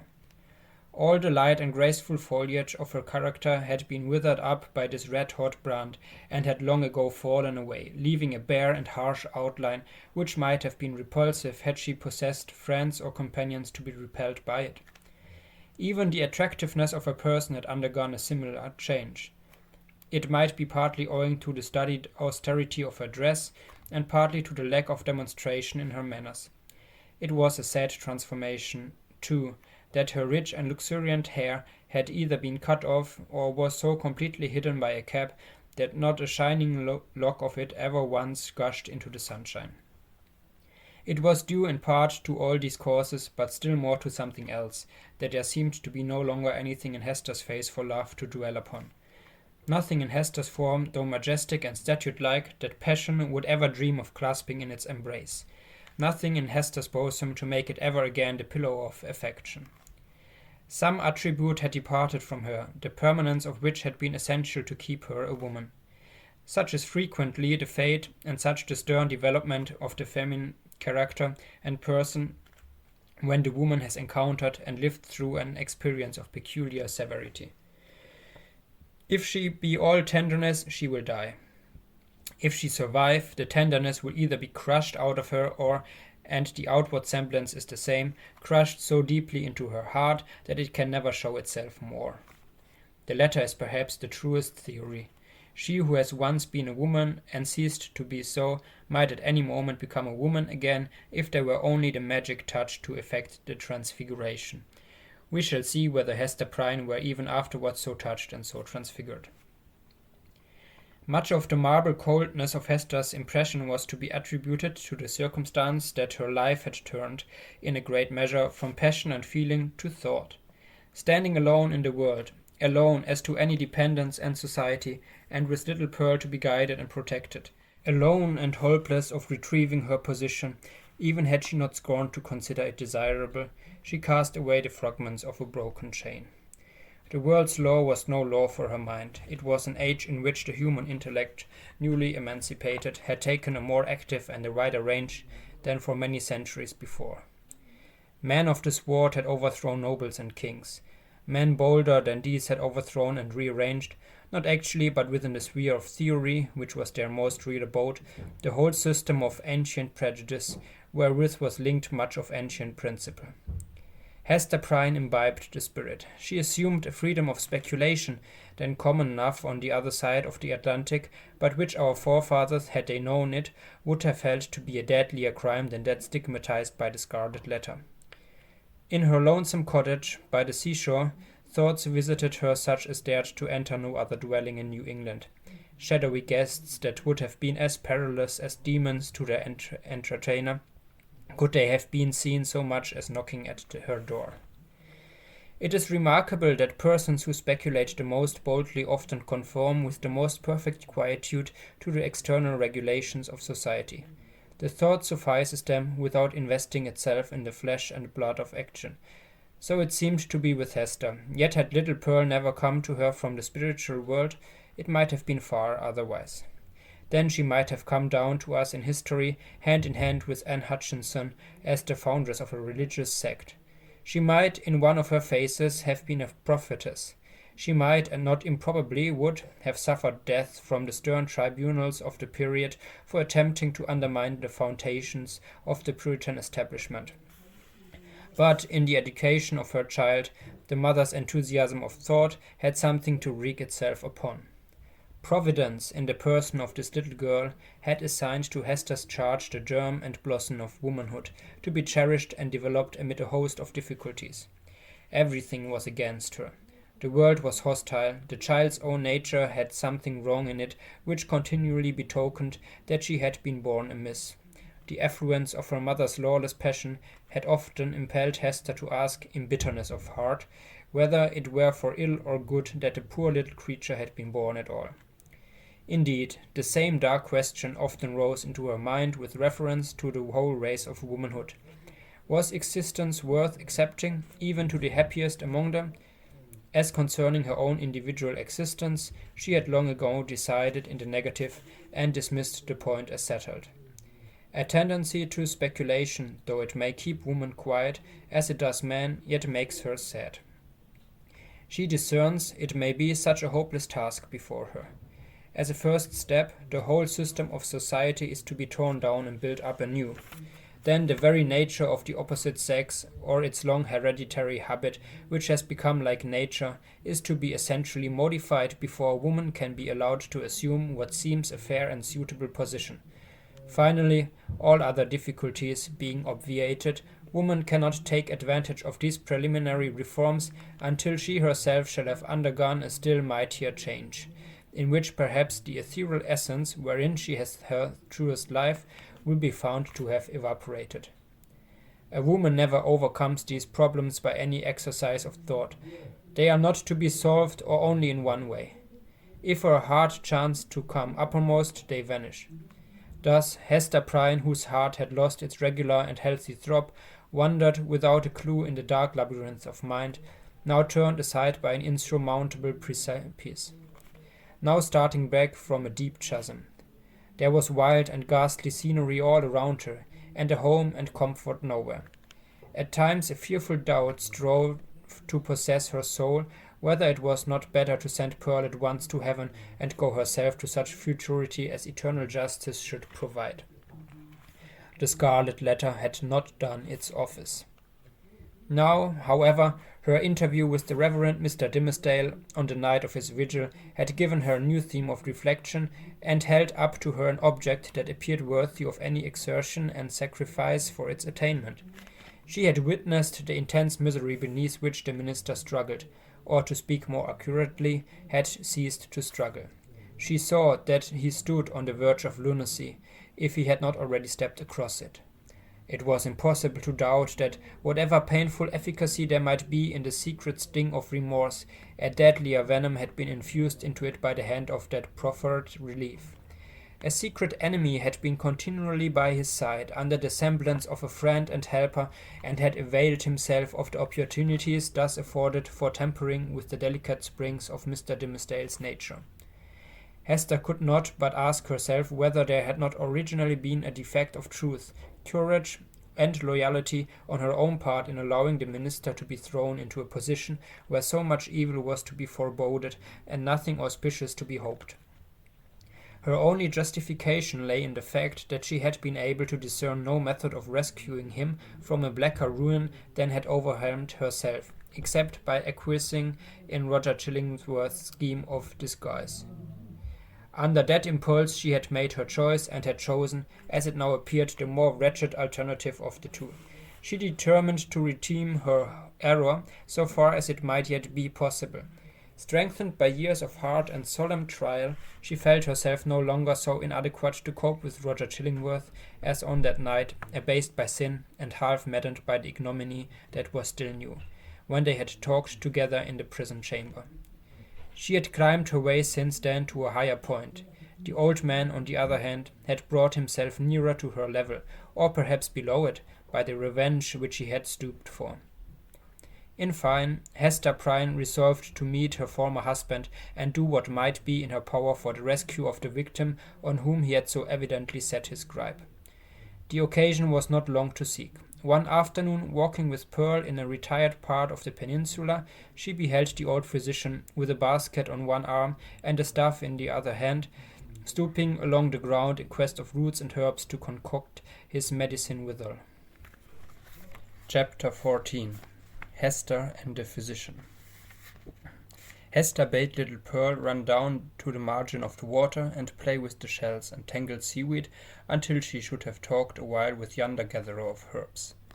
So the child flew away like a bird, and making bare her small white feet, went pattering along the moist margin of the sea. Here and there she came to a full stop and peeped curiously into a pool left by the retiring tide as a mirror for Pearl to see her face in. Forth peeped at her out of the pool with dark, glistening curls around her head and an elf smile in her eyes, the image of a little maid whom Pearl, having no other playmate, invited to take her hand and run a race with her. But the visionary little maid, on her part, beckoned likewise as if to say, "This is a better place, come thou into the pool."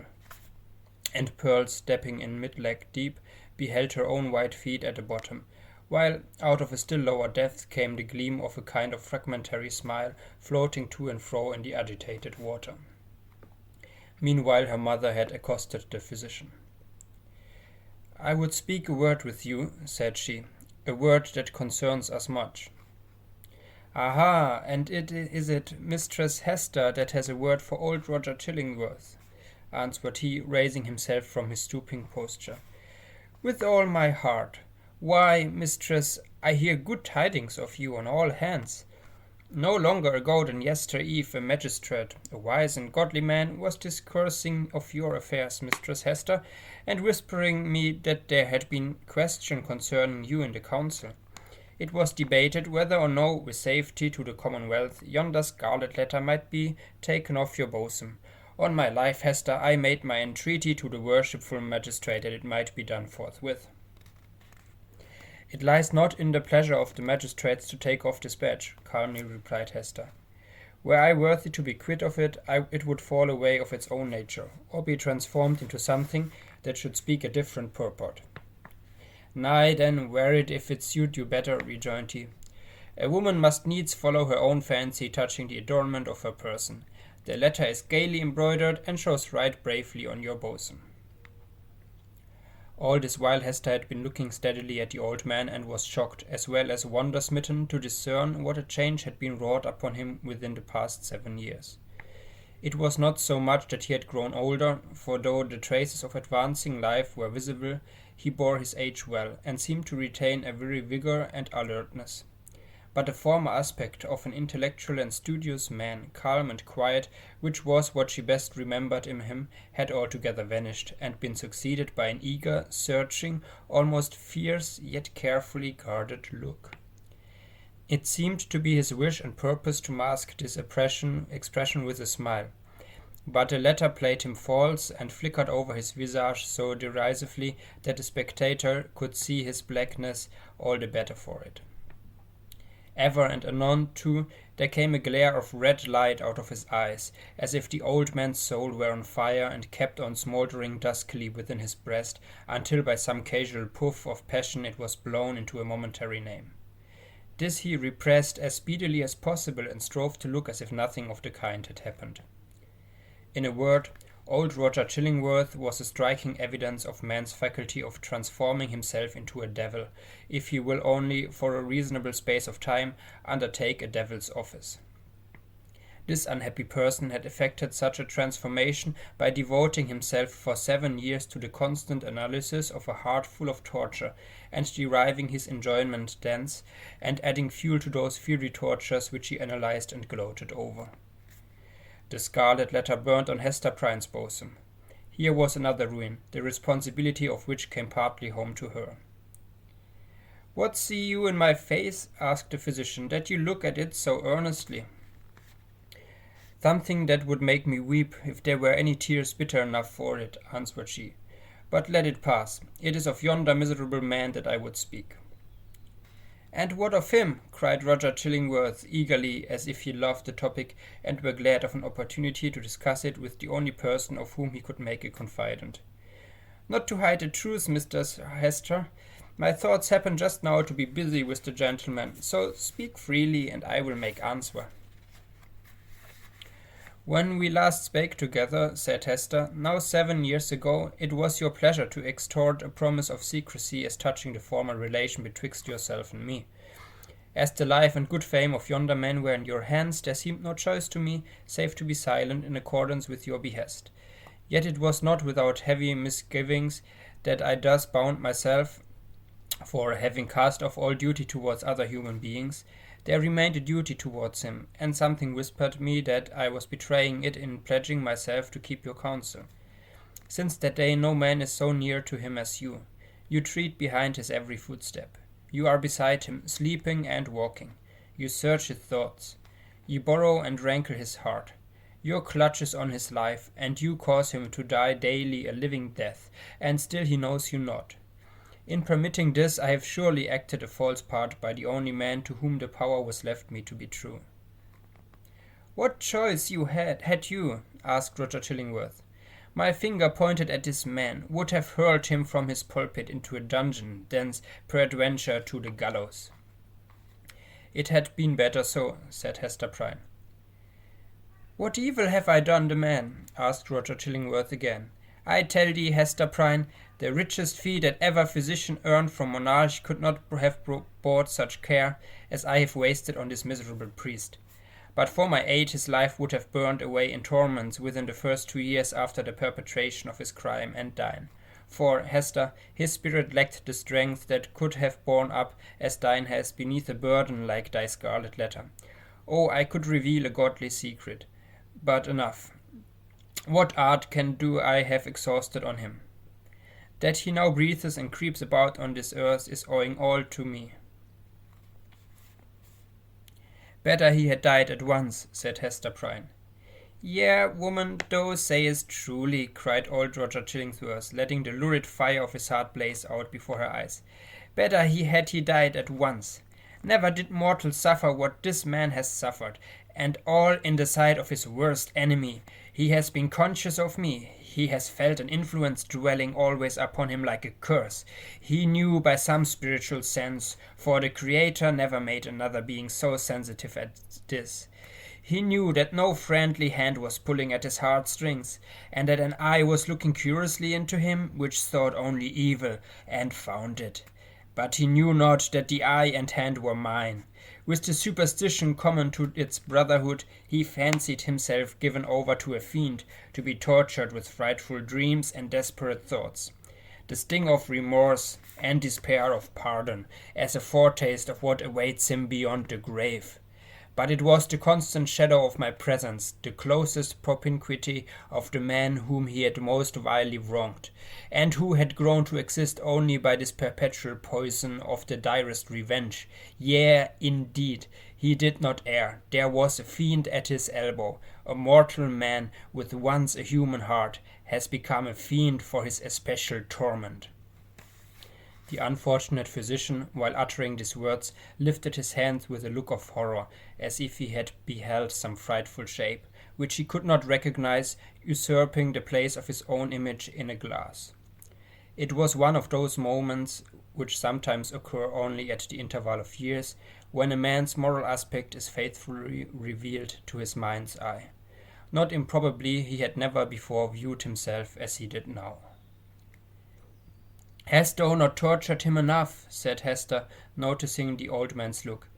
"Has he not paid thee all?" No, no, he has but increased the debt, answered the physician, and as he proceeded his manner lost its fiercer characteristics and subsided into gloom. Dost thou remember me, Hester, as I was 9 years agone? Even then I was in the autumn of my days, nor was it the early autumn. But all my life had been made up of earnest, studious, thoughtful, quiet years, bestowed faithfully for the increase of mine own knowledge, and faithfully too, though this latter object was but casual to the other, faithfully for the advancement of human welfare. No life had been more peaceful and innocent than mine. Few lives so rich with benefits conferred. Dost thou remember me? Was I not, though you might deem me cold, nevertheless a man thoughtful for others, craving little for himself, kind, true, just, and of constant, if not warm affections? Was I not all this?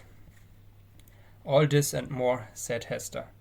And what am I now? Demanded he, looking into her face and permitting the whole evil within him to be written onto his features. I have already told thee what I am, a fiend. Who made me so? It was myself, cried Hester, shuddering. It was I, not less than he. Why hast thou not avenged thyself on me? I have left thee to the Scarlet Letter, replied Roger Chillingworth. If that has not avenged me, I can do no more. He laid his finger on it with a smile. It has avenged thee, answered Hester Prynne. I judge no less, said the physician. And now what wouldst thou with me touching this man? I must reveal the secret, answered Hester firmly. He must discern thee in thy true character. What may be the result I know not, but this long debt of confidence, due from me to him whose bane and ruin I have been, shall at length be paid. So far as concerns the overthrow or preservation of his fair fame and his earthly state, and perchance his life, he is in thy hands. Nor do I, whom the Scarlet Letter has disciplined to truth, though it be the truth of red-hot iron entering into the soul, nor do I perceive such advantage in his living any longer a life of ghastly emptiness, that I shall stoop to implore thy mercy. Do with him as thou wilt. There is no good for him, no good for me, no good for thee. There is no good for little Pearl, there is no path to guide us out of this dismal maze. Woman, I could well nigh pity thee, said Roger Chillingworth, unable to restrain a thrill of admiration too, for there was a quality almost majestic in the despair which she expressed. Thou hadst great elements. Peradventure, hadst thou met earlier with a better laugh than mine, this evil had not been. I pity thee for the good that has been wasted in thy nature. And I thee, answered Hester Prynne, for the hatred that has transformed a wise and just man to a fiend. Wilt thou yet purge it out of thee, and be once more human? If not for his sake, then doubly for thine own. Forgive and leave his further retribution to the power that claims it. I said, but now there could be no good event for him, or thee, or me, who are here wandering together in this gloomy maze of evil, and stumbling at every step over the guilt wherewith we have strewn our path. It is not so. There might be good for thee, and thee alone, since thou hast been deeply wronged, and hast it at thy will to pardon. Wilt thou give up that only privilege? Wilt thou reject that priceless benefit? Peace, Hester, peace, replied the old man with gloomy sternness. It is not granted me to pardon. I have no such power as thou tellest me of. My old faith, long forgotten, comes back to me, and explains all that we do, and all we suffer. But thy first step, Ori, thou didst plant a germ of evil. But since that moment it has all been a dark necessity. Ye that have wronged me are not sinful, save in a kind of typical illusion. Neither am I fiend-like, who have snatched a fiend's office from his hands. It is our fate. Let the black flower blossom as it may. Now go thy ways, and deal as thou wilt with yonder man. He waved his hand and betook himself again to his employment of gathering herbs.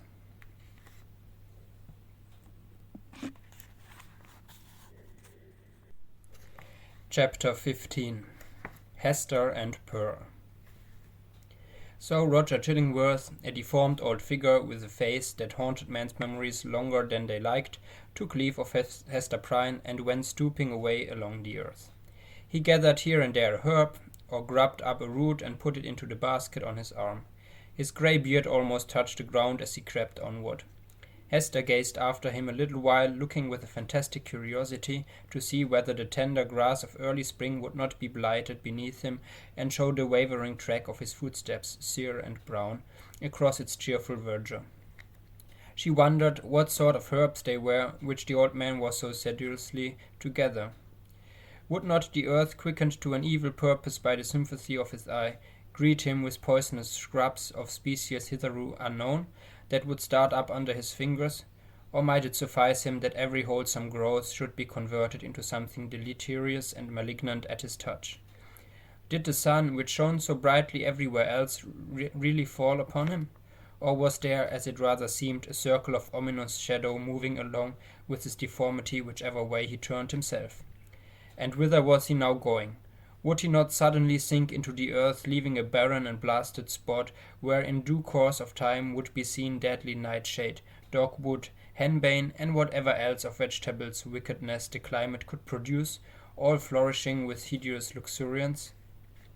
Or would he spread bat's wings and flee away, looking so much the uglier the higher he rose towards heaven?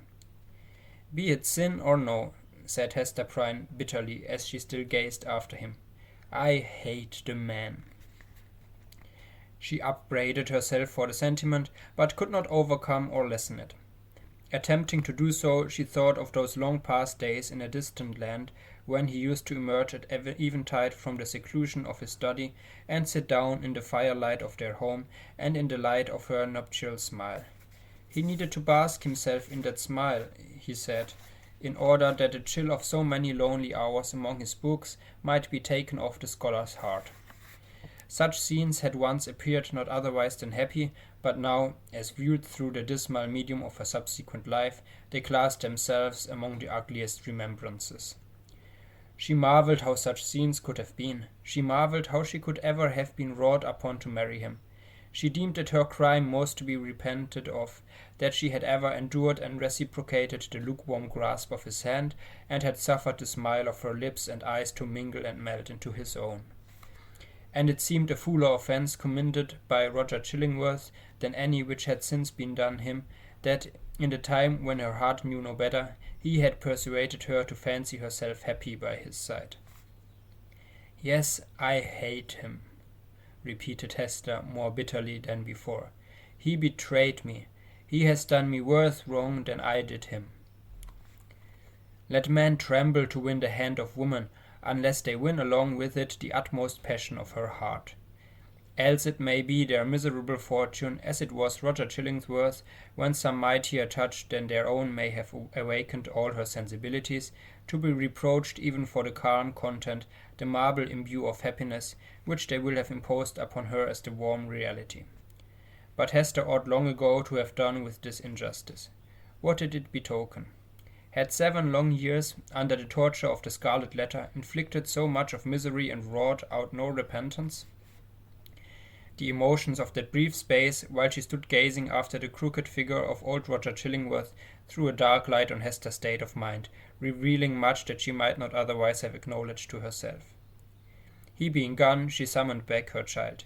Pearl, little Pearl, where are you?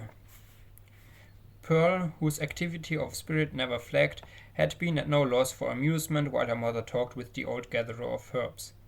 At first, as already told, she had flirted fancifully with her own image in a pool of water, beckoning the phantom forth, and, as it declined to venture, seeking a passage for herself into its sphere of impalpable earth and attainable sky. Soon finding, however, that either she or the image was unreal, she turned elsewhere for better pastime.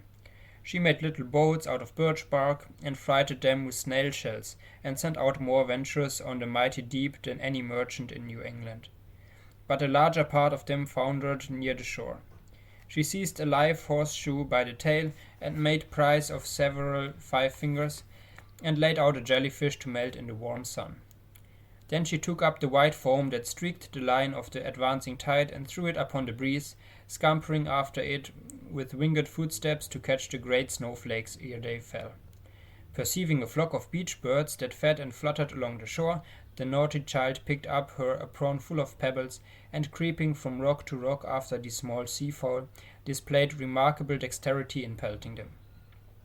One little grey bird, with a white breast, Pearl was almost sure had been hit by a pebble and fluttered away with a broken wing. But then the elf child sighed and gave up her sport because it grieved her to have done harm to a little being that was as wild as the sea breeze, or as wild as Pearl herself. Her final employment was to gather seaweed of various kinds and make herself a scarf or mantle and a head-dress, and thus assume the aspect of a little mermaid. She had inherited her mother's gift for devising drapery and costume. As the last touch to her mermaid's garb, Pearl took some eel grass and imitated, as best as she could on her own bosom, the decoration with which she was so familiar on her mother's. A letter, the letter A, but freshly green instead of scarlet. The child bent her chin upon her breast and contemplated this device with strange interest, even as if the only one thing for which she had been sent into the world was to make out its hidden import. I wonder if Mother will ask me what it means, thought Pearl. Just then, as she heard Mother's voice, and flitting along as lightly as one of the little seabirds, appeared before Hester Prynne, dancing, laughing, and pointing her finger to this ornament upon her bosom. "My little Pearl," said Hester after a moment's silence, "the green letter, and on thy childish bosom, has no purport. But dost thou know, my child, what this letter means which thy mother is doomed to wear?" "Yes, mother," said the child, "it is the great letter A. Thou hast taught me in the horn book." Hester looked steadily into her little face, but though there was that singular expression which she had so often remarked in her black eyes, she could not satisfy herself whether Pearl really attached any meaning to the symbol. She felt a morbid desire to ascertain the point. "Dost thou know, child, wherefore thy mother wears this letter?" "Truly do I," answered Pearl, looking brightly into her mother's face. "It is for the same reason that the minister keeps his hand over his heart." "And what reason is that?" asked Hester, half smiling at the absurd incongruity of the child's observation, but on second thoughts turning pale. "What has the letter to do with any heart save mine?" "Nay, mother, I have told all I know," said Pearl, more seriously than she was wont to speak. "Ask yonder old man whom thou hast been talking with. It may be he can tell. But in good earnest now, mother dear, what does this scarlet letter mean? And why dost thou wear it on thy bosom? And why does the minister keep his hand over his heart?" She took her mother's hand in both her own and gazed into her eyes with an earnestness that was seldom seen in her wild and capricious character. The thought occurred to Hester that the child might really be seeking to approach her with childlike confidence, and doing what she could, and as intelligently as she knew how, to establish a meeting point of sympathy. It showed Pearl in an unwonted aspect. Heretofore the mother, while loving her child with the intensity of a sole affection, had schooled herself to hope for little other return than the waywardness of an April breeze, which spends its time in airy sport, and has its guests of inexplicable passion, and is petulant in its best of moods, and chills oftener than caresses you when you take it to your bosom. In requital of which misdemeanors, it will sometimes, of its own vague purpose, kiss your cheek with a kind of doubtful tenderness, and play gently with your hair, and then be gone about its other idle business, leaving a dreamy pleasure at your heart. And this, moreover, was a mother's estimate of the child's disposition. Any other observer might have seen few but unamiable traits, and have given them a far darker coloring. But now the idea came strongly into Hester's mind that Pearl, with her remarkable precocity and acuteness, might already have approached the age when she could have been made a friend, and entrusted with as much of her mother's sorrows as could be imparted, without irreverence either to the parent or the child. In the little chaos of Pearl's character there might be seen emerging, and could have been from the very first, the steadfast principles of an unflinching courage, an uncontrollable will, a sturdy pride which might be disciplined into self-respect, and a bitter scorn of many things which, when examined, might be found to have the taint of falsehood in them. She possessed affections too, though hitherto acrid and disagreeable, as are the richest flavours of unripe fruit. With all these sterling attributes, thought Hester, the evil which she inherited from her mother must be great indeed if a noble woman did not grow out of this elfish child. Pearl's inevitable tendency to hover about the enigma of the Scarlet Letter seemed an innate quality of her being. From the earliest epoch of her conscious life she had entered upon this as her appointed mission. Hester had often fancied that Providence had a design of justice and retribution in endowing the child with this marked propensity, but never, until now, had she bethought herself to ask whether linked with that design there might not likewise be a purpose of mercy and beneficence. If little Pearl were entertained with faith and trust, as a spirit messenger no less than an earthly child, might it not be her errand to soothe away the sorrow that lay cold in her mother's heart and converted it into a tomb? And to help her to overcome the passion once so wild, and even yet neither dead nor asleep, but only imprisoned with the same tomb-like heart? Such were some of the thoughts that now stirred in Hester's mind, with as much vivacity of impression as if they had actually been whispered into her ear. And there was little Pearl, all this while holding her mother's hand in both her own and turning her face upward while she put these searching questions once and again, and still a third time. "What does the letter mean, mother, and why dost thou wear it, and why does the minister keep his hand over his heart?" "What shall I say?" thought Hester to herself. "No, if this be the price of the child's sympathy, I cannot pay it." Then she spoke aloud. "Silly Pearl," said she, "what questions are these? There are many things in this world that a child must not ask about. What know I of the minister's heart? And as for the Scarlet Letter, I wear it for the sake of its gold thread." In all the 7 bygone years, Hester Prynne had never before been false to the symbol of her bosom. It may be that it was the talisman of a stern and severe, but yet a guardian spirit, who now forsook her, as recognizing that, in spite of his strict watch over her heart, some new evil has crept into it, or some old one had never been expelled. As for little Pearl, the earnestness soon passed out of her face. But the child did not see fit to let the matter drop. 2 or 3 times, as her mother and she went homeward, and as often at supper time, and while Hester was putting her to bed, and once after she seemed to be fairly asleep, Pearl looked up with mischief gleaming in her black eyes. "Mother," said she, "what does the Scarlet Letter mean?" And the next morning the first indication the child gave of being awake was by popping up her head from the pillow and making that other enquiry which she had so unaccountably connected with her investigations about the Scarlet Letter. "Mother, mother, why does the minister keep his hand over his heart?" "Hold your tongue, naughty child," answered her mother with an asperity that she had never permitted to herself before. "Do not tease me, else I shall shut thee into the dark closet."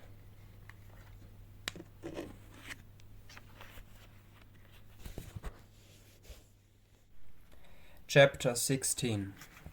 A Forest Walk. Hester Prynne remained constant in her resolve to make known to Mr. Dimmesdale, at whatever risk of present pain or ulterior consequences, the true character of the man who had crept into his intimacy. For several days, however, she vainly sought an opportunity of addressing him in some of the meditative walks which she knew him to be in the habit of taking along the shores of the peninsula or on the wooded hills of the neighbouring country. There would have been no scandal, indeed, nor peril to the holy whiteness of the clergyman's good fame, had she visited him in his own study, where many a penitent ere now had confessed sins of perhaps as deep a dye as the one betokened by the Scarlet Letter.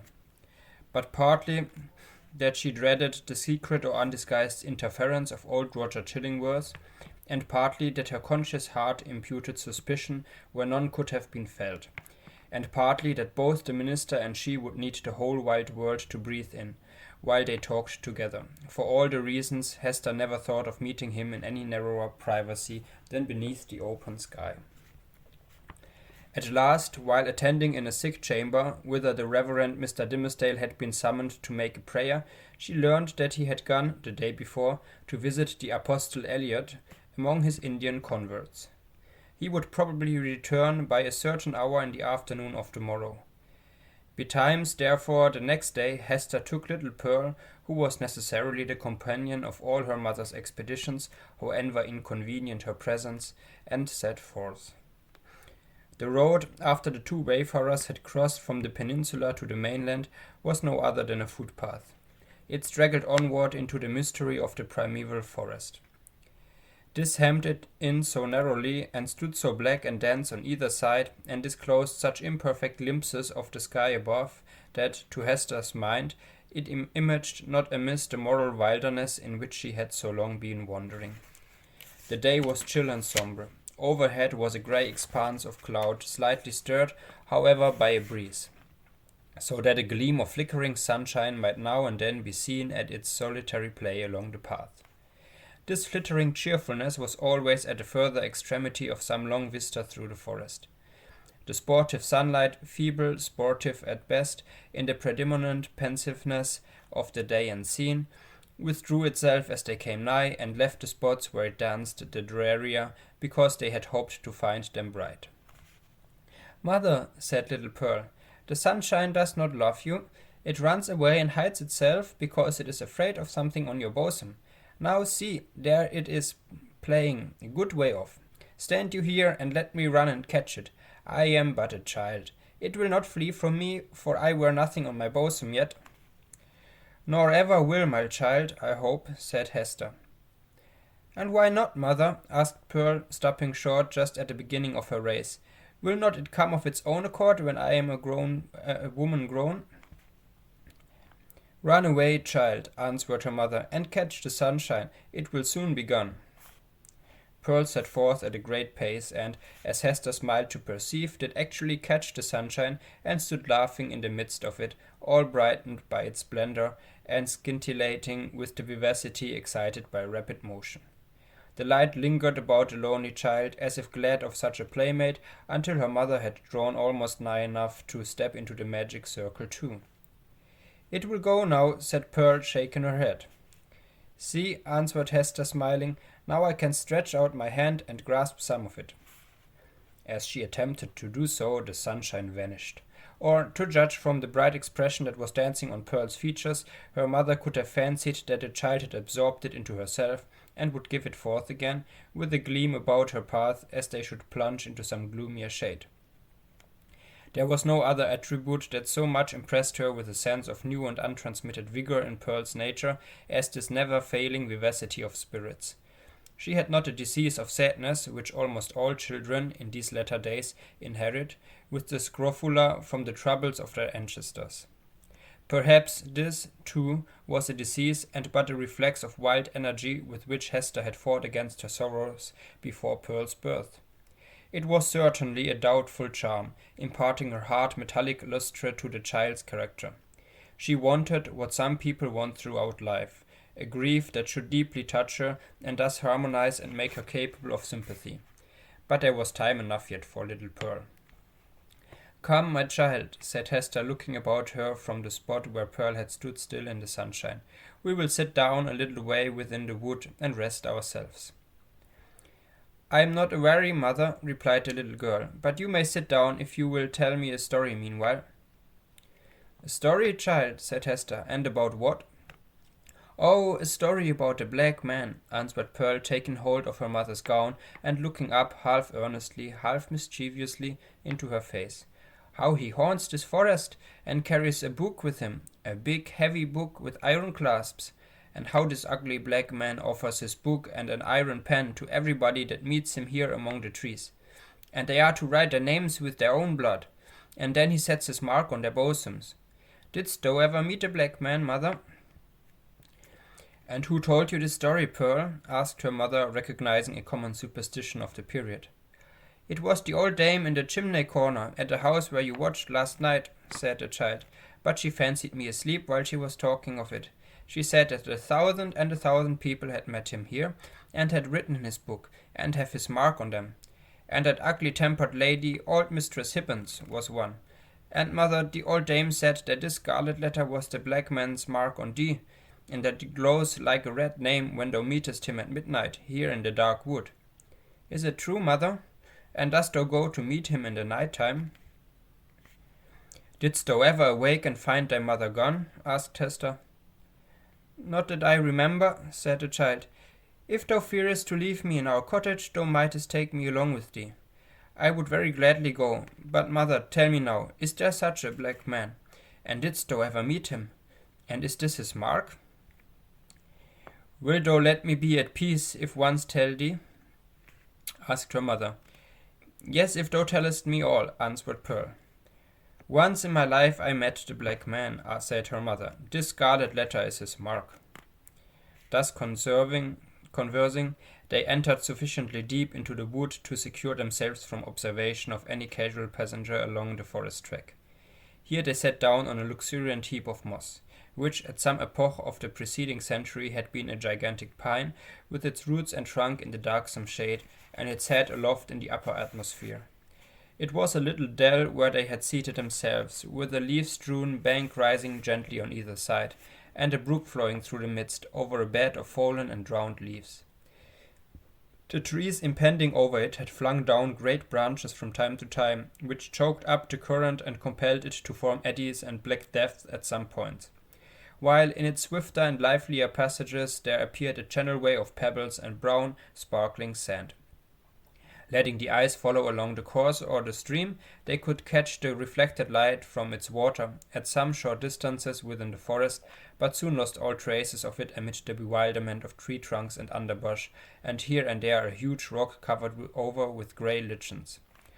All these giant trees and boulders of granite seemed intent on making a mystery of the course of the small brook, fearing perhaps that with its ever-ceasing loquacity it should whisper tales out of the heart of the old forest whence it flowed, or mirror its revelations on the smooth surface of a pool. Continually, indeed, as it stole onward, the streamlet kept up a bubble, kind, quiet, soothing, but melancholy, like the voice of a young child that was spending its infancy without playfulness, and knew not how to be merry among sad acquaintance and events of sombre hue.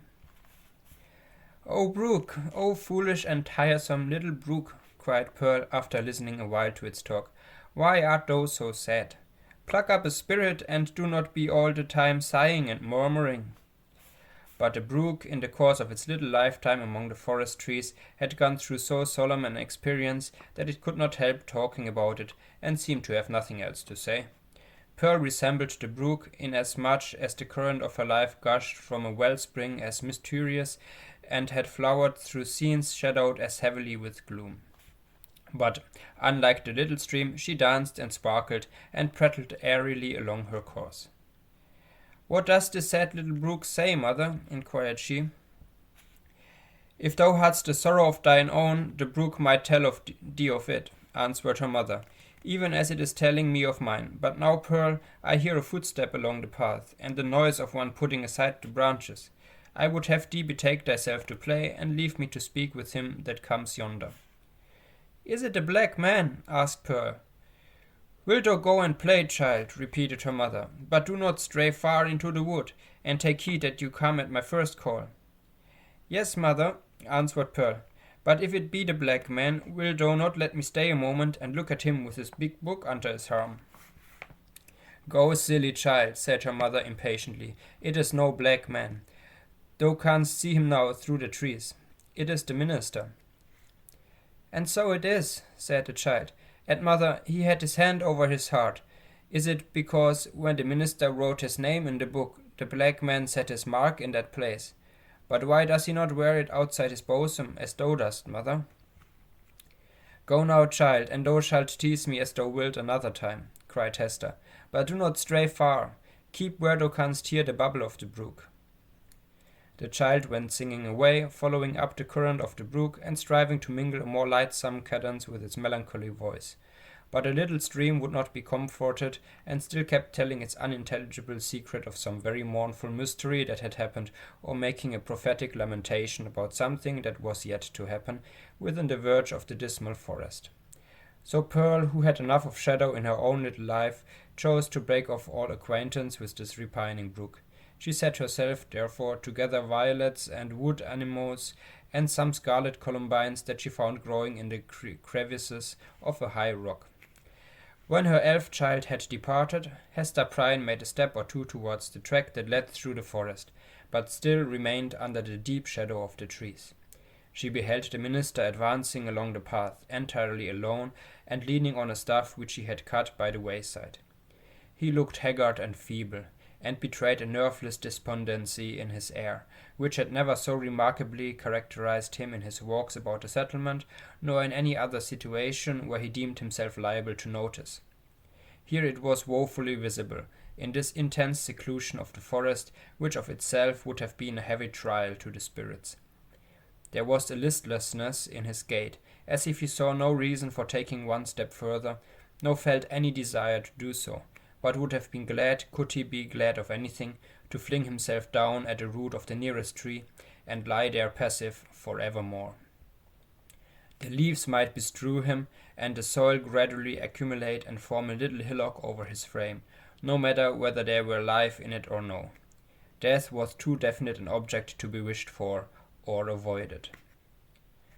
To Hester's eye, the Reverend Mr. Dimmesdale exhibited no symptom of positive and vivacious suffering, except that, as little Pearl had remarked, he kept his hand over his heart.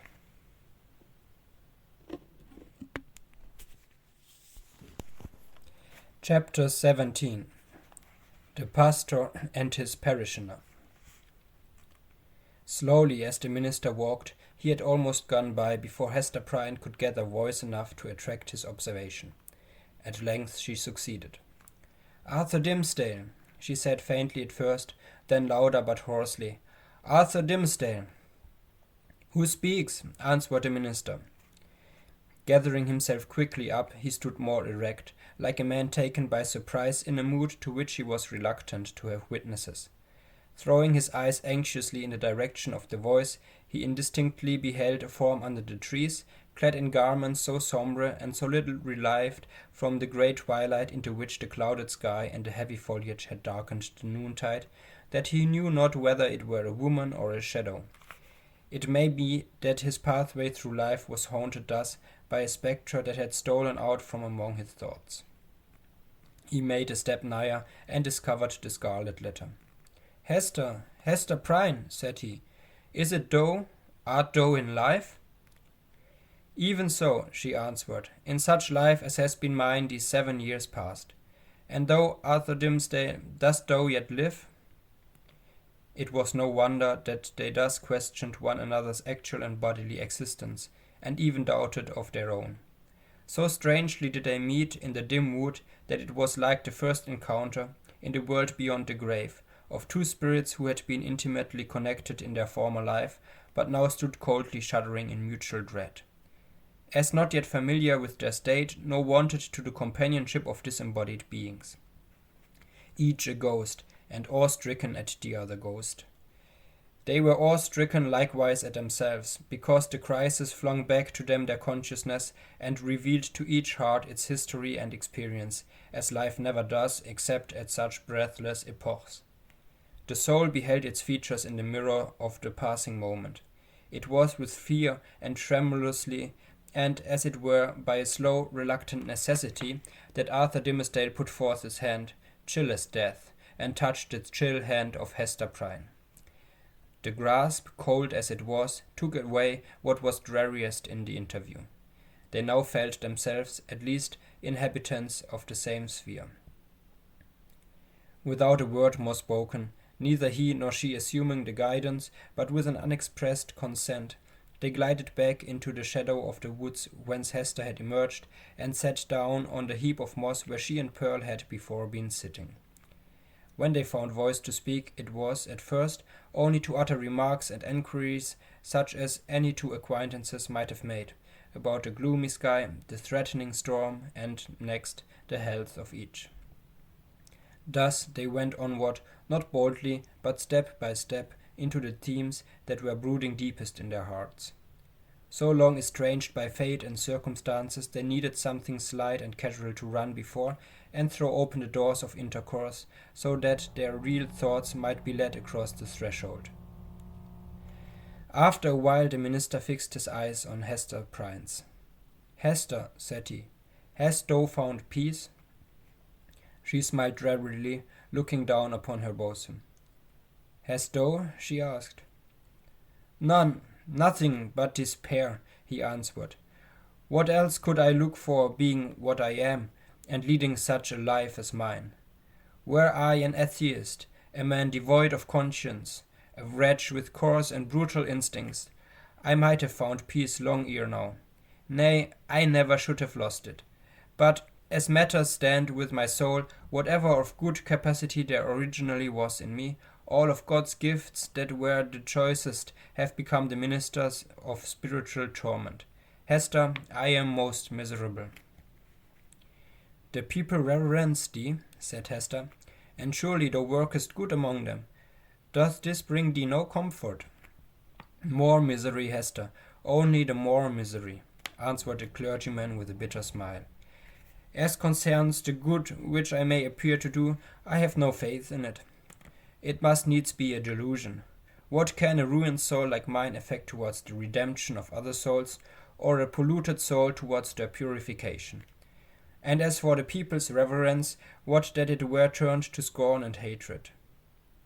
Canst thou deem it, Hester, a consolation that I must stand up in my pulpit and meet so many eyes turned upward to my face, as if the light of heaven were beaming from it? Must see my flock hungry for the truth and listening to my words as if a tongue of Pentecost were speaking, and then look inward and discern the black reality of what they idolize? I have laughed in bitterness and agony of heart at the contrast between what I seem and what I am, and Satan laughs at it. "You wrong yourself in this," said Hester gently. "You have deeply and sorely repented. Your sin is left behind you in the days long past. Your present life is not less holy, in very truth, than it seems in people's eyes. Is there no reality in the penitence thus sealed and witnessed by good works, and wherefore should it not bring you peace?" "No, Hester, no," replied the clergyman. "There is no substance in it. It is cold and dead, and can do nothing for me. Of penance I have had enough. Of penitence there has been none. Else I should long ago have thrown off these garments of mock holiness, and have shown myself to mankind as they will see me at the judgment seat. Happy are you, Hester, that you wear the scarlet letter openly upon your bosom. Mine burns in secret. Thou little knowest what a relief it is, after the torment of a 7 years' cheat, to look into the eye that recognizes me for what I am. Had I one friend, or were it my worst enemy, to whom, when sickened with the praises of all other men, I could daily betake myself, and be known as the vilest of all sinners, methinks my soul might keep itself alive thereby. Even thus much of truth would save me, but now it is all falsehood, all emptiness, all death." Hester Prynne looked into his face, but hesitated to speak. Yet uttering his long-restrained emotions so vehemently as he did, his words here offered her the very point of circumstances in which to interpose what she came to say. She conquered her fears and spoke. "Such a friend as thou hast even now wished for," said she, "with whom to weep over thy sin, thou hast in me, the partner of it." Again she hesitated, but brought out the words with an effort. "Thou hast long had such an enemy, and dwellest with him under the same roof." The minister started to his feet, grasping for breath, and clutching at his heart as if he would have torn it out of his bosom. "Ha! What sayest thou?" cried he. "An enemy, and under mine own roof! What mean you?" Hester Prynne was now fully sensible of the deep injury for which she was responsible to this unhappy man, in permitting him to lie for so many years, or indeed for a single moment, at the mercy of one whose purposes could not be other than malevolent. The very contiguity of his enemy, beneath whatever mask the latter might conceal himself, was enough to disturb the magnetic sphere of a being so sensitive as Arthur Dimmesdale. There had been a period when Hester was less alive to this consideration, or perhaps in the misanthropy of her own trouble she left the minister to bear what she might picture to herself as a more tolerable doom. But of late, since the night of his vigil, all her sympathies towards him had been both softened and invigorated. She now read his heart more accurately. She doubted not that the continual presence of Roger Chillingworth, the secret poison of his malignity infecting all the air about him, and his authorized interference as a physician with the minister's physical and spiritual infirmities, that these bad opportunities had been turned to a cruel purpose. By means of them, the sufferer's conscience had been kept in an irritated state, the tendency of which was, not to cure by wholesome pain, but to disorganize and corrupt his spiritual being. Its result on earth could hardly fail to be insanity, and hereafter that eternal alienation from the good and true, of which madness is perhaps the earthly type. Such was the ruin to which she had brought the man once, nay, why should we not speak it, still so passionately loved. Hester felt that the sacrifice of the clergyman's good name and death itself, as she had already told Roger Chillingworth, would have been infinitely preferable to the alternative which she had taken upon herself to choose. And now, rather than have had this grievous wrong to confess, she would gladly have laid down on the forest leaves and died there at Arthur Dimmesdale's feet. "Oh, Arthur," cried she, "forgive me. In all things else I have striven to be true. Truth was the one virtue which I might have held fast, and did not hold fast, through all extremity, save when thy good, thy life, thy fame were put in question. Then I consented to a deception. But a lie is never good, even though death threaten on the other side. Dost thou not see what I would say? That old man, the physician, he whom they call Roger Chillingworth, he was my husband." The minister looked at her for an instant, with all that violence of passion which, intermixed in more shapes than one with his higher, purer, softer qualities, was, in fact, the portion of him which the devil claimed, and through which he sought to win the rest. Never was there a blacker or fiercer frown than Hester now encountered. For the brief space that it lasted, it was a dark transfiguration. But his character had been so much enfeebled by suffering that even its lower energies were incapable of more than a temporary struggle. He sank down on the ground and buried his face in his hands. "I might have known it," murmured he. "I did know it. Was not the secret told me in the natural recoil of my heart at the first sight of him, and as often as I have seen him since? Why did I not understand? O Hester Prynne, thou little knowest all the horror of this thing, and the shame, the indelicacy, the horrible ugliness of this exposure of a sick and guilty heart to the very eye that would gloat over it. Woman, thou art accountable for this. I cannot forgive thee." "Thou shalt forgive me," cried Hester, flinging herself on the fallen leaves beside him. "Let God punish. Thou shalt forgive." With sudden and desperate tenderness she threw her arms around him and pressed his head against her bosom, little caring though this cheek rested on the Scarlet Letter. He would have released himself, but strove in vain to do so. Hester would not set him free, lest he should look her sternly in the face. All the world had frowned on her. For 7 long years had it frowned upon this lonely woman, and still she bore it all, nor ever once turned away her firm, sad eyes. Heaven likewise had frowned upon her, and she had not died. But the frown of this pale, weak, sinful, and sorrow-stricken man was what Hester could not bear and live. "Wilt thou yet forgive me?" she repeated over and over again. "Wilt thou not frown? Wilt thou forgive?" "I do forgive you, Hester," replied the minister at length, with a deep utterance, out of an abyss of sadness, but no anger. "I freely forgive you now. May God forgive us both. We are not, Hester, the worst sinners in the world.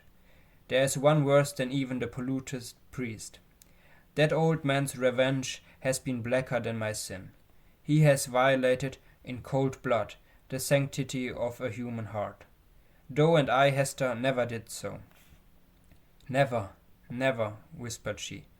"What we did had a consecration of its own. We felt it so. We said so to each other. Hast thou forgotten it?" "Hush, Hester," said Arthur Dimmesdale, rising from the ground. "No, I have not forgotten." They sat down again, side by side, and hand clasped in hand, on the mossy trunk of the fallen tree. Life had never brought them a gloomier hour. It was the point whither their pathway had so long been tending, and darkening ever, as it stole along. And yet it unclosed a charm that made them linger upon it, and claim another, and, after all, another moment. The forest was obscure around them, and creaked with the blast that was passing through it. The boughs were tossing heavily above their heads, while one solemn old tree groaned dolefully to another, as if telling the sad story of the pair that sat beneath, or constrained to forebode evil to come. And yet they lingered. How dreary looked the forest track that led backward to the settlement, where Hester Prynne must take up again the burden of her ignominy, and the minister the hollow mockery of his good name. So they lingered an instant longer. No golden light had ever been so precious as the gloom of this dark forest. Here, seen only by his eyes, the Scarlet Letter need not burn into the bosom of the fallen woman. Here, seen only by her eyes, Arthur Dimmesdale, false to God and man, might be, for one moment, true. He started at a thought that suddenly occurred to him. "Hester!" cried he. "Here is a new horror. Roger Chillingworth knows your purpose to reveal his true character. Will he continue, then, to keep our secret? What will now be the course of his revenge?" "There is a very strange secrecy in his nature," replied Hester thoughtfully, "and it has grown upon him by the hidden practices of his revenge. I deem it not likely that he will betray the secret. He will doubtless seek other means of satiating his dark passion." "And how am I to live longer, breathing the same air with this deadly enemy?" exclaimed Arthur Dimmesdale, shrinking within himself, and pressing his hand nervously against his heart, a gesture that had grown involuntarily within him. "Think for me, Hester. Thou art strong. Resolve for me." "Thou must dwell no longer with this man," said Hester slowly and firmly. "Thy heart must be no longer under his evil eye." "It were far worse than death," replied the minister. "But how to avoid it? What choice remains to me? Shall I lay down again on the withered leaves where I cast myself when thou didst tell me what he was? Must I sink down there and die at once?" "Alas, what a ruin has befallen thee," said Hester, with the tears gushing into her eyes. "Wilt thou die for very weakness? There is no other cause." "The judgment of God is on me," answered the conscience-stricken priest. "It is too mighty for me to struggle with." "Heaven would show mercy," rejoined Hester, "hadst thou but the strength to take advantage of it." "Be thou strong for me," answered he. "Advise me what to do." "Is the world then so narrow?" exclaimed Hester Prynne, fixing her deep eyes on the minister's, and instinctively exercising a magnetic power over a spirit so shattered and subdued that it could hardly hold itself erect. "Does the universe lie within the compass of yonder town, which only a little time ago was but a leaf-strewn desert, as lonely as this around us? Whither leads yonder forest track? Backward to the settlement, thou sayest. Yes, but onward too. Deeper it goes, and deeper into the wilderness, less plainly to be seen at every step, until some few miles hence the yellow leaves will show no vestige of the white man's tread. There thou art free. So brief a journey would bring thee from a world where thou hast been most wretched to one where thou mayst still be happy. Is there not shade enough in all this boundless forest to hide thy heart from the gaze of Roger Chillingworth?" "Yes, Hester, but only under the fallen leaves," replied the minister with a sad smile. "Then there is a broad pathway of the sea," continued Hester. "It brought thee hither. If thou so choose, it will bear thee back again. In our native land, whether in some remote rural village, or in vast London, or surely in Germany, in France, in pleasant Italy, thou wouldst be beyond his power and knowledge. And what hast thou to do with all these iron men and their opinions? They have kept thy better part in bondage too long already." "It cannot be," answered the minister, listening as if he were called upon to realize a dream. I am powerless to go. Wretched and sinful as I am, I have had no other thought than to drag on my earthly existence in the sphere where Providence hath placed me. Lost as my own soul is, I would still do what I may for other human souls. I dare not quit my post, though an unfaithful sentinel, whose sure reward is death and dishonour when his dreary watch shall come to an end. Thou art crushed under this 7 years' weight of misery, replied Hester, fervently resolved to buoy him up with her own energy. But thou shalt leave it all behind thee. It shall not cumber thy steps as thou treadest along the forest path.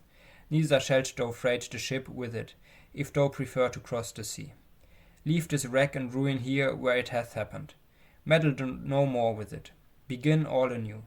Hast thou exhausted possibility in the failure of this one trial? Not so. The future is yet full of trial and success. There is happiness to be enjoyed. There is good to be done. Exchange this false life of thine for a true one. Be, if thy spirit summon thee to such a mission, the teacher and apostle of the red man, or, as is more thy nature, be a scholar and a sage among the wisest and the most renowned of the cultivated world. Preach, write, act. Do anything save to lie down and die. Give up this name of Arthur Dimmesdale and make thyself another, and a high one, such as thou canst wear without fear or shame. Why shouldst thou tarry so much as one other day in the torments that have so gnawed into thy life, that have made thee feeble to will and to do, that will leave thee powerless even to repent? Up and away. "O Hester," cried Arthur Dimmesdale, in whose eyes a fitful light kindled by her enthusiasm flashed up and died away. "Thou tellest of running a race to a man whose knees are tottering beneath him. I must die here. There's not the strength or courage left me to venture into the wide, strange, difficult world alone." It was the last expression of the despondency of a broken spirit. He lacked energy to grasp the better fortune that seemed within his reach. He repeated the word. "Alone, Hester." "Thou shalt not go alone," answered she in a deep whisper. Then all was spoken.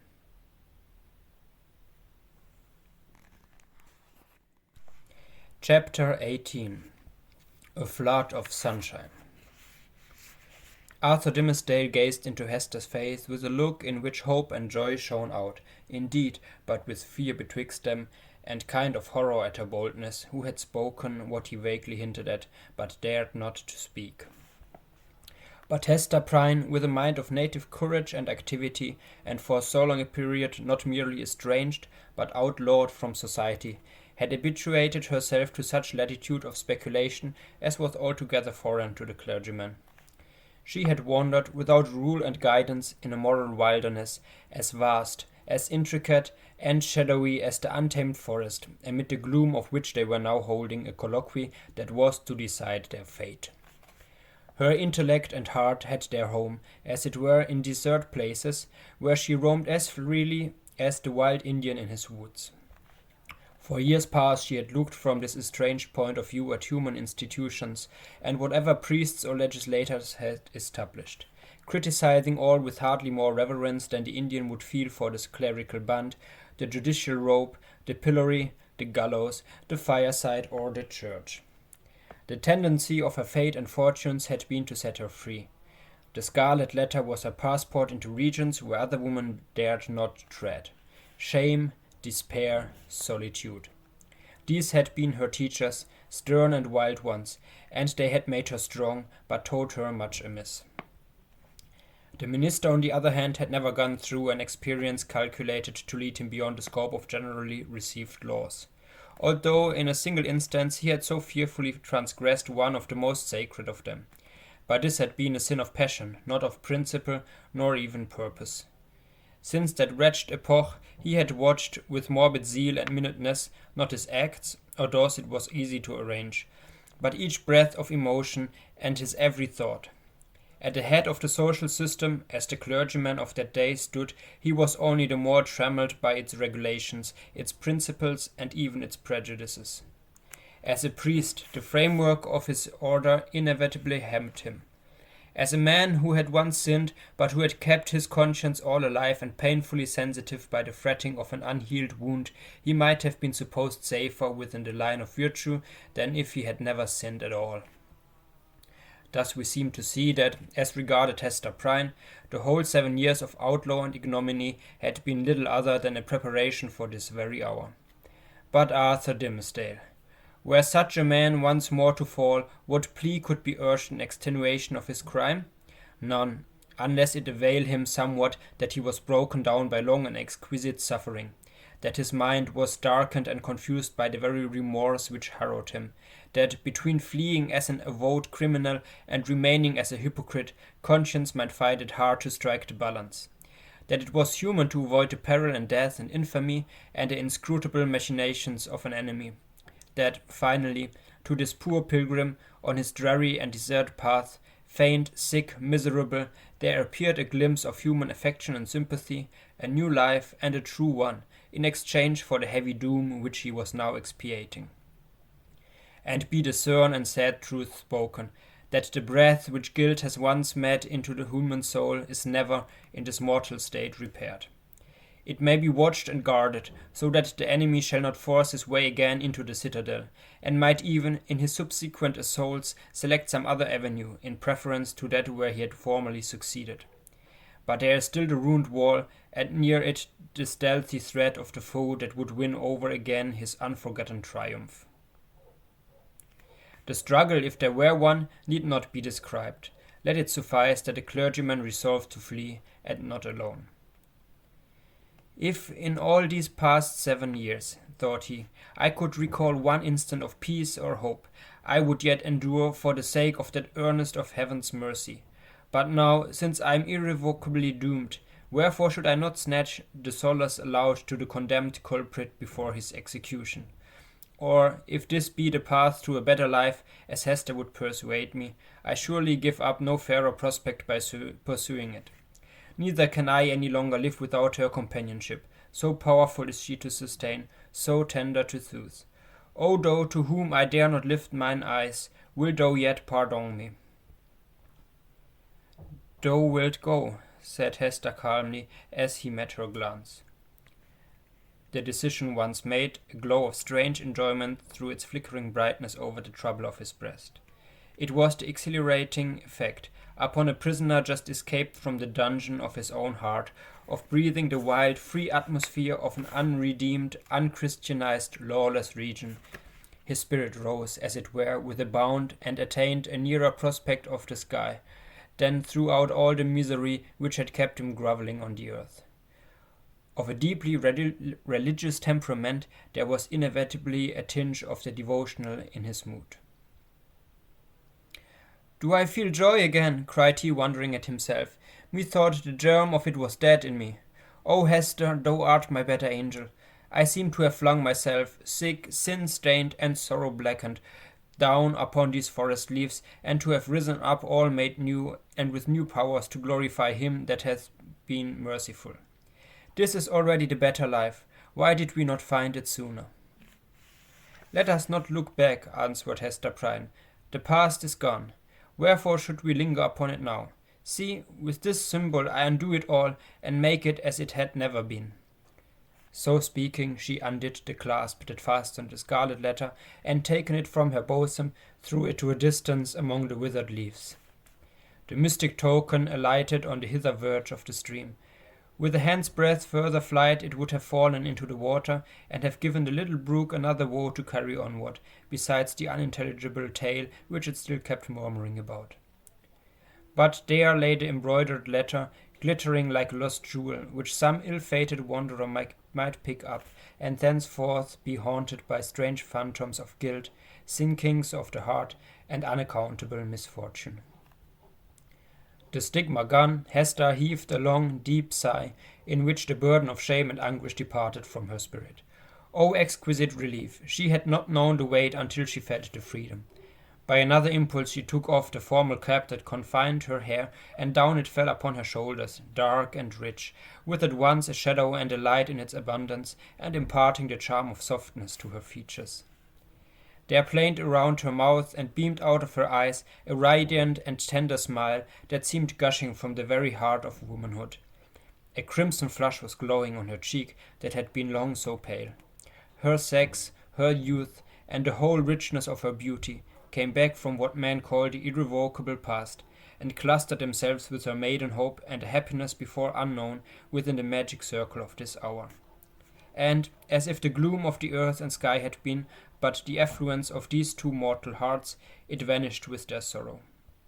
All at once, as with a sudden smile of heaven, forth burst the sunshine, pouring a very flood into the obscure forest, gladdening each green leaf, transmuting the yellow fallen ones to gold, and gleaming adown the grey trunks of the solemn trees.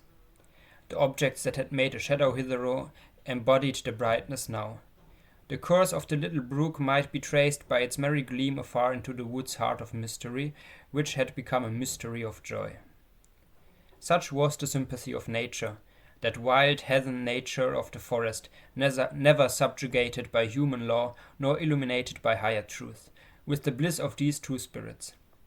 Love, whether newly born or aroused from a death-like slumber, must always create a sunshine, filling the heart so full of radiance that it overflows upon the outward world. Had the forest still kept its gloom, it would have been bright in Hester's eyes, and bright in Arthur Dimmesdale's. Hester looked at him with a thrill of another joy. "Thou must know Pearl," said she, "our little Pearl. Thou hast seen her, yes, I know it, but thou wilt see her now with other eyes. She is a strange child, I hardly comprehend her, but thou wilt love her dearly as I do, and wilt advise me how to deal with her." "Dost thou think the child will be glad to know me?" asked the minister somewhat uneasily. "I have long shrunk from children, because they often show a distrust, a backwardness to be familiar with me. I have even been afraid of little Pearl." "Ah, that was sad," answered the mother. "But she will love thee dearly, and thou her. She is not far off. I will call her. Pearl, Pearl." "I see the child," observed the minister. "Yonder she is, standing in a streak of sunshine, a good way off, on the other side of the brook. So thou thinkest the child will love me?" Hester smiled, and again called to Pearl, who was visible at some distance, as the minister had described her, like a bright apparelled vision in a sunbeam, which fell down upon her through an arch of boughs. The ray quivered to and fro, making her figure dim or distinct, now like a real child, now like a child's spirit, as the splendor went and came again. She heard her mother's voice and approached slowly through the forest. Pearl had not found the hour pass wearisomely while her mother sat talking with the clergyman. The great black forest, stern as it showed itself to those who brought the guilt and troubles of the world into its bosom, became the playmate of the lonely infant, as well as it knew how. Sombre as it was, it put on the kindest of its moods to welcome her. It offered her the partridge berries, the growth of the preceding autumn, but ripening only in the spring, and now red as drops of blood upon the withered leaves.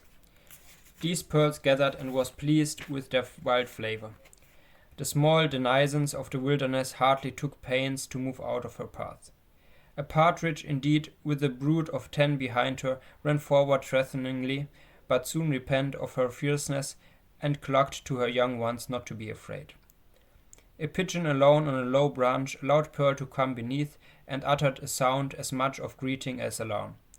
A squirrel, from the lofty depths of his domestic tree, chattered either in anger or merriment, for a squirrel is such a choleric and humorous little personage that it is hard to distinguish between his moods, so he chattered at the child, and flung down a nut upon her head. It was a last year's nut, and already gnawed by his sharp tooth. A fox, startled from his sleep by her light footstep on the leaves, looked inquisitively at Pearl, as doubting whether it were better to steal off or renew his nap on the same spot. A wolf, it is said, but here the tale has surely lapsed into the improbable, came up and smelled of Pearl's robe, and offered his savage head to be petted by her hand. The truth seems to be, however, that the mother forest and these wild things which it nourished all recognized a kindred wildness in the human child.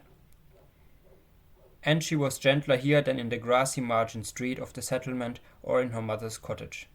The flowers appeared to know it, and one and another whispered as she passed, "Adorn thyself with me, thou beautiful child, adorn thyself with me." and to please them, Pearl gathered the violets, the anemones, the columbines, and some twigs of the freshest green, which the old trees held down before her eyes. With these she decorated her hair and her young waist, and became a nymph child, or an infant dryad, or whatever else was in closest sympathy with the antique wood. In such guise had Pearl adorned herself when she had heard her mother's voice and came slowly back. Slowly, for she saw the clergyman. Chapter 19. The Child at the Brookside. "Thou wilt love her dearly," repeated Hester Prynne as she and the minister sat watching little Pearl. "Dost thou not think her beautiful? And see with what natural skin she has made those simple flowers adorn her. Had she gathered pearls and diamonds and rubies in the wood, they could not have become her better. She's a splendid child. But I know whose brow she has." "Dost thou know, Hester," said Arthur Dimmesdale with an unquiet smile, "that this dear child, tripping about always at thy side, hath caused me many an alarm? Methought, O Hester, what a thought is that, and how terrible to dread it, that my own features were partly repeated in her face, and so strikingly that the world might see them. But she is mostly thine." "No, no, not mostly," answered the mother with a tender smile. "A little longer, and thou needest not to be afraid to trace whose child she is. But how strangely beautiful she looks with those wild flowers in her hair! It is as if one of the fairies, whom we left in our dear old England, had decked her out to meet us." It was with a feeling which neither of them had ever before experienced that they sat and watched Pearl's slow advance. In her was visible that tie that united them.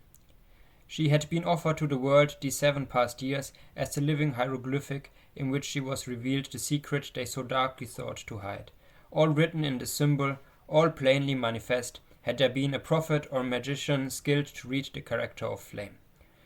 And Pearl was the oneness of their being.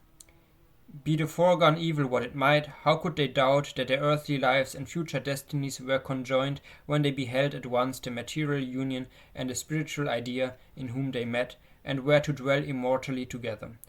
Thoughts like these, and perhaps other thoughts, which they did not acknowledge or define, threw an awe about the child as she came onward. "Let her see nothing strange, no passion nor eagerness, in thy way of accosting her," whispered Hester. "Our Pearl is a fitful and fantastic little elf sometimes. Especially she is seldom tolerant of emotion when she does not fully comprehend the why and wherefore. But the child hath strong affections. She loves me, and will love thee." "Thou canst not think," said the minister, glancing aside at Hester Prynne, "how my heart dreads this interview and yearns for it. But in truth, as I already told thee, children are not readily wont to be familiar with me.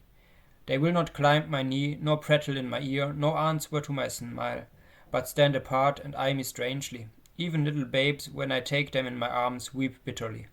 Yet Pearl, twice in her lifetime, hath been kind to me. The first time, thou knowest it well. The last was when thou ledst her with thee to the house of yonder stern old governor. And thou didst plead so bravely in her behalf and mine," answered the mother. "I remember it, and so shall little Pearl. Fear nothing, she may be strange and shy at first, but will soon learn to love thee." By this time Pearl had reached the margin of the brook and stood on the further side, gazing silently at Hester and the clergyman, who still sat together on the mossy tree trunk, waiting to receive her.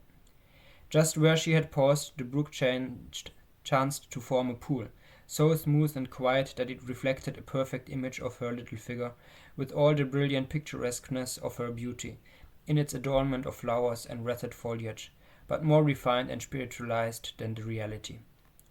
This image, so nearly identical with the living Pearl, seemed to communicate somewhat of its own shadowy and intangible quality to the child herself.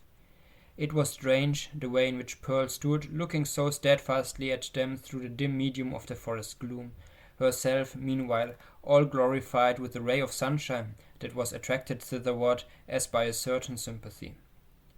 In the brook beneath stood another child, another and the same, with likewise its rays of golden light. Hester felt herself, in some indistinct and tantalizing manner, estranged from Pearl, as if the child in her lonely ramble through the forest had strayed out of her sphere, in which she and her mother dwelt together, and was now vainly seeking to return to it. There were both truth and error in the impression. The child and mother were estranged, but through Hester's fault, not Pearl's. Since the latter rambled from her side, another inmate had been admitted within the circle of the mother's feelings, and so modified the aspect of them all that Pearl, the returning wanderer, could not find her wonted place, and hardly knew where she was. "I have a strange fancy," observed the sensitive minister, "that this brook is the boundary between two worlds, and that thou canst never meet thy Pearl again. Or is she an elfish spirit who, as the legends of our childhood taught us, is forbidden to cross a running stream? Pray hasten her, for this delay has already imparted a tremor to my nerves."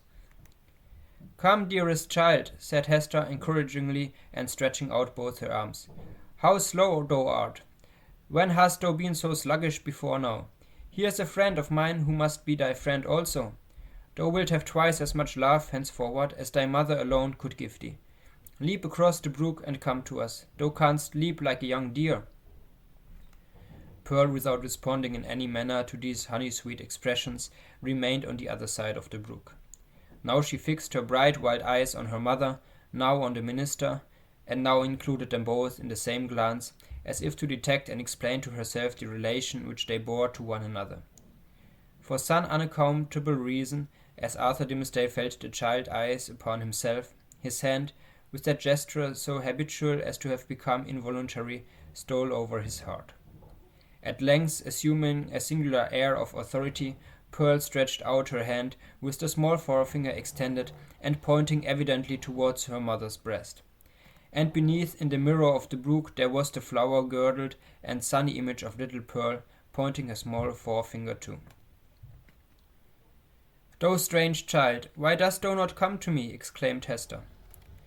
Pearl still pointed with her forefinger, and a frown gathered on her brow, the more impressive from the childish, the almost baby-like aspect of the features that conveyed it. As her mother still kept beckoning to her and arraying her face in a holiday suit of unaccustomed smiles, the child stampered her foot with a yet more imperious look and gesture. In the brook again was the fantastic beauty of the image, with its reflected frown, its pointed finger, and an imperious gesture, giving emphasis to the aspect of little Pearl. "Hasten, Pearl, or I shall be angry with thee," cried Hester Prynne, who, however, inured to such behavior on the elf child's part at other seasons, was naturally anxious for a more seemly deportment now. "Leap across the brook, naughty child, and run hither, else I must come to thee." But Pearl, not a whit startled at her mother's threats, any more than mollified by her entreaties, now suddenly burst into a fit of passion, gesticulating violently, and throwing her small figure into the most extravagant contortions. She accompanied this wild outbreak with piercing shrieks, which the woods reverberated on all sides, so that, alone as she was in her childish and unreasonable wrath, it seemed as if a hidden multitude were lending her their sympathy and encouragement.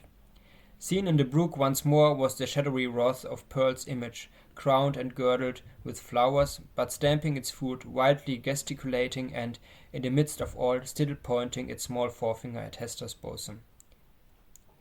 "I see what ails the child," whispered Hester to the clergyman, and turning pale in spite of a strong effort to conceal her trouble and annoyance. "Children will not abide the slightest change in the accustomed aspect of things that are daily before their eyes. Pearl misses something which she had always seen me wear." "I pray you," answered the minister, "if thou hast any means of pacifying the child, do it forthwith. Save it were the cankered wrath of an old witch like Mistress Hibbins," added he, attempting to smile. "I know nothing that I would not sooner encounter than this passion in a child. In Pearl's young beauty, as in the wrinkled witch, it has a preternatural effect. Pacify her, if thou lovest me." Hester turned again towards Pearl with a crimson blush upon her cheek, a conscious glance aside at the clergyman, and then a heavy sigh, while even before she had time to speak, the blush yielded to a deadly pallor.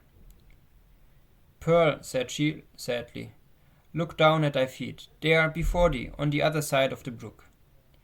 The child turned her eyes to the point indicated, and there lay the Scarlet Letter, so close upon the margin of the stream that the gold embroidery was reflected in it. "Bring it hither," said Hester. "Come thou and take it up," answered Pearl. Was ever such a child? Observed Hester aside to the minister. Oh, I have much to tell thee about her. But in very truth she is right as regards this hateful token.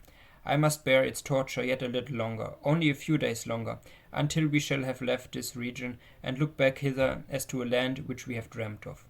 The forest cannot hide it. The mid-ocean shall take it from my hand and swallow it up forever. With these words she advanced to the margin of the brook, took up the Scarlet Letter, and fastened it again into her bosom. Hopefully, but a moment ago, as Hester had spoken of drowning it in the deep sea, there was a sense of inevitable doom upon her as she thus received back this deadly symbol from the hand of fate. She had flung it into infinite space. She had drawn an hour's free breath, and here again was the scarlet misery glittering on the old spot. So it ever is, whether thus typified or no, that an evil invests itself with the character of doom. Hester next gathered up the heavy tresses of her hair and confined them beneath her cap. As if there were a withering spell in the sad letter, her beauty, the warmth and richness of her womanhood, departed like fading sunshine, and a grey shadow seemed to fall across her. When the dreary change was wrought, she extended her hand to Pearl. "Dost thou know thy mother now, child?" asked she reproachfully, but with a subdued tone. "Wilt thou come across the brook and own thy mother, now that she has her shame upon her, now that she is sad?" "Yes, now I will," answered the child, bounding across the brook and clasping Hesper in her arms. "Now thou art my mother indeed, and I am thy little Pearl." In a mood of tenderness that was not usual with her, she drew down her mother's head and kissed her brow and both her cheeks. But then, by a kind of necessity that always impelled this child to alloy whatever comfort she might chance to give with a throb of anguish, Pearl put up her mouth and kissed the Scarlet Letter too. "That was not kind," said Hester. "When thou hast shown me a little love, thou mockest me." "Why does the minister sit yonder?" asked Pearl. "He waits to welcome thee," replied her mother. "Come thou and entreat his blessing. He loves thee, my little Pearl, and loves thy mother too. Wilt thou not love him? Come, he longs to meet thee." "Does he love us?" said Pearl, looking up with acute intelligence into her mother's face. "Will he go back with us, hand in hand, we three together, into the town?" "Not now, dear child," answered Hester, "but in days to come he will walk hand in hand with us. We will have a home and fireside of our own, and thou shalt sit upon his knee, and he will teach thee many things, and love thee dearly. Thou wilt love him, wilt thou not?" "And will he always keep his hand over his heart?" enquired Pearl. "Foolish child, what a question is that!" exclaimed her mother. "Come and ask his blessing." But whether influenced by the jealousy that seems instinctive with every petted child towards a dangerous rival, or from whatever caprice of her freakish nature, Pearl would show no favor to the clergyman. It was only by an exertion of force that her mother brought her up to him, hanging back and manifesting her reluctance by odd grimaces, of which, ever since her babyhood, she had possessed a singular variety, and could transform her mobile physiognomy into a series of different aspects, with a new mischief in them, each and all. The minister, painfully embarrassed, but hoping that a kiss might prove a talisman to admit him into the child's kindlier regards, bent forward and impressed one on her brow. Hereupon Pearl broke away from her mother and, running to the brook, stooped over it and bathed her forehead until the unwelcome kiss was quite washed off and diffused through a long lapse of the gliding water. She then remained apart, silently watching Hester and the clergyman while they talked together and made such arrangements as were suggested by their new position and the purposes soon to be fulfilled. And now this fateful interview had come to a close. The dell was to be left in solitude among its dark old trees, which, with their multitudinous tongues, would whisper long of what had passed there, and no mortal be the wiser. And the melancholy brook would add this other tale to the mystery with which its little heart was already overburdened, and whereof it still kept up a murmuring bubble, with not a whit more cheerfulness of tone than for ages heretofore. Chapter 20. The Minister in a Maze. As the minister departed in advance of Hester Prynne and little Pearl, he threw a backward glance, half expecting that he should discover only some faintly traced features or outline of the mother and child, slowly fading into the twilight of the woods. So great a vicissitude in his life could not at once be received as real. But there was Hester, clad in her grey robe, still standing beside the tree trunk which some blast had overthrown a long antiquity ago, and which time had ever since been covering with moss, so that these two fated ones, with earth's heaviest burden on them, might sit there together and find a single hour's rest and solace. And there was Pearl, too, lightly dancing from the margin of the brook, now that the intrusive third person had gone and taken her old place by her mother's side. So the minister had not fallen asleep and dreamed. In order to free his mind from this indistinctness and duplicity of impression, which vexed it with a strange disquietude, he recalled and more thoroughly defined the plans which Hester and himself had sketched for their departure. It had been determined between them that the old world, with its crowds and cities, offered them a more eligible shelter and concealment than the wilds of New England or all America, with its alternatives of an Indian wigwam or the few settlements of Europeans scattered thinly along the seaboard. Not to speak of the clergyman's health, so inadequate to sustain the hardships of a forest life, his native gifts, his culture, and his entire development would secure him a home only in the midst of civilization and refinement. The higher the state of more delicately adapt to it the man. In furtherance of this choice, it so happened that a ship lay in the harbor, one of those questionable cruisers, frequently at that day, which, without being absolutely outlaws of the deep, yet roamed over its surface with a remarkable irresponsibility of character. This vessel had recently arrived from the Spanish Main, and within 3 days' time would sail for Bristol. Hester Prynne, whose vocation, as a self-enlisted Sister of Charity, had brought her acquainted with the captain and crew, could take upon herself to secure the passage of 2 individuals and a child with all the secrecy which circumstances rendered more than desirable. The minister had inquired of Hester, with no little interest, the precise time at which the vessel might be expected to depart. It would probably be on the 4th day from the present. That is most fortunate, he had then said to himself. Now, why the Reverend Mr. Dimmesdale considered it so fortunate, we hesitate to reveal.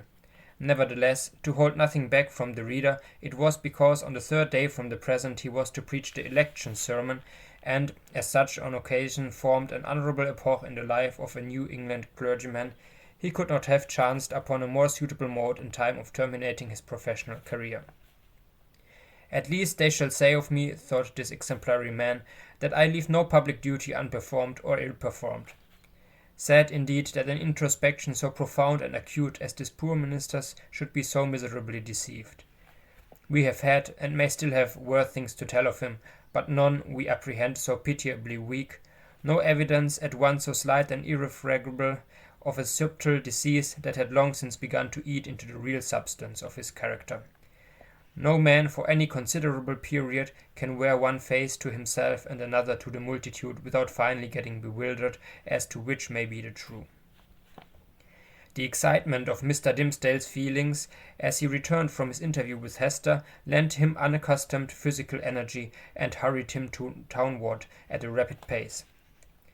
The pathway among the woods seemed wilder, more uncouth with its rude natural obstacles, and less trodden by the foot of man than he remembered it on his outward journey. But he leaped across the plashy places, thrust himself through the clinging underbush, climbed the ascent, plunged into the hollow, and overcame, in short, all the difficulties of the trek with an unvariable activity that astonished him. He could not but recall how feebly and with what frequent pauses for breath he had toiled over the same ground only 2 days before. As he drew near the town, he took an impression of change from the series of familiar objects that presented themselves. It seemed not yesterday, not 1 nor 2, but many days, or even years ago, since he had quitted them. There, indeed, was each former trace of the street as he remembered it, and all the peculiarities of the houses, with the due multitude of gable peaks and a weathercock at every point where his memory suggested one. Not the less, however, came this importunately obtrusive sense of change. The same was true as regarded the acquaintances whom he met. and all the well-known shapes of human life about the little town. They looked neither older nor younger now. The beards of the aged were no whiter, nor could the creeping babe of yesterday walk on his feet today. It was impossible to describe in what respect they differed from the individuals on whom he had so recently bestowed a parting glance, and yet the minister's deepest sense seemed to inform him of their immutability. A similar impression struck him most remarkably as he passed under the walls of his own church. The edifice had so very strange and yet so familiar an aspect that Mr. Dimmesdale's mind vibrated between the two ideas, either that he had seen it only in a dream hitherto, or that he was merely dreaming about it now. This phenomenon, in the various shapes which it assumed, indicated no external change, but so sudden and important a change in the spectator of the familiar scene, that the intervening space of a single day had operated on his consciousness like the lapse of years. The minister's own will, and Hester's will, and the fate that grew between them had wrought this transformation. It was the same town as heretofore, but the same minister returned not from the forest. He might have said to the friends who greeted him, "I am not the man for whom you take me. I left him yonder in the forest, withdrawn into a secret dell, by a mossy tree trunk, and near a melancholy brook. Go seek your minister, and see if his emaciated figure, his thin cheek, his white, heavy, pain-wrinkled brow be not flung down there like a cast-off garment." His friends, no doubt, would still have insisted with him, "Thou art thyself the man," but the error would have been their own, not his. Before Mr. Dimmesdale reached home, his inner man gave him other evidences of a revolution in the sphere of thought and feeling. In truth, nothing short of a total change of dynasty and moral code in that interior kingdom was adequate to account for the impulses now communicated to the unfortunate and startled minister. At every step he was incited to do some strange, wild, wicked thing or other, with a sense that it would be at once involuntary and intentional, in spite of himself, yet growing out of a profounder self than that which opposed the impulse. For instance, he met one of his own deacons. The good old man addressed him with the paternal affection and patriarchal privilege which his venerable age, his upright and holy character, and his station in the church entitled him to use, and conjoined with this the deep, almost worshipping respect which the minister's professional and private claims alike demanded. Never was there a more beautiful example of how the majesty of age and wisdom may comport with the obeisance and respect enjoined upon it, as from a lower social rank and inferior order of endowment towards a higher.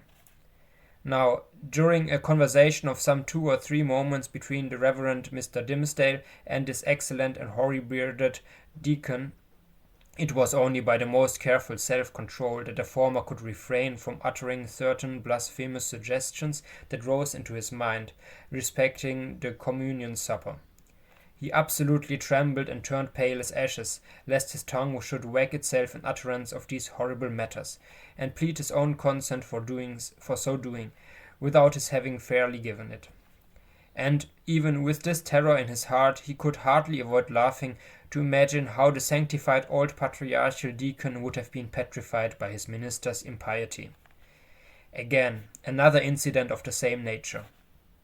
Hurrying along the street, the Reverend Mr. Dimmesdale encountered the eldest female member of his church, a most pious and exemplary old dame, poor, widowed, lonely, and with a heart as full of reminiscences about her dead husband and children and her dead friends of long ago as the burial ground is full of storied gravestones. Yet all this, which would else have been such heavy sorrow, was made almost a solemn joy to her devout old soul by religious consolations and the truths of Scripture, wherewith she had fed herself continually for more than 30 years. And since Mr. Dimmesdale had taken her in charge, the good grandam's chief earthly comfort, which, unless it had been likewise a heavenly comfort, could have been none at all, was to meet her pastor, whether casually or of set purpose, and be refreshed with a word of warm, fragrant, heaven-breathing gospel truth, from his beloved lips into her dulled but rapturously attentive ear. But on this occasion Up to the moment of putting his lips to the old woman's ear, Mr. Dimmesdale, as the great enemy of souls would have it, could recall no text of scripture nor aught else except a brief, pithy, and, as it then appeared to him, unanswerable argument against the immortality of the human soul. The instilment thereof into her mind would probably have caused this aged sister to drop down dead, at once, as by the effect of an intensely poisonous infusion. What he really did whisper the minister could never afterwards recollect. There was, perhaps, a fortunate disorder in his utterance, which failed to impart any distinct idea to the good widow's comprehension, or which Providence interpreted after a method of its own. Assuredly, as the minister looked back, he beheld an expression of divine gratitude and ecstasy that seemed like the shine of the celestial city on her face, so wrinkled and ashy pale. Again, a third instance. After parting from the old church member, he met the youngest sister of them all. It was a maiden newly won, and won by the Reverend Mr. Dimmesdale's own sermon on the Sabbath after his vigil, to barter the transitory pleasures of the world for the heavenly hope that was to assume brighter substance as life grew dark around her, and which would gild the utter gloom with final glory. She was fair and pure as a lily that had bloomed in paradise. The minister knew well that he was himself enshrined within the stainless sanctity of her heart, which hung its snowy curtains about his image, imparting to religion the warmth of love, and to love a religious purity. Satan, that afternoon, had surely led the poor young girl away from her mother's side, and thrown her into the pathway of this sorely tempted, or shall we not rather say, this lost and desperate man. As she drew nigh, the arch-fiend whispered him to condense into small compass, and drop into her tender bosom a germ of evil that would be sure to blossom darkly soon, and bear black fruit betimes. Such was his sense of power over this virgin soul, trusting him as she did, that the minister felt potent to blight all the field of innocence with but one wicked look, and develop all its opposite with but a word. So, with a mightier struggle than he had yet sustained, he held his Geneva cloak before his face and hurried onward, making no sign of recognition and leaving the young sister to digest his rudeness as she might. She ransacked her conscience, which was full of harmless little matters, like her pocket or her work-bag, and took herself to task, poor thing, for 1,000 imaginary faults, and went about her household duties with swollen eyelids the next morning. Before the minister had time to celebrate his victory over this last temptation, he was conscious of another impulse, more ludicrous and almost as horrible. It was, we blush to tell it, it was to stop short in the road and teach some very wicked words to a knot of little Puritan children who were playing there, and had just begun to talk. Denying himself this freak as unworthy of his cloth, he met a drunken seaman, one of the ship's crew from the Spanish Main. And here, since he had so valiantly forborne all other wickedness, poor Mr. Dimmesdale longed at least to shake hands with the tarry blackguard, and recreate himself with a few improper jests, such as dissolute sailors so bound with, and a volley of good, round, solid, satisfactory, and heaven-defying oaths. It was not so much a better principle as partly his natural good taste, and still more his buck-rammed habit of clerical decorum, that carried him safely through the latter crisis. "What is it that haunts and tempts me thus?" cried the minister to himself, at length, pausing in the street and striking his hand against his forehead. "Am I mad, or am I given over utterly to the fiend? Did I make contact with him in the forest, and sign it with my blood? And does he now summon me to its fulfillment by suggesting the performance of every wickedness which his most foul imagination can conceive?" At the moment when the Reverend Mr. Dimmesdale thus communed with himself, and struck his forehead with his hand, old Mistress Hibbins, the reputed witch lady, is said to have been passing by. She made a very grand appearance, having on a high head-dress, a rich gown of velvet, and a ruff done up with the famous yellow starch, of which Anne Turner, her especial friend, had taught her the secret before this last good lady had been hanged for Sir Thomas Overbury's murder. Whether the witch had read the minister's thoughts or no, she came to a full stop, looked shrewdly into his face, and smiled craftily, and though little given to converse with clergymen, began a conversation. "So, reverend sir, you have made a visit into the forest. observed the witch lady, nodding her high headdress at him. The next time I pray you to allow me only a fair warning, and I shall be proud to bear you company. Without taking over much upon myself, my good word will go far towards gaining any strange gentleman a fair reception from yonder potentate you wot of. I profess, madam, answered the clergyman, with a grave obeisance such as the lady's rank demanded, and his own good breeding made imperative. I profess, on my conscience and character, that I am utterly bewildered as touching the purport of your words. I went not into the forest to seek a potentate, neither do I, at any future time, design a visit thither, with a view to gaining the favour of such personage. My one sufficient object was to greet that pious friend of mine, the Apostle Eliot, and rejoice with him over the many precious souls he hath won from heathendom. Ha ha ha! Crackled the old witch lady, still nodding her high head dress at the minister. Well, well, we must needs talk dust in the daytime. You carry it off like an old hand, but at midnight and in the forest we shall have other talk together. She passed on with her aged stateliness, but often turning back her head and smiling at him, like one willing to recognize a secret intimacy of connection. Have I then sold myself, thought the minister, to the fiend whom, if men say true, this yellow-starched and velveted old hag has chosen for her prize, prince and master? The wretched minister! He had made a bargain very like it. Tempted by a dream of happiness, he had yielded himself with a deliberate choice, as he had never done before, to what he knew was deadly sin. And the infectious poison of that sin had been thus rapidly diffused throughout his moral system. It had stupefied all blessed impulses, and awakened into vivid life the whole brotherhood of bad ones. Scorn, bitterness, unprovoked malignity, gracious desire of ill, ridicule of whatever was good and holy, all awoke to tempt, even while they frightened him. And his encounter with old Mistress Hibbins, if it were a real incident, did but show his sympathy and fellowship with wicked mortals and a world of perverted spirits. He had by this time reached his dwelling, on the edge of the burial ground, and, hastening up the stairs, took refuge in his study. But the minister was glad to have reached this shelter, without first betraying himself to the world by any of those strange and wicked eccentricities to which he had been continually impelled while passing through the streets.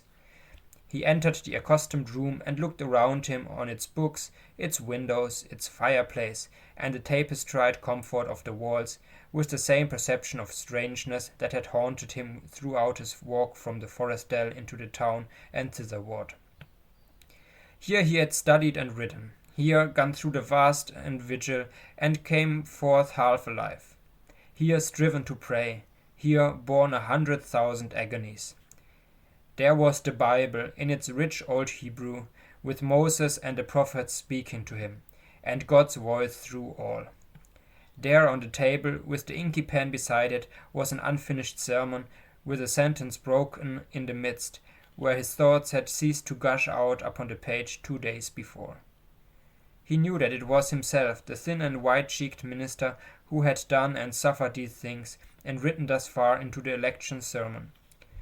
But he seemed to stand apart, and eyed his former self with scornful pitying and half-envious curiosity. That self was gone. Another man had returned out of the forest, a wiser one, with a knowledge of hidden mysteries which the simplicity of the former never could have reached, a bitter kind of knowledge that. While occupied with these reflections, a knock came at the door of the study, and the minister said, "Come in," not wholly devoid of an idea that he might behold an evil spirit. And so he did. It was old Roger Chillingworth that entered. The minister stood white and speechless, with one hand on the Hebrew scriptures and the other spread upon his breast. "Welcome home, reverend sir," said the physician. "And how found you that goodly man, the Apostle Eliot? But methinks, dear sir, you look pale, as if the travel through the wilderness had been too sore for you. Will not my aid be requisite to put you in heart and strength to preach your election sermon?" "Nay, I think not so," rejoined the Reverend Mr. Dimmesdale. My journey and the sight of the holy apostle yonder, and the free air which I have breathed, have done me good after so long confinement in my study. I think to need no more of your drugs, my kind physician, good though they be, and administered by a friendly hand. All this time Roger Chillingworth was looking at the minister with the grave and intent regard of a physician towards his patient. But in spite of this outward show, the latter was almost convinced of the old man's knowledge, or, at least, his confided suspicion, with respect to his own interview with Hester Prynne. The physician knew then that in the minister's regard he was no longer a trusted friend, but his bitterest enemy. So much being known, it would appear natural that a part of it should be expressed.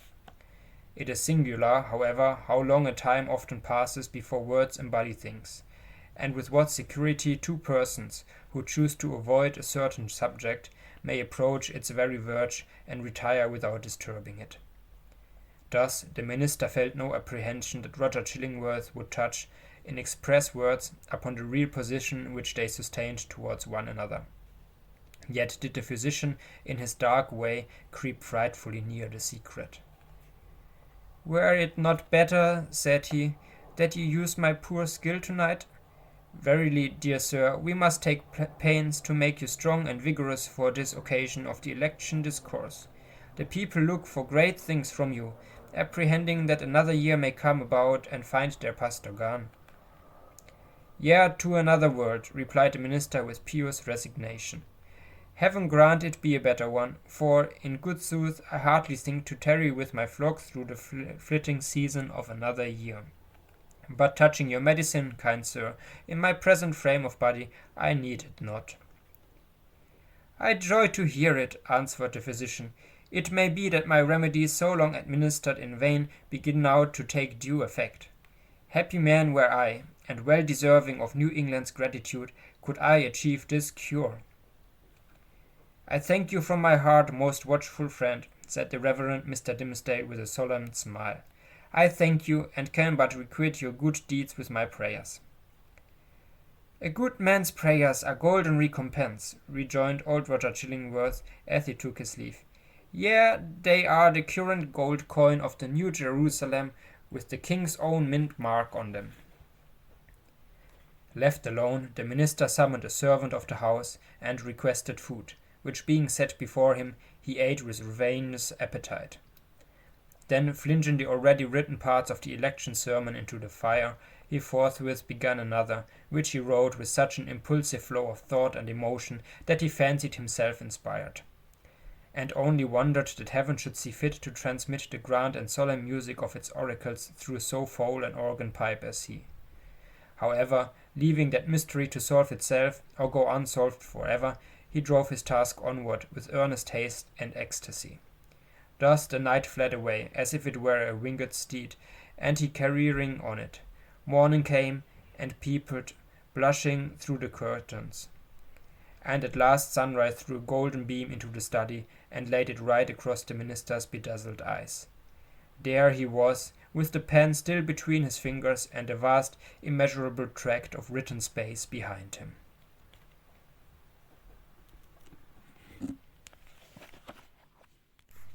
Chapter 21. The New England Holiday. Betimes in the morning of the day on which the new governor was to receive his office at the hands of the people, Hester Prynne and little Pearl came into the market-place. It was already thronged with the craftsmen and other plebeian inhabitants of the town in considerable numbers, among whom, likewise, were many rough figures, whose attire of deerskins marked them as belonging to some of the forest settlements which surrounded the little metropolis of the colony. On this public holiday, as all other occasions for 7 years past, Hester was clad in a garment of coarse grey cloth. Not more by its hue than by some indescribable peculiarity in its fashion, it had the effect of making her fade personally out of sight and outline. While, again, the Scarlet Letter brought her back from this twilight indistinctness and revealed her under the moral aspect of its own illumination. Her face, so long familiar of the townspeople, showed the marble quietude which they were accustomed to behold there. It was like a mask, or, rather, like the frozen calmness of a dead woman's features, owing this dreary resemblance to the fact that Hester was actually dead, in respect to any claim of sympathy, and had departed out of the world with which she still seemed to mingle. It might be on this one day that there was an expression unseen before, nor, indeed, vivid enough to be detected now, unless some preternaturally gifted observer should have first read the heart and have afterwards sought a corresponding development in the countenance and mien. Such a spiritual seer might have conceived that, after sustaining the gaze of the multitude through 7 miserable years as a necessity, a penance, and something which it was a stern religion to endure, she now, for one last time more, encountered it freely and voluntarily, in order to convert what had so long been agony into a kind of triumph. "Look your last on the Scarlet Letter and its wearer," the people's victim and lifelong bond slave, as they fancied her, might say to them. "Yet a little while and she will be beyond your reach. A few hours longer, and the deep, mysterious ocean will quench and hide forever the symbol which you have caused to burn upon her bosom." Nor were it in an inconsistency too improbable to be assigned to human nature, should we suppose a feeling of regret in Hester's mind, at the moment when she was about to win her freedom from the pain which had been thus deeply incorporated with her being. Might there not be an irresistible desire to quaff a last, long, breathless draught of the cup of wormwood and aloes, with which nearly all her years of womanhood had been perpetually flavored? The wine of life, henceforth to be presented to her lips, must be indeed rich, delicious, and exhilarating in its chaste and golden beaker, or else leave an inevitable and very languor after the lees of bitterness wherewith she had been drugged, as with the cordial of intensest potency. Pearl was decked out with airy gaiety. It would have been impossible to guess that this bright and sunny apparition owed its existence to the shape of gloomy grey, or that a fancy at once so gorgeous and so delicate as must have been requisite to contrive the child's apparel was the same that had achieved a task perhaps more difficult in imparting so distinct a peculiarity to Hester's simple robe.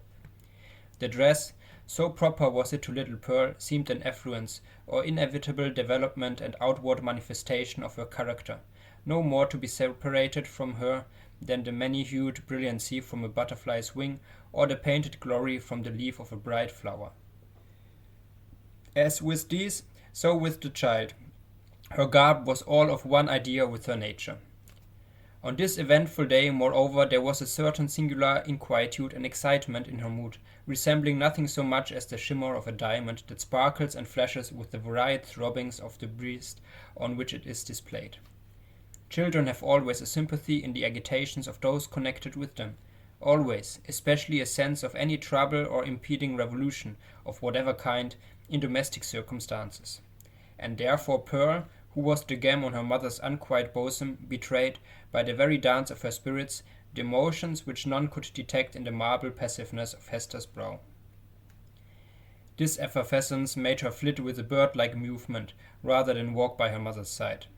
She broke continually into shouts of a wild, inarticulate, and sometimes piercing music. When they reached the market-place, she became still more restless, on perceiving the stir and bustle that enlivened the spot, for it was usually more like the broad and lonesome green before a village meeting-house than the centre of a town's business. "Why, what is this, mother?" cried she. "Wherefore have all the people left their work today? Is it a play-day for the whole world? See, there is the blacksmith.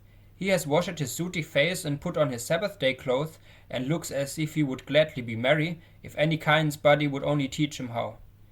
And there is Master Brackett, the old jailer, nodding and smiling at me. Why does he do so, mother?" "He remembers thee a little babe, my child," answered Hester. "He should not nod and smile at me for all that, the black, grim, ugly-eyed old man," said Pearl. "He may nod at thee, if he will, for thou art clad in grey and wearest the Scarlet Letter. But see, mother, how many faces of strange people, and Indians among them, and sailors! What have they all come to do here in the market-place?" "They wait to see the procession past," said Hester, "for the governor and the magistrates are to go by, and the ministers, and all the great people and good people, with the music and the soldiers marching before them." "And will the minister be here?" asked Pearl. "And will he hold out both his hands to me, as when thou ledst me to him from the brookside?" He will be there, child, answered the mother, but he will not greet thee today, nor must thou greet him. What a strange, sad man is he, said the child, as if speaking partly to herself. In the dark night-time he calls us to him, and holds thy hand and mine, as when we stood with him on the scaffold yonder. And in the deep forest, where only the old trees can hear, and the skip of sky see it, he talks with thee, sitting on a heap of moss. And he kisses my forehead too, so that the little brook would hardly wash it off. But here, in the sunny day, and among all the people, he knows us not, nor must we know him. A strange, sad man is he, with his hand always over his heart. Be quiet, Pearl, thou understandest not these things, said her mother. Think not now of the minister, but look about thee and see how cheery is everybody's face today. The children have come from their schools, and the grown people from their workshops and their fields, on purpose to be happy. For today a new man is beginning to rule over them, and so, as has been the custom of mankind ever since a nation first gathered, they make merry and rejoice, as if a good and golden year were at length to pass over the poor old world. It was as Hester said, in regard to the unwonted jollity that brightened the faces of the people. Into this festal season of the year, as it already was, and continued to be during the greater part of the 2 centuries, the Puritans compressed whatever mirth and public joy they deemed allowable to human infirmity, thereby so far dispelling the customary cloud, that for the space of a single holiday they appeared scarcely more grave than most other communities at a period of general affliction. But we perhaps exaggerate the grey and sable tinge which undoubtedly characterized the mood and manners of the age. The persons now in the marketplace of Boston had not been born to an inheritance of puritanic gloom. They were native Englishmen, whose fathers lived in the sunny richness of the Elizabethan epoch, a time when the life of England, viewed as one great mass, would appear to have been as stately, magnificent, and joyous as the world has ever witnessed. Had they followed their hereditary taste, the New England settlers would have illustrated all events of public importance by bonfires, banquets, pageantries, and processions. Nor would it have been impracticable, in the observance of majestic ceremonies, to combine mirthful recreation with solemnity, and give, as it were, a grotesque and brilliant embroidery to the great robe of state, which a nation at such festivals puts on. There was some shadow of an attempt of this kind in the mode of celebrating the day on which the political year of the colony commenced. The dim reflection of a remembered splendor, a colorless and manifold diluted repetition of what they had beheld in proud old London, we will not say at a royal coronation, but at a Lord Mayor's show, might be traced in the customs which our forefathers instituted, with reference to the annual installation of magistrates. The fathers and founders of the Commonwealth, the statesman, the priest, and the soldier, deemed it a duty then to assume the outward state and majesty, which, in accordance with antique style, was looked upon as the proper garb of public or social eminence. All came forth to move in procession before the people's eye, and thus impart a needed dignity to the simple framework of a government so newly constructed. Then, too, the people were countenanced, if not encouraged, in relaxing the severe and close application to their various modes of rugged industry, which at all other times seemed of the same piece and material with their religion. Here, it is true, were none of the appliances which popular merriment would so readily have found in the England of Elizabeth's time, or that of James, no rude shows of a theatrical kind, no minstrel with his harp and legendary ballad, nor gleeman with an ape dancing to his music, no juggler with his tricks of mimic witchcraft, no merry Andrew to stir up the multitudinous jests, perhaps hundreds of years old, but still effective by their appeals to the very broadest sources of mirthful sympathy. All such professors of the several branches of jocularity would have been sternly repressed, not only by the rigid discipline of law, but by the general sentiment which gives law its vitality. Not the less, however, the great honest face of the people smiled, grimly perhaps, but wildly too. Nor were sports wanting, such as the colonists had witnessed and shared in long ago at the country fairs and the village greens of England, and which it was thought well to keep alive on this new soil for the sake of the courage and manliness that were essential in them. Wrestling matches, in the different fashions of Cornwall and Devonshire, were seen here and there about the marketplace. In one corner there was a friendly bout at quarterstaff. And what attracted most interest of all, on the platform of the pillory, already so noted in our pages, two masters of defence were commencing an exhibition with the buckler and broadsword. But much to the disappointment of the crowd, this latter business was broken off by the interposition of the town beadle, who had no idea of permitting the majesty of the law to be violated by such an abuse of one of its consecrated places. It may not be too much to affirm, on the whole, the people being then in the first stage of joyless deportment, and the offspring of sires who had known how to be merry in their day, that they would compare favourably, in point of holiday keeping, with their descendants, even at so long an interval as ourselves. Their immediate posterity, the generation next to the early emigrants, wore the blackest shade of Puritanism, and so darkened the national visage with it, that all the subsequent years have not sufficed to clear it up. We have yet to learn again the forgotten art of gaiety. The picture of human life in the marketplace, though its general tint was the sad grey, brown, or black of the English emigrants, was yet enlivened by some diversity of hue. A party of Indians, in their savage finery of curiously embroidered deerskin robes, wampum belts, red and yellow ochre, and feathers, and armed with the bow and arrow, and stone-headed spear, stood apart with countenances of inflexible gravity beyond what even the Puritan aspect could attain. Nor, wild as were these painted barbarians, were they the wildest feature of the scene. The distinction could more justly be claimed by some mariners, a part of the crew of the vessel from the Spanish Main, who had come ashore to see the humours of election day.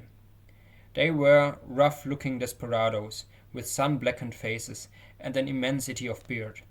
Their wide, short trousers were confined about the waist by belts, often clasped with a rough plate of gold, and sustaining always a long knife, and in some instances a sword.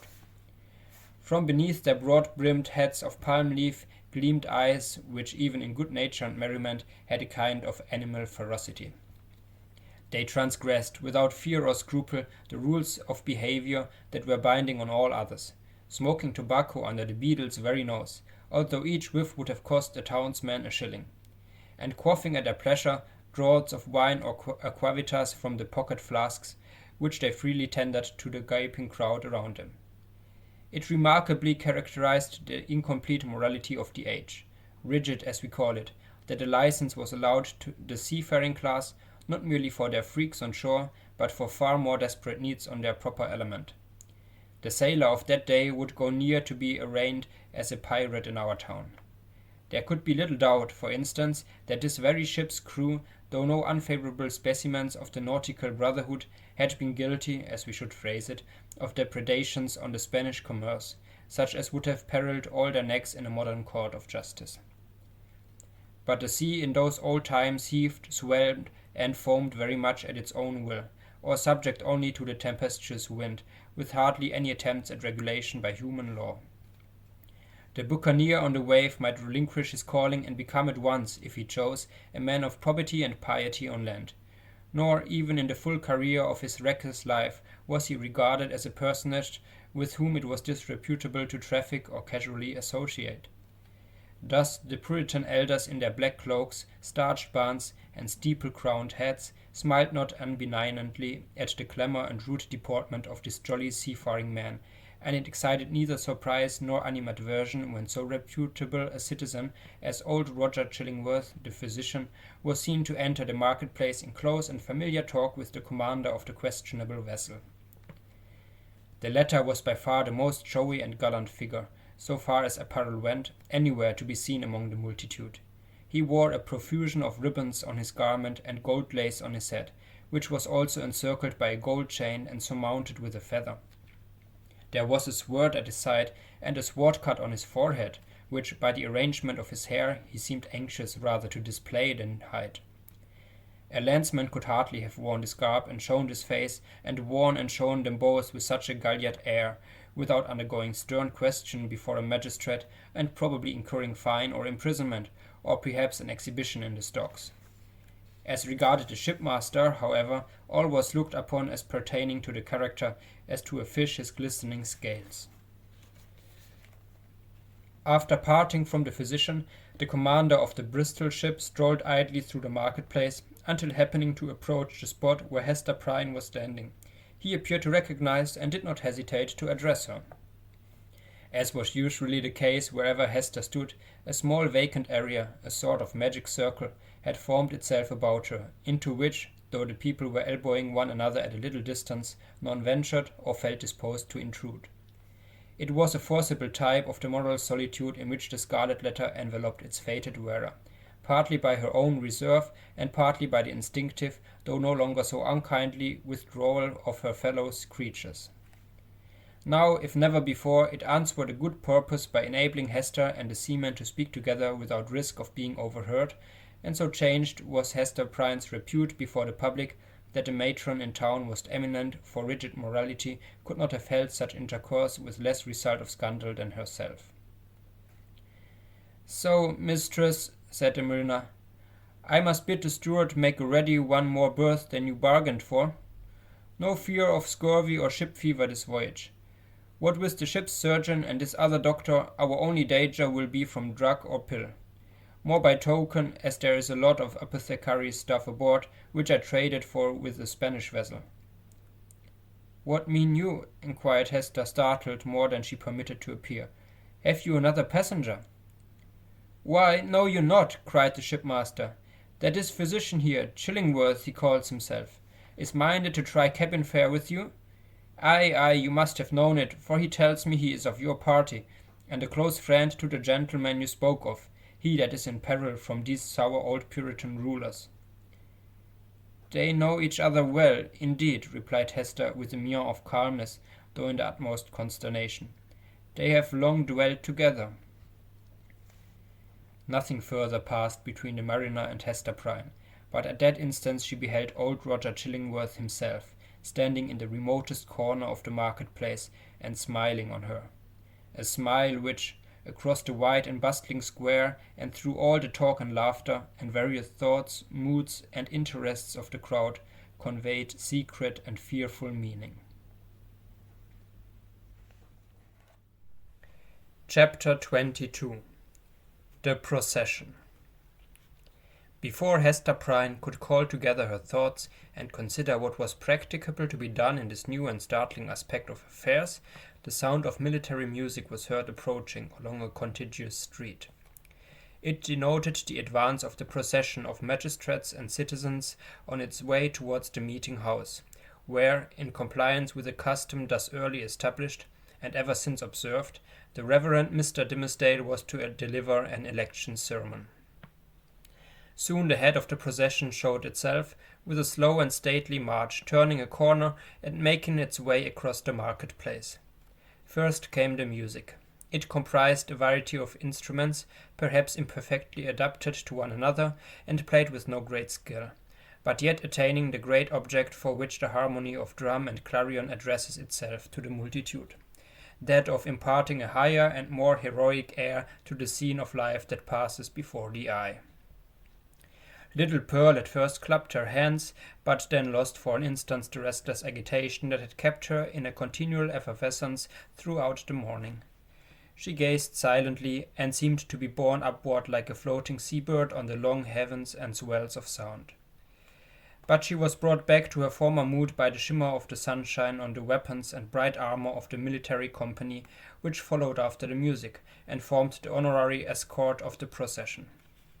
This body of soldiery, which still sustains a corporate existence and marches down from past ages with an ancient and honorable fame, was composed of no mercenary materials.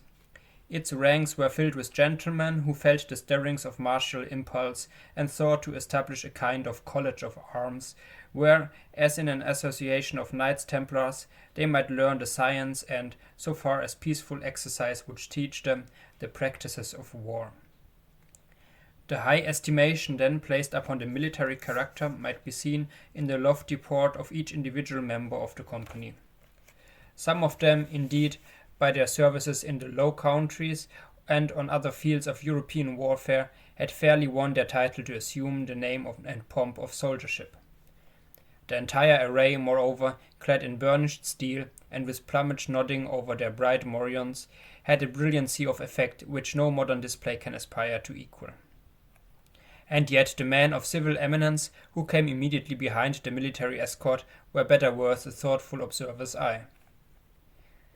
Even in outward demeanor they showed a stamp of majesty that made the warrior's haughty stride look vulgar, if not absurd. It was an age when what we call talent had far less consideration than now, but the massive materials which produce stability and dignity of character a great deal more. The people possessed by hereditary right the quality of reverence, which in their descendants, if it survived at all, exists in smaller proportion and with a vastly diminished force in the selection and estimate of public men. The change may be for good or ill, and is partly, perhaps, for both. In that old day the English settler on these rude shores, having left king, nobles, and all degrees of awful rank behind, while still the faculty and necessity of reverence was strong in him, bestowed it on the white hair and venerable brow of age, on long-tried integrity, on solid wisdom and sad-colored experience, on endowments of that grave and weighty order which gives the idea of permanence, and comes under the general definition of respectability. These primitive statesmen, therefore, Bradstreet, Endicott, Dudley, Bellingham, and their compeers, who were elevated to power by the early choice of the people, seem to have been not often brilliant, but distinguished by a ponderous sobriety rather than activity of intellect.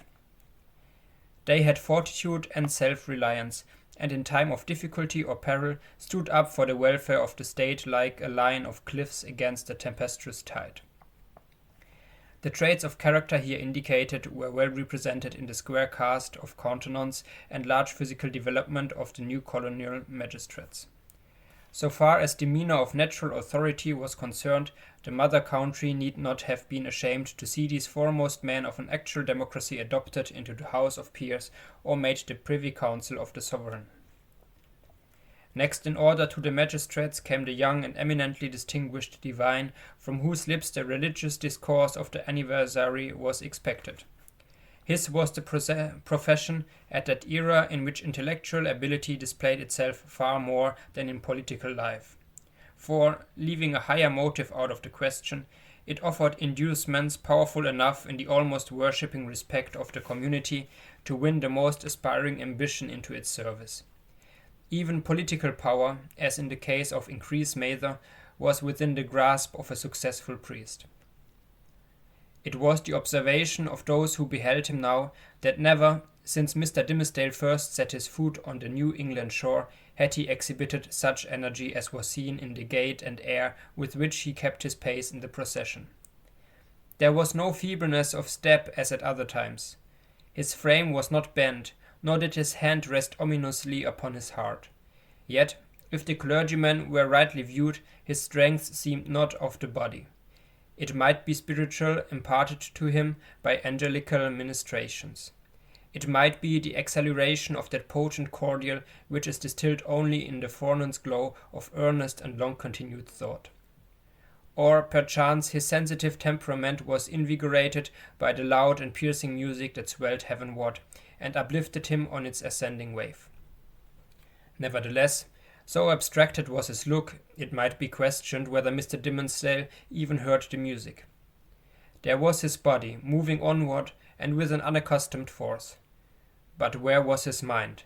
Far and deep in its own region, busying itself, with preternatural activity, to marshal a procession of stately thoughts that were soon to issue thence.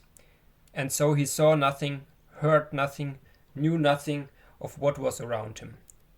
But a spiritual element took up the feeble frame and carried it along, unconscious of the burden, and converting it to spirit like itself. Men of uncommon intellect who have grown morbid possess this occasional power of mighty effort, into which they throw the life of many days, and then are lifeless for as many more. Hester Prynne, gazing steadfastly at the clergyman, felt a dreary influence come over her, but wherefore or whence she knew not, unless that he seemed so remote from her own sphere, and utterly beyond her reach. One glance of recognition, she had imagined, must needs pass between them. She thought of the dim forest, with its little dell of solitude and love and anguish, and a mossy tree trunk where, sitting hand in hand, they had mingled their sad and passionate talk with the melancholy murmur of the brook. How deeply had they known each other then? And was this the man? She hardly knew him now. He, moving proudly past, enveloped, as it were, in the rich music with the procession of majestic and venerable fathers. He, so unattainable in his worldly position, and still more so in that far vista of his unsympathizing thoughts, through which she now beheld him. Her spirit sank with the idea that all must have been a delusion, and that vividly as she had dreamt it, there could be no real bond betwixt the clergyman and herself. And thus much of woman was there in Hester that she could scarcely forgive him, least of all now when the heavy footstep of their approaching fate might be heard nearer, nearer, nearer. For being able so completely to withdraw himself from their mutual world, while she groped darkly and stretched forth her cold hands and found him not. Pearl either saw and responded to her mother's feelings, or herself felt a remoteness and intangibility that had fallen around the minister. While the procession passed, the child was uneasy, fluttering up and down like a bird on the point of taking flight. When the whole had gone by, she looked up into Hester's face. "Mother," said she, "was that the same minister that kissed me by the brook?" "Hold thy peace, dear little Pearl," whispered her mother. "We must not always talk in the market-place of what happens to us in the forest." "I could not be sure that it was he. So strange he looked," continued the child. "Else I would have run to him and bid him kiss me now before all the people, even as he did yonder among the dark old trees. What would the minister have said, mother? Would he have clapped his hand over his heart and scowled on me and bid me begone?" "What should he say, Pearl?" answered Hester, "save that it was no time to kiss, and that kisses are not to be given in the market-place. Well for thee, foolish child, that thou didst not speak to him." Another shade of the same sentiment in reference to Mr. Dimmesdale was expressed by a person whose eccentricities, or insanity as we should term it, led her to do what few of the townspeople would have ventured on, to begin a conversation with the wearer of the Scarlet Letter in public. It was Mistress Hibbins, who, arrayed in great magnificence, with a triple ruff, a broidered stomacher, a gown of rich velvet, and a gold-headed cane, had come forth to see the procession. As this ancient lady had the renown, which subsequently cost her no less a prize than her life, of being a principal actor in all the works of necromancy that were continually going forward, the crowd gave way before her, and seemed to fear the touch of her garment, as if it carried the plague among its gorgeous folds. Soon, in conjunction with Hester Prynne, kindly as so many now felt towards the latter, the dread inspired by Mistress Hibbins was doubled, and caused a general movement from that part of the market-place in which the two women stood. "Now, what mortal imagination could conceive it?" whispered the old lady confidentially to Hester. "Yonder divine man, that saint on earth, as the people uphold him to be, and as, I must needs say, he really looks. Who, now, that saw him pass in the procession, would think how little while it is since he went forth out of his study, chewing a Hebrew text of Scripture in his mouth, I warrant, to take an airing in the forest? Aha, we know what that means, Hester Prynne. But truly, forsooth, I find it hard to believe him the same man.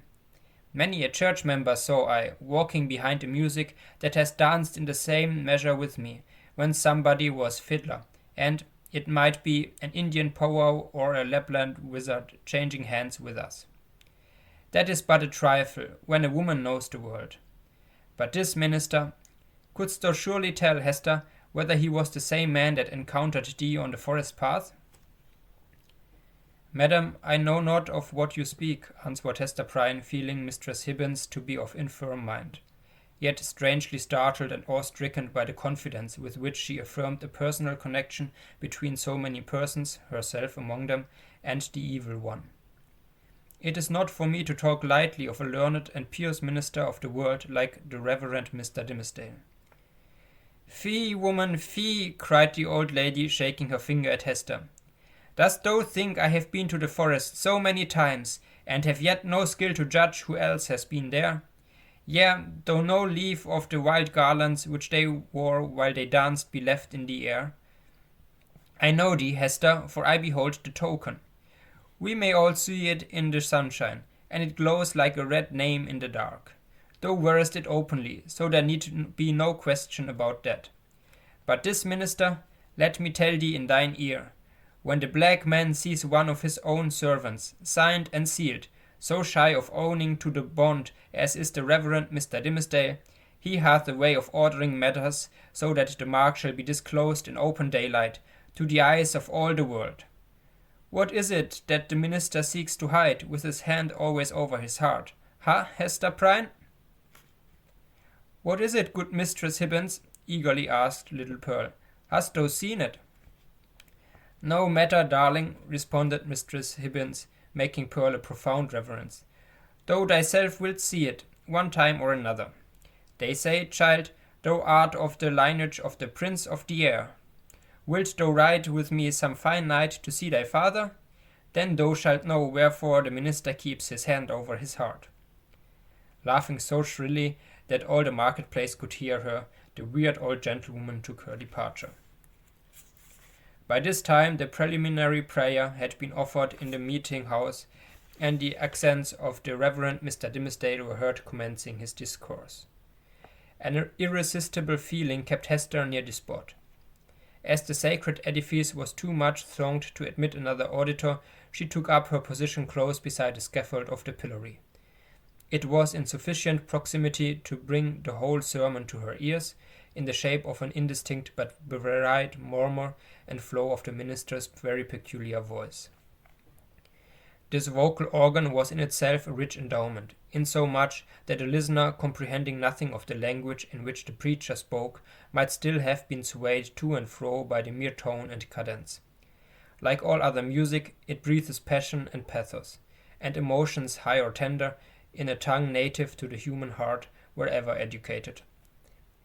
Muffled as the sound was by its passage through the church walls, Hester Prynne listened with such intenseness and sympathized so intimately that the sermon had throughout a meaning for her, entirely apart from its indistinguishable words. These, perhaps, if more distinctly heard, might have been only a grosser medium and have clogged the spiritual sense. Now she caught the low undertone, as of the wind sinking down to repose itself, then ascended with it as it rose through progressive gradations of sweetness and power, until its volume seemed to envelop her with an atmosphere of awe and solemn grandeur. And yet, majestic as the voice sometimes became, there was forever in it an essential character of plaintiveness, a loud or low expression of anguish, the whisper or the shriek, as it might be conceived of suffering humanity that touched a sensibility in every bosom. At times this deep strain of pathos was all that could be heard, and scarcely heard, sighing amid a desolate silence. But even when the minister's voice grew high and commanding, when it gushed irrepressibly upward, when it assumed its utmost breadth and power, so overfilling the church as to burst its way through the solid walls and diffuse itself in the open air, still, if the auditor listened intently and for the purpose, he could detect the same cry of pain. What was it? The complaint of a human heart, sorrow-laden, perchance guilty, telling its secret, whether of guilt or sorrow, to the great heart of mankind, beseeching its sympathy or forgiveness at every moment, in each accent, and never in vain. It was this profound and continual undertone that gave the clergyman his most appropriate power. During all this time Hester stood, statue-like, at the foot of the scaffold. If the minister's voice had not kept her there would, nevertheless, have been an inevitable magnetism in that spot whence she dated the first hour of her life of ignominy. There was a sense within her, too ill-defined to be made a thought, but weighing heavily on her mind, that her whole orb of life, both before and after, was connected with this spot, as with the one point that gave it unity. Little Pearl, meanwhile, had quitted her mother's side and was playing at her own will about the marketplace. She made the sombre crowd cheerful by her erratic and glistening ray, even as a bird of bright plumage illuminates a whole tree of dusky foliage, by darting to and fro, half seen and half concealed amid the twilight of the clustering leaves. She had an undulating but oftentimes a sharp and irregular movement. It indicated the restless vivacity of her spirit, which today was doubly indefatigable in its tiptoe dance, because it was played upon and vibrated with her mother's disquietude. Whenever Pearl saw anything to excite her ever active and wandering curiosity, she flew thitherward and, as we might say, seized upon that man or thing as her own property, so far as she desired it, but without yielding the minutest degree of control over her motions in requital. The Puritans looked on, and if they smiled, were none the less inclined to pronounce a child a demon offspring from the indescribable charm of beauty and eccentricity that shone through her little figure and sparkled with its activity. She ran and looked the wild Indian in the face, and he grew conscious of a nature wilder than his own. Thence, with native audacity, but still with a reserve as characteristic, she flew into the midst of a group of mariners, the swarthy-cheeked wild men of the ocean, as the Indians were of the land, and they gazed wonderingly and admiringly at Pearl, as if a flake of the sea foam had taken the shape of a little maid and were gifted with the soul of the sea fire that flashes beneath the prow in the night time. One of these seafaring men, the shipmaster, indeed, who had spoken to Hester Prynne, was so smitten with Pearl's aspect that he attempted to lay hands upon her with purpose to snatch a kiss. Finding it as impossible to touch her as to catch a humming-bird in the air, he took from his hat the gold chain that was twisted about it and threw it to the child. Pearl immediately twined it around her neck and waist with such happy skill that, once seen there, it became a part of her, and it was difficult to imagine her without it.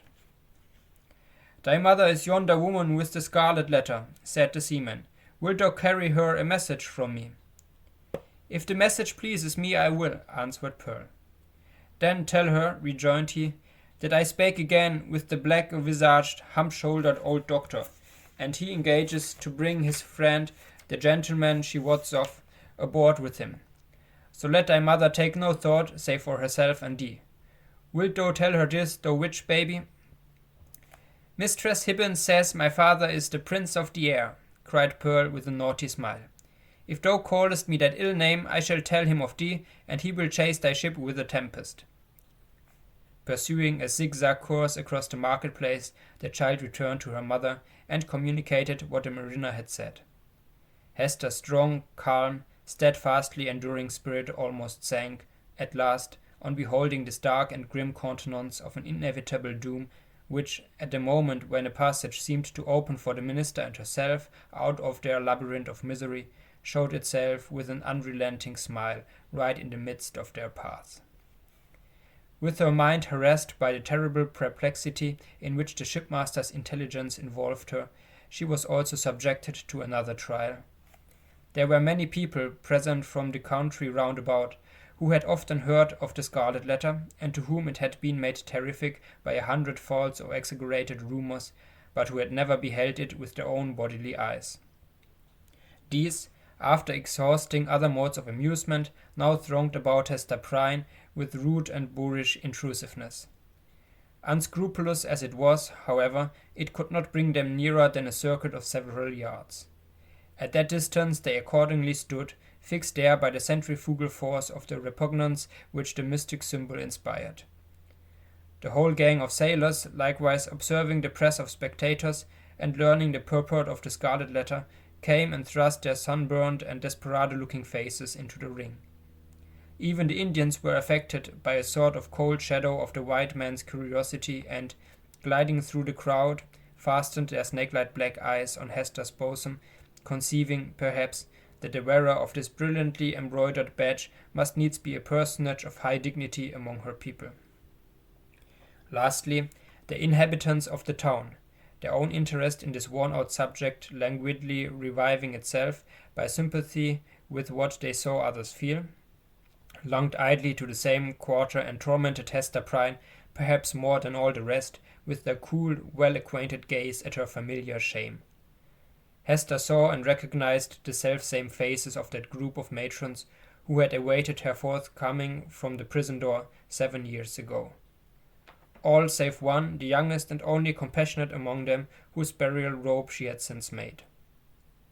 At the final hour, when she was so soon to fling aside the burning letter, it had strangely become the centre of more remark and excitement, and was thus made to sear her breast more painfully than at any time since the first day she put it on. While Hester stood in that magic circle of ignominy, there, where the cunning cruelty of her sentence seemed to have fixed her forever, the admirable preacher was looking down from the sacred pulpit upon an audience whose very inmost spirits had yielded to his control. The sainted minister in the church, the woman of the Scarlet Letter in the marketplace. What imagination would have been irreverent enough to surmise that the same scorching stigma was on them both?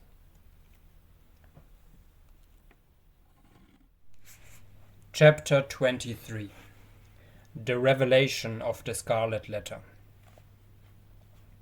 The eloquent voice, on which the souls of the listening audience had been borne aloft as on the swelling waves of the sea, at length came to a pause. There was a momentary silence, profound as what should follow the utterance of oracles. Then ensued a murmur and half-hushed tumult, as if the auditors, released from the high spell that had transported them into the region of another's mind, were returning into themselves, with all their awe and wonder still heavy on them. In a moment more the crowd began to gush forth from the doors of the church. Now that there was an end, they needed other breath, more fit to support the gross and earthly life into which they relapsed, than that atmosphere which the preacher had converted into words of flame and had burdened with the rich fragrance of his thought. In the open air their rapture broke into speech. The street and the marketplace absolutely bubbled, from side to side, with applauses of the minister. His hearers could not rest until they had told one another of what each knew better than he could tell or hear. According to their united testimony, never had man spoken in so wise, so high, and so holy a spirit, as he that spake this day. Nor had inspiration ever breathed through mortal lips more evidently than it did through his. Its influence could be seen, as it were, descending upon him, and possessing him, and continually lifting him out of the written discourse that lay before him, and filling him with ideas that must have been as marvellous to himself as to his audience. His subject, it appeared, had been the relation between the deity and the communities of mankind, with a special reference to the New England which they were here planting in the wilderness. And, as he drew towards the close, a spirit as of prophecy had come upon him, constraining him to its purpose as mightily as the old prophets of Israel were constrained, only with this difference that, whereas the Jewish seers had denounced judgments and ruin on their country, it was his mission to foretell a high and glorious destiny for the newly gathered people of the Lord. But throughout it all, and through the whole discourse, there had been a certain deep, sad undertone of pathos, which could not be interpreted otherwise than as the natural regret of one soon to pass away. Yes, their minister whom they so loved, and who so loved them all that he could not depart heavenward without a sigh, had the foreboding of untimely death upon him, and would soon leave them in their tears. This idea of his transitory stay on earth gave the last emphasis to the effect which the preacher had produced. It was as if an angel, in his passage to the skies, had shaken his bright wings over the people for an instant, at once a shadow and a splendor, and had shed down a shower of golden truth upon them. Thus, there had come to the Reverend Mr. Dimmesdale, as to most men in their various spheres, though seldom recognized until they see it far behind them, an epoch of life more brilliant and full of triumph than any previous one, or than any which could hereafter be. He stood at this moment on the very proudest eminence of superiority, to which the gifts of intellect, rich lore, prevailing eloquence, and the reputation of whitest sanctity could exalt a clergyman in New England's earliest days, when the professional character was of itself a lofty pedestal. Such was the position which the minister occupied as he bowed his head forward on the cushions of the pulpit at the close of his election sermon. Meanwhile Hester Prynne was standing beside the scaffold of the pillory, with the scarlet letter still burning on her breast.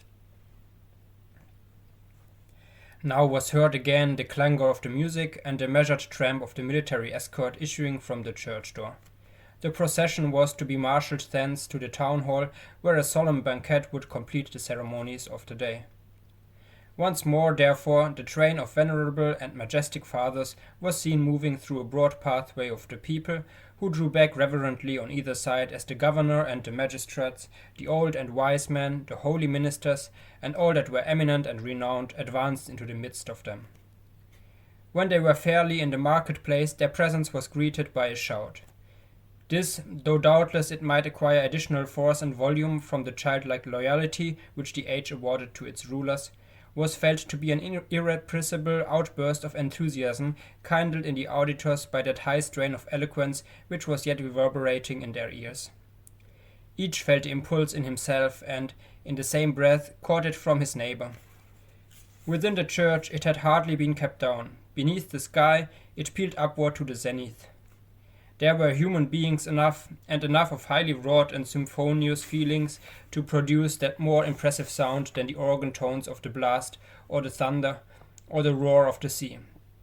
Even that mighty swell of many voices, blended into one great voice by the universal impulse, which makes likewise one vast heart out of the many. Never from the soil of New England had gone up such a shout. Never on New England soil had stood the man so honored by his mortal brethren as the preacher. How fared it with him, then? Were there not the brilliant particles of a halo in the air about his head? So etherealized by spirit as he was, and so apotheosized by worshipping admirers, did his footsteps in the procession really tread upon the dust of earth? As the ranks of military men and civil fathers moved onward, all eyes were turned towards the point where the minister was seen to approach among them. The shout died into a murmur as one portion of the crowd after another obtained a glimpse of him. How feeble and pale he looked amid all his triumph. The energy, or say rather, the inspiration which had held him up until he should have delivered the sacred message that brought its own strength along with it from heaven, was withdrawn, now that it had so faithfully performed its office. The glow, which they had just before beheld burning on his cheek, was extinguished, like a name that sinks down hopelessly among the late decaying embers. It seemed hardly the face of a man alive, with such a death-like hue. It was hardly a man with life in him, that tottered on his path so nervously, yet trotted and did not fall. One of his clerical brethren, it was the venerable John Wilson, observing the state in which Mr. Dimmesdale was left by the retiring wave of intellect and sensibility, stepped forward hastily to offer his support. The minister tremulously, but decidedly, repelled the old man's arm. He still walked onward, if that movement could be so described, which rather resembled the wavering effort of an infant with its mother's arm in view outstretched to tempt him forward. And now, almost imperceptible as were the latter steps of his progress, he had come opposite the well-remembered and weather-darkened scaffold, where, long since, with all that dreary lapse of time between, Hester Prynne had encountered the world's ignominious star. There stood Hester, holding little Pearl by the hand, and there was the Scarlet Letter on her breast. The minister here made a pause. Although the music still played the stately and rejoicing march to which the procession moved. It summoned him onward to the festival, but here he made a pause. Bellingham, for the last few moments, had kept an anxious eye upon him. He now left his own place in the procession and advanced to give assistance, judging from Mr. Dimmesdale's aspect that he must otherwise inevitably fall. But there was something in the latter's expression that warned back the magistrate, although a man not readily obeying the vague intimations that passed from one spirit to another. The crowd, meanwhile, looked on with awe and wonder. This earthly faintness was, in their view, only another phase of the minister's celestial strength, nor would it have seemed a miracle too high to be wrought for one so holy, had he ascended before their eyes, waxing dimmer and brighter, and fading at last into the light of heaven. He turned towards the scaffold and stretched forth his arms. "Hester," said he, "come hither. Come, my little Pearl." It was a ghastly look with which he regarded them, but there was something at once tender and strangely triumphant in it. The child, with the bird-like motion which was one of her characteristics, flew to him and clasped her arms about his knees. Hester Prynne, slowly, as if impelled by inevitable fate and against her strongest will, likewise drew near, but paused before she reached him. At this instant old Roger Chillingworth thrust himself through the crowd, or, perhaps, so dark, disturbed, and evil was his look, he rose up out of some nether region, to snatch back his victim from what he sought to do. Be that as it might, the old man rushed forward and caught the minister by the arm. "Madman, hold! What is your purpose?" whispered he. "Wave back that woman! Cast off this child! All shall be well. Do not blacken your fame and perish in dishonor. I can yet save you. Would you bring infamy on your sacred profession?" "Ha, tempter! Methinks thou art too late," answered the minister, encountering his eye fearfully but firmly. "Thy power is not what it was. With God's help I shall escape thee, now." He again extended his hand to the woman of the Scarlet Letter. "Hester Prynne," cried he with a piercing earnestness, "in the name of Him, so terrible and so merciful, who gives me grace, at this last moment, to do what, for my own heavy sin and miserable agony, I withheld myself from doing 7 years ago, come hither now, and twine thy strength about me. Thy strength, Hester, but let it be guided by the will which God hath granted me. This wretched and wronged old man is opposing it with all his might, with all his own might, and the fiend's. Come, Hester, come, support me up yonder scaffold." The crowd was in a tumult. The men of rank and dignity who stood more immediately around the clergyman were so taken by surprise and so perplexed as to the purport of what they saw, unable to receive the explanation which most readily presented itself, or to imagine any other, that they remained silent and inactive spectators of the judgment which Providence seemed about to work. They beheld the minister, leaning on Hester's shoulder and supported by her arm around him, approach the scaffold and ascend its steps, while still the little hand of the sin-born child was clasped in his. Old Roger Chillingworth followed, as one intimately connected with the drama of guilt and sorrow in which they had all been actors, and well entitled, therefore, to be present at its closing scene. "Hadst thou thought the whole earth over," said he, looking darkly at the clergyman, "there was no one place so secret, no high place nor lowly place, where thou couldst have escaped me, save on this very scaffold." "Thanks be to Him who hath led me hither," answered the minister. Yet he trembled and turned to Hester with an expression of doubt and anxiety in his eyes, not less evidently betrayed that there was a feeble smile upon his lips.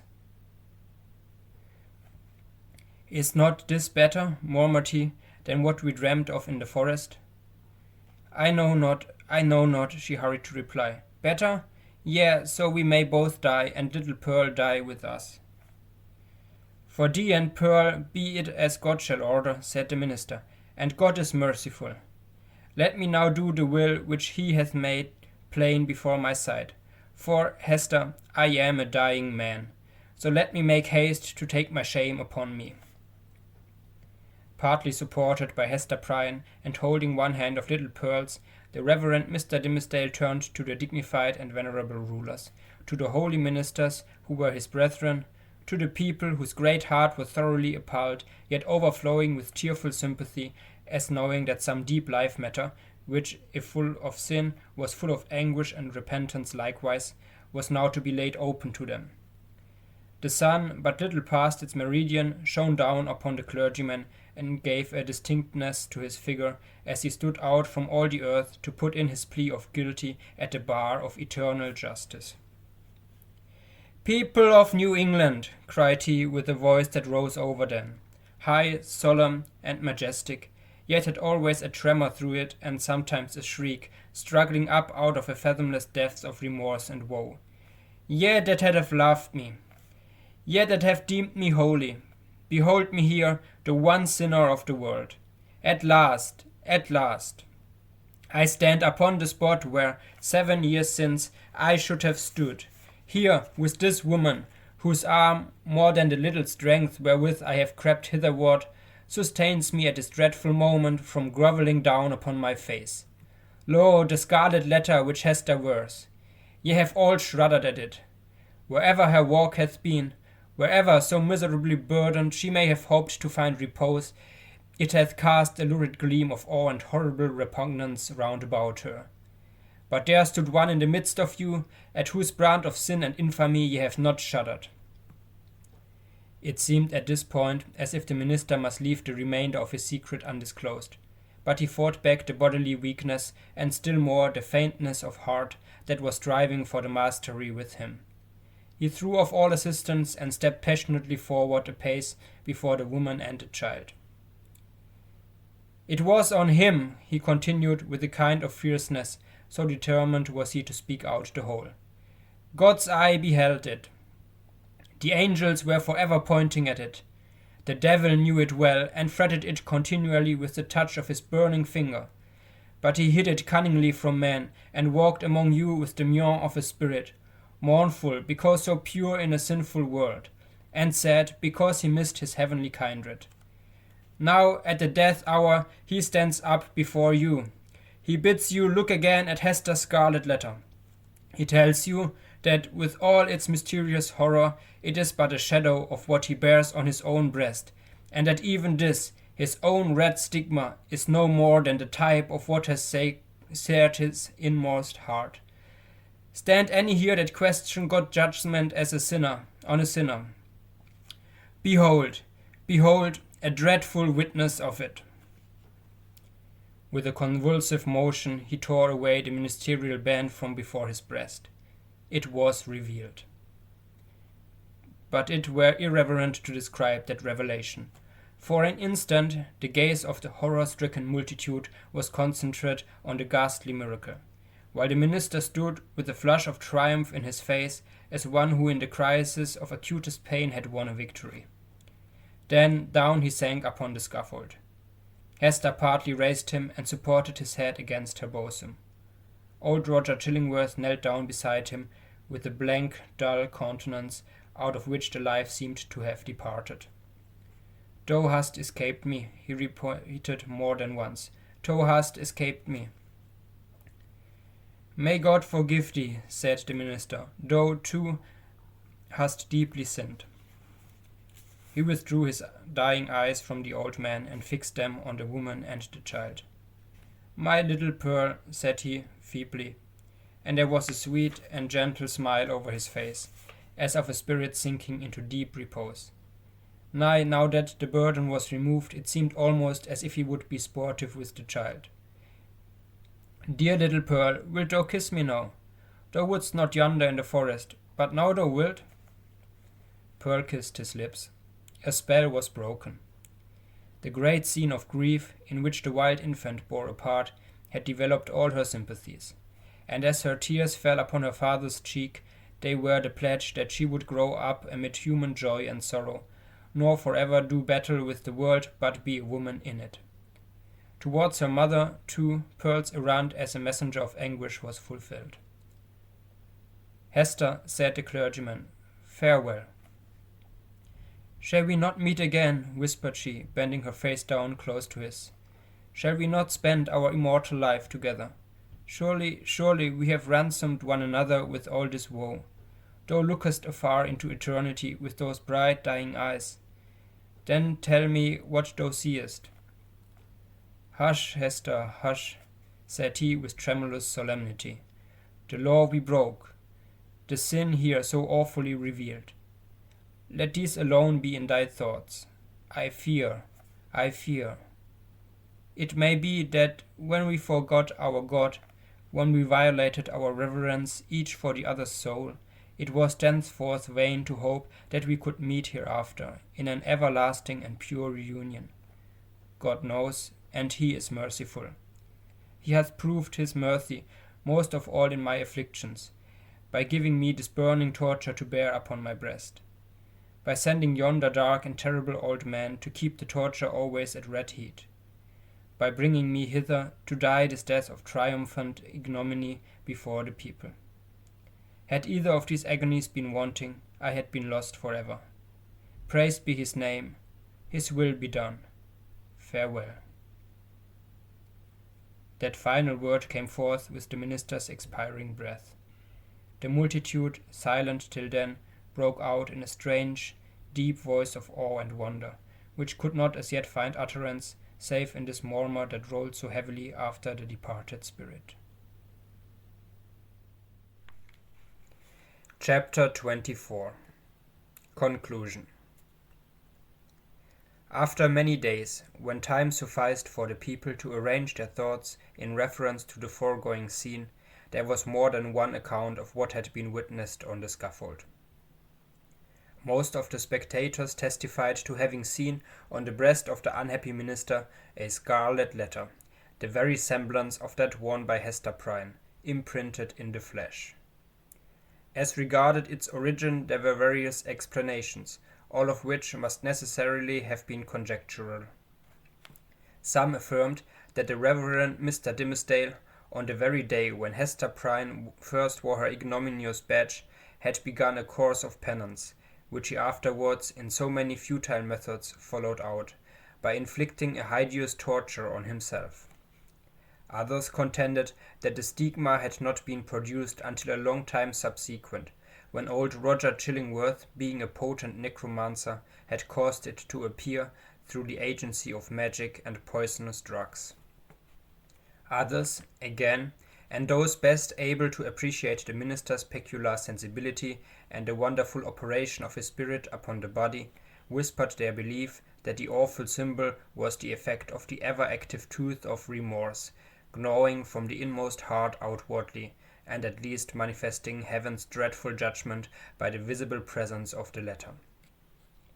The reader may choose among these theories. We have thrown all the light we could acquire upon the portent, and would gladly, now that it has done its office, erase its deep print out of our own brain, where long meditation has fixed it in very undesirable distinctness. It is singular, nevertheless, that certain persons who were spectators of the whole scene, and professed never once to have removed their eyes from the Reverend Mr. Dimmesdale, denied that there was any mark whatever on his breast, more than on a newborn infant's. Neither, by their report, had his dying words acknowledged, nor even remotely implied, the slightest, connection on his part with the guilt for which Hester Prynne had so long worn the scarlet letter. According to these highly respectable witnesses, the minister, conscious that he was dying, conscious also that the reverence of the multitude placed him already among saints and angels, had desired, by yielding up his breath in the arms of that fallen woman, to express to the world how utterly nugatory is the choicest of man's own righteousness. After exhausting life in his efforts for mankind's spiritual good, he had made the manner of his death a parable, in order to impress on his admirers the mighty and mournful lesson that, in the view of infinite purity, we are sinners all alike.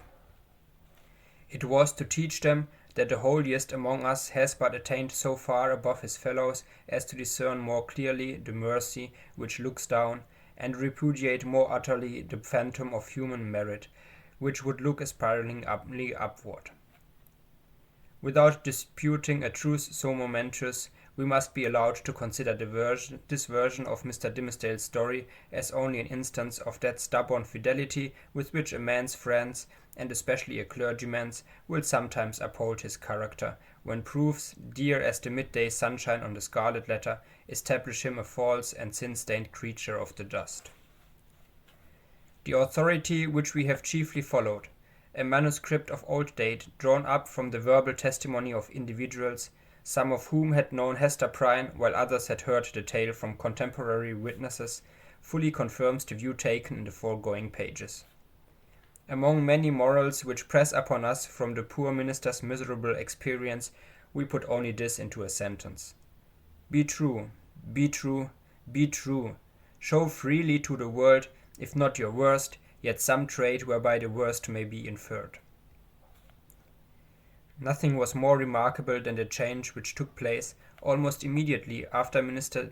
Dimmesdale's death in the appearance and demeanour of the old man known as Roger Chillingworth.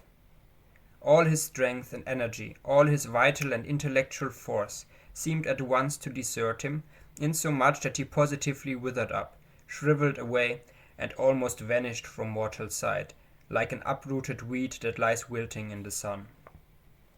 This unhappy man had made the very principle of his life to consist in the pursuit and systematic exercise of revenge, and when, by its completest triumph and consummation, that evil principle was left with no further material to support it, when, in short, there was no more devil's work on earth for him to do, it only remained for the unhumanized mortal to betake himself whither his master would find him tasks enough and pay him his wages duly.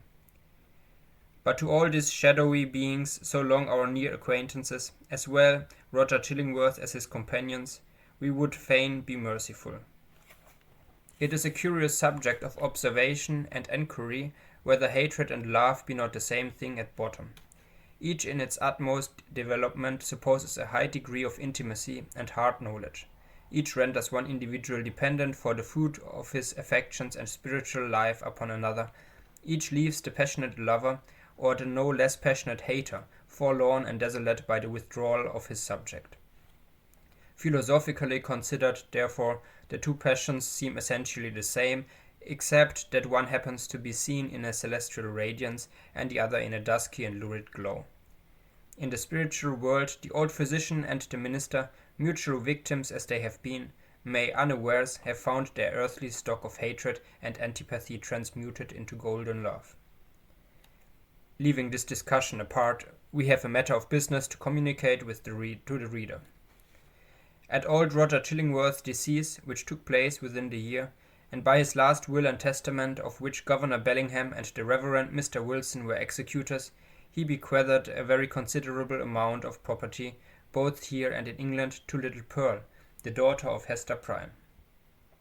So Pearl, the elf child, the demon offspring, as some people up to that epoch persisted in considering her, became the richest heiress of her day in the New World.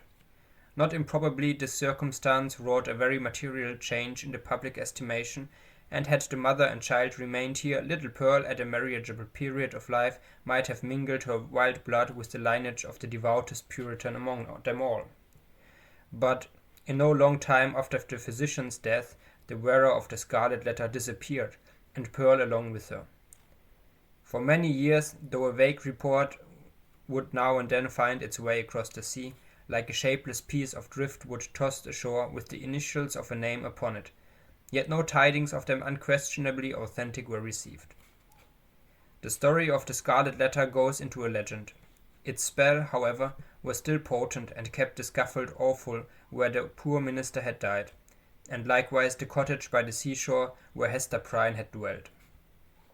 Near this latter spot, one afternoon, some children were at play, when they beheld a tall woman in a grey robe approach the cottage door.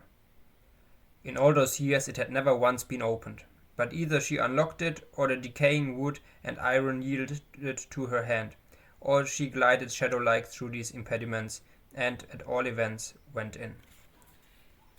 On the threshold she paused, turned partly round, for perchance the idea of entering all alone and all so changed, the home of so intense a former life, was more dreary and desolate than ever she could bear.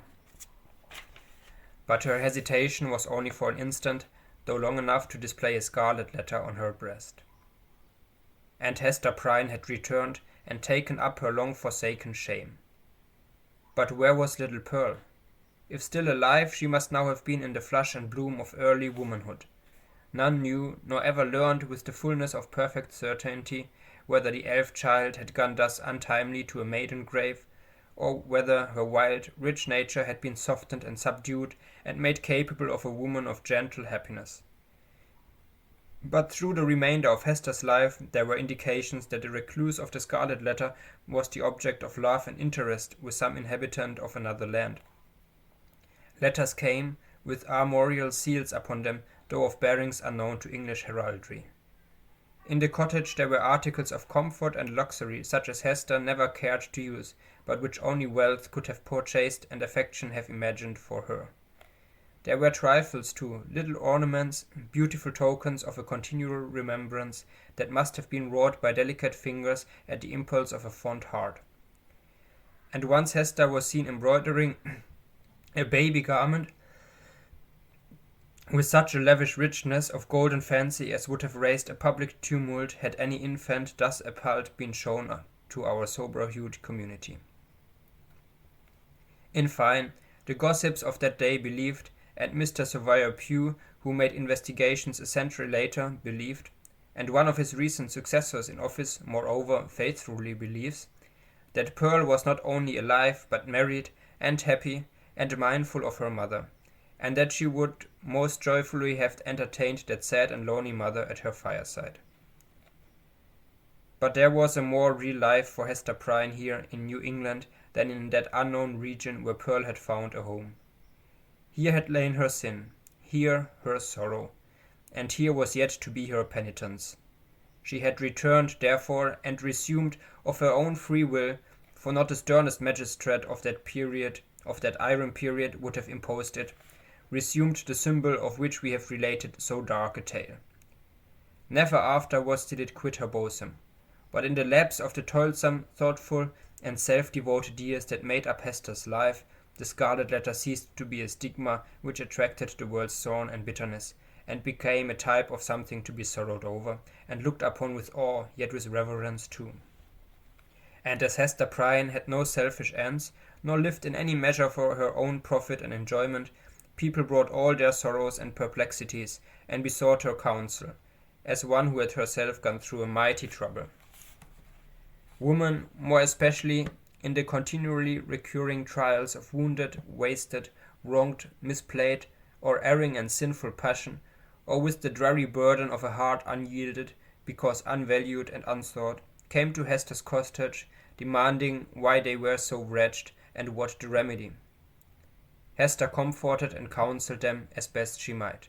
She assured them, too, of her firm belief that, at some brighter period, when the world should have grown ripe for it, in heaven's own time, a new truth would be revealed in order to establish the whole relation between man and woman on a surer ground of mutual happiness.